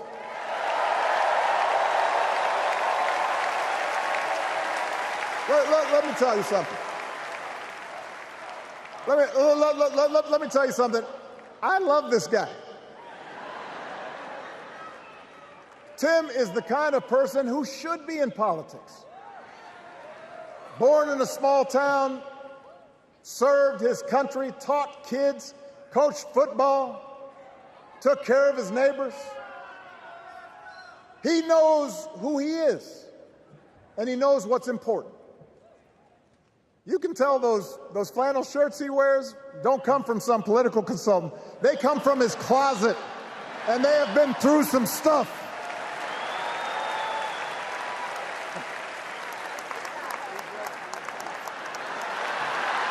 They have been through some stuff.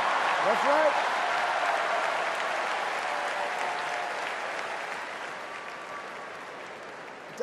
Together, Kamala and Tim have kept faith with America's central story. A story that says we are all created equal. All of us endowed with certain inalienable rights, that everyone deserves a chance, that even when we don't agree with each other, we can find a way to live with each other. That's Kamala's vision. That's Tim's vision. That's the Democratic Party's vision. And our job over the next 11 weeks is to convince as many people as possible to vote for that vision. Now, it won't be easy. The other side knows it's easier to play on people's fears and cynicism, always has been. They will tell you that government is inherently corrupt, that sacrifice and generosity are for suckers. And since the game is rigged, it's okay to take what you want and just look after your own. That's the easy path. We have a different task. Our job is to convince people that democracy can actually deliver. And in doing that, we can't just point to what we've already accomplished. We can't just rely on the ideas of the past. We need to chart a new way forward to meet the challenges of today. And Kamala understands this. She knows, for example, that if we want to make it easier for more young people to buy a home, we need to build more units and clear away some of the outdated laws and regulations that made it harder to build homes for working people in this country. That is a priority, and she's put out a bold new plan to do just that.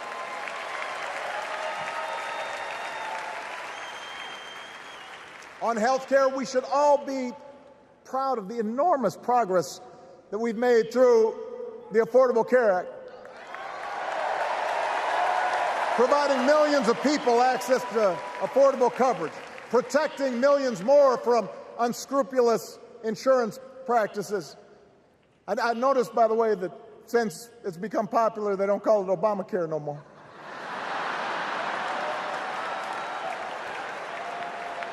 But Kamala knows we can't stop there, which is why she'll keep working to limit out-of-pocket costs. Kamala knows that if we want to help people get ahead, we need to put a college degree within reach of more Americans.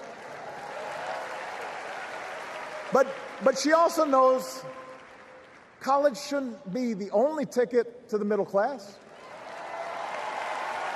We need to follow the lead of governors like Tim Walz, who said, if you've got the skills and the drive, you shouldn't need a degree to work for state government.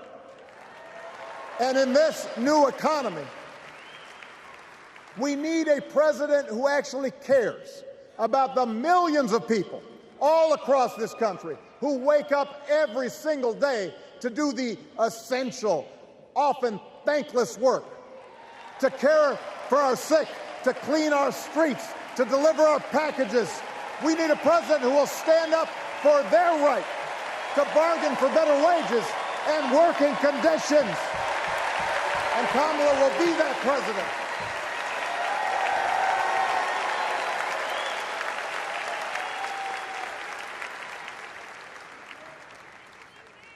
Yes, she can.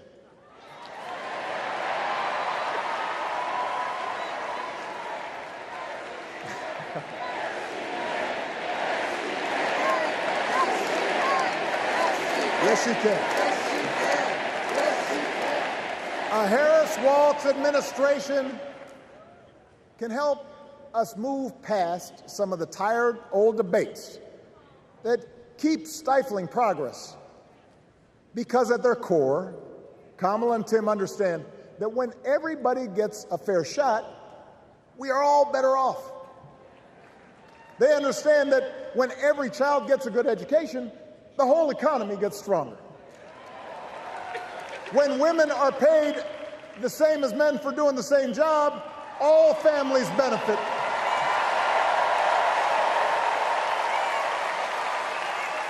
They understand that we can secure our borders without tearing kids away from their parents, just like we can keep our streets safe while also building trust between law enforcement and the communities they serve and eliminating bias.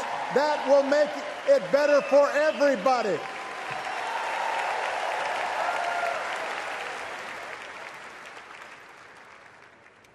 Donald Trump and his well-heeled donors, they don't see the world that way. For them, one group's gains is necessarily another group's loss. For them, freedom means that the powerful can do pretty much what they please, whether it's fire workers trying to organize a union or put poison in our rivers or avoid paying taxes like everybody else has to do. Well, we have a broader idea of freedom. We believe in the freedom to provide for your family if you're willing to work hard. The freedom to breathe clean air and drink clean water and send your kids to school without worrying if they'll come home. We believe that true freedom gives each of us the right to make decisions about our own life how we worship, what our family looks like, how many kids we have, who we marry. And we believe that freedom requires us to recognize that other people have the freedom to make choices that are different than ours. That's okay.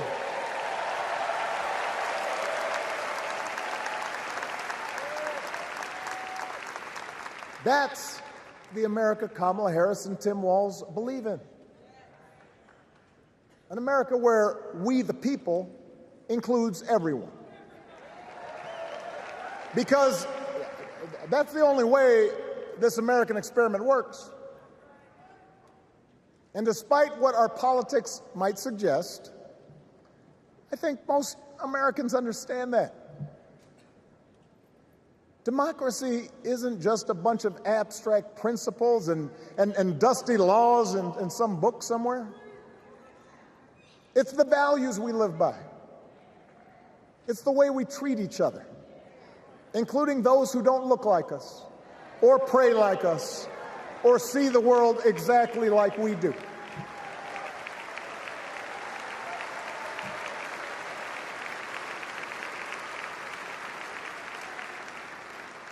That sense of mutual respect has to be part of our message.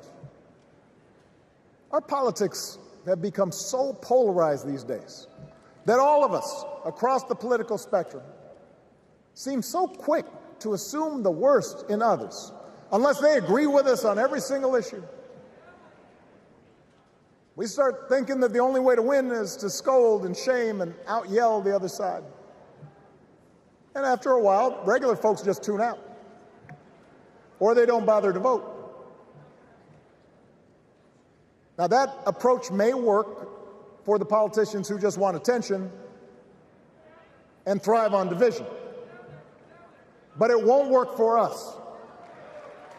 To make progress on the things we care about, the things that really affect people's lives, we need to remember that we've all got our blind spots and contradictions and prejudices, and that if we want to win over those who aren't yet ready to support our candidates, we need to listen to their concerns and maybe learn something in the process.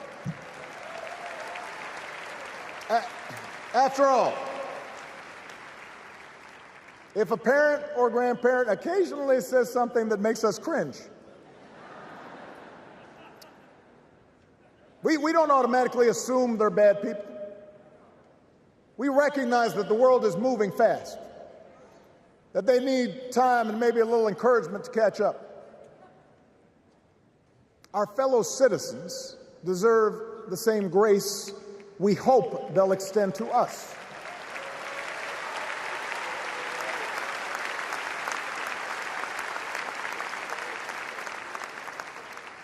That's how we can build a true Democratic majority, one that can get things done.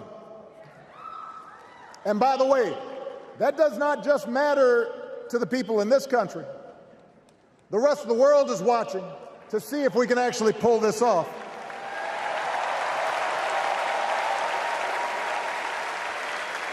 No nation,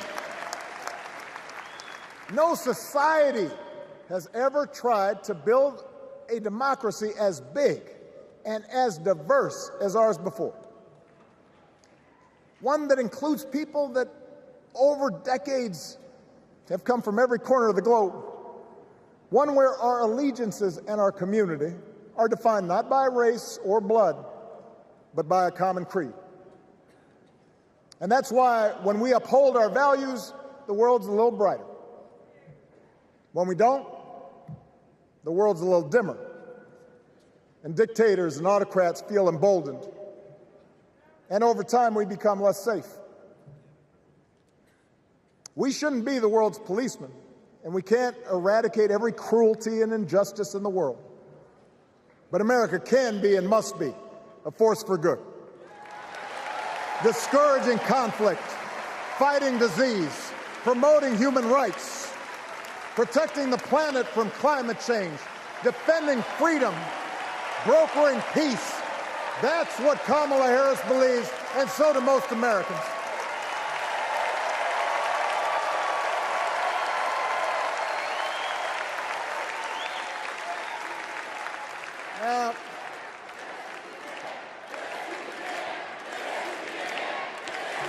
I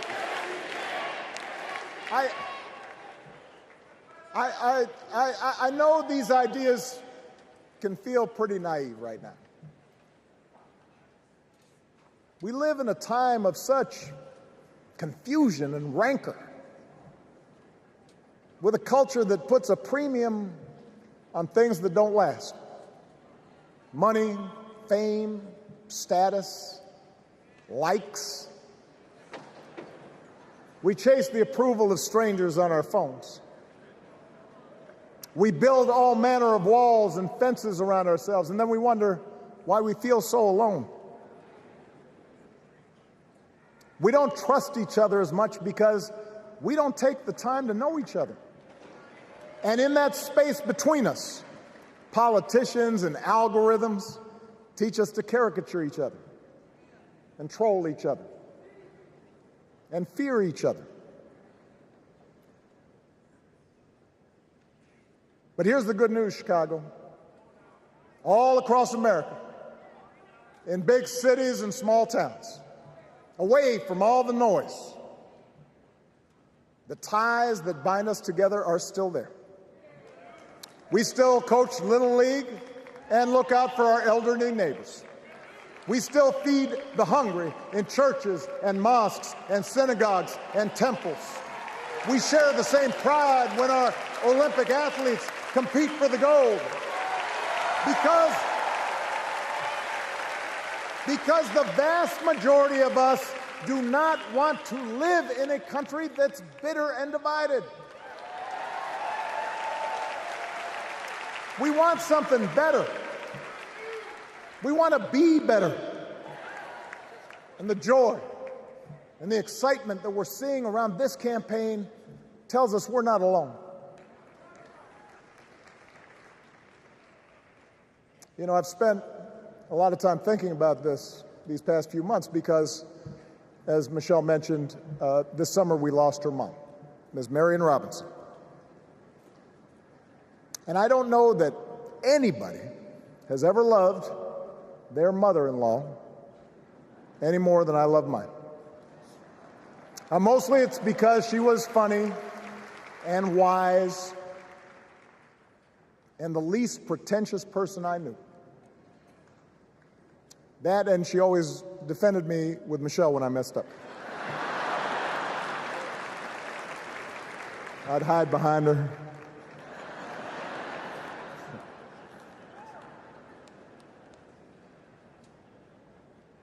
But I also think one of the reasons Mary and I became so close was she reminded me of my grandmother, the woman who helped raise me as a child.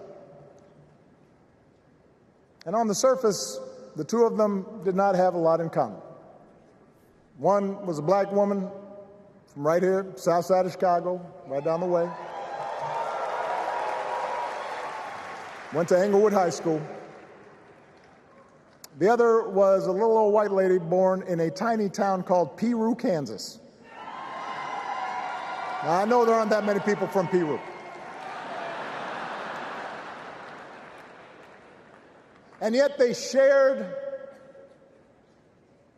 a basic outlook on life. They were strong, smart, resourceful women, full of common sense, who, regardless of the barriers they encountered, and women growing up in the 40s and 50s and 60s, they encountered barriers. They still went about their business without fuss or complaint and provided an unshakable foundation of love for their children and their grandchildren. In that sense, they both represented an entire generation of working people who, through war and depression, discrimination and limited opportunity, helped build this country. A lot of them toiled every day at jobs that were often too small for them and didn't pay a lot. They willingly went without just to keep a roof over the family's heads, just to give their children something better. But they knew what was true. They knew what mattered. Things like honesty and integrity, kindness and hard work. They weren't impressed with braggarts or bullies. They didn't think putting other people down lifted you up or made you strong. They didn't spend a lot of time obsessing about what they didn't have. Instead, they appreciated what they did. They found pleasure in simple things. A card game with friends, a good meal, and laughter around the kitchen table. Helping others. And most of all, seeing their children do things and go places that they would have never imagined for themselves.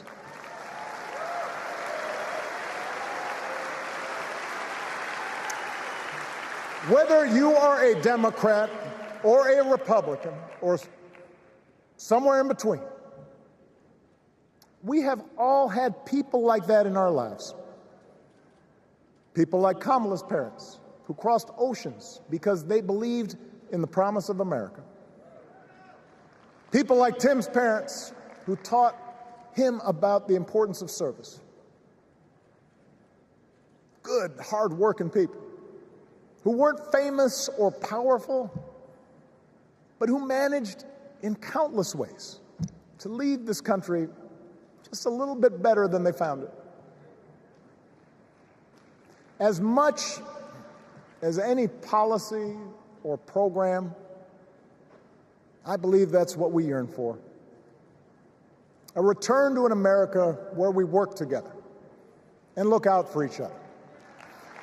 A restoration of what Lincoln called, on the eve of Civil War, our bonds of affection. An America that taps what he called the better angels of our nature. That is what this election is about. And I believe that's why if we each do our part over the next 77 days, if we knock on doors, if we make phone calls, if we talk to our friends, if we listen to our neighbors, if we work like we've never worked before, if we hold firm to our convictions,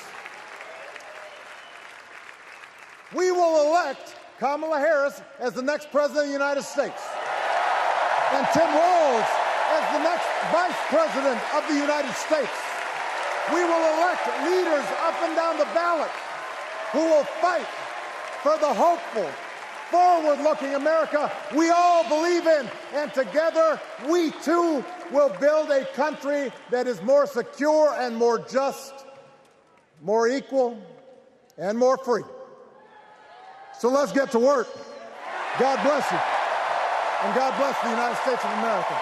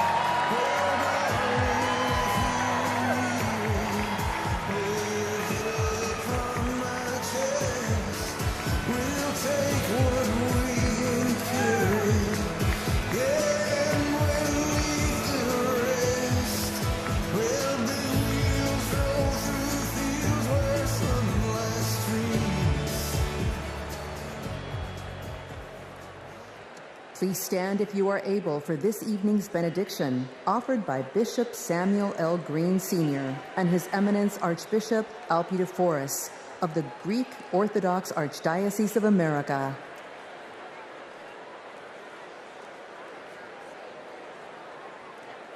God of our weary years, God of our silent tears, Thou who has brought us thus far along the way. You are the one who broods over the days of our lives, and without you, we would be nothing. So we lift our hopes and hearts to thee, and we pause tonight to say thank you. Thank you for loving us. Thank you for not giving up on us. Thank you for giving this nation the benefits of your mercy, because all of us can feel that something enthusiastic is rising in the soul of America. And all of us can tell that the tyranny of resentment has finally met its match. The candidacy of Kamala Harris has ignited an era of joy across America. Tonight, we thank you that even in the darkest of our pessimistic nights, love has not failed us, and hope has stood its ground. We who gather do so with audacity to believe that there will be compassion in America. So God, deliver us from racism.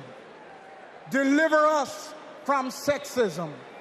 Deliver us from evil, and keep us forever in the path we pray. Amen.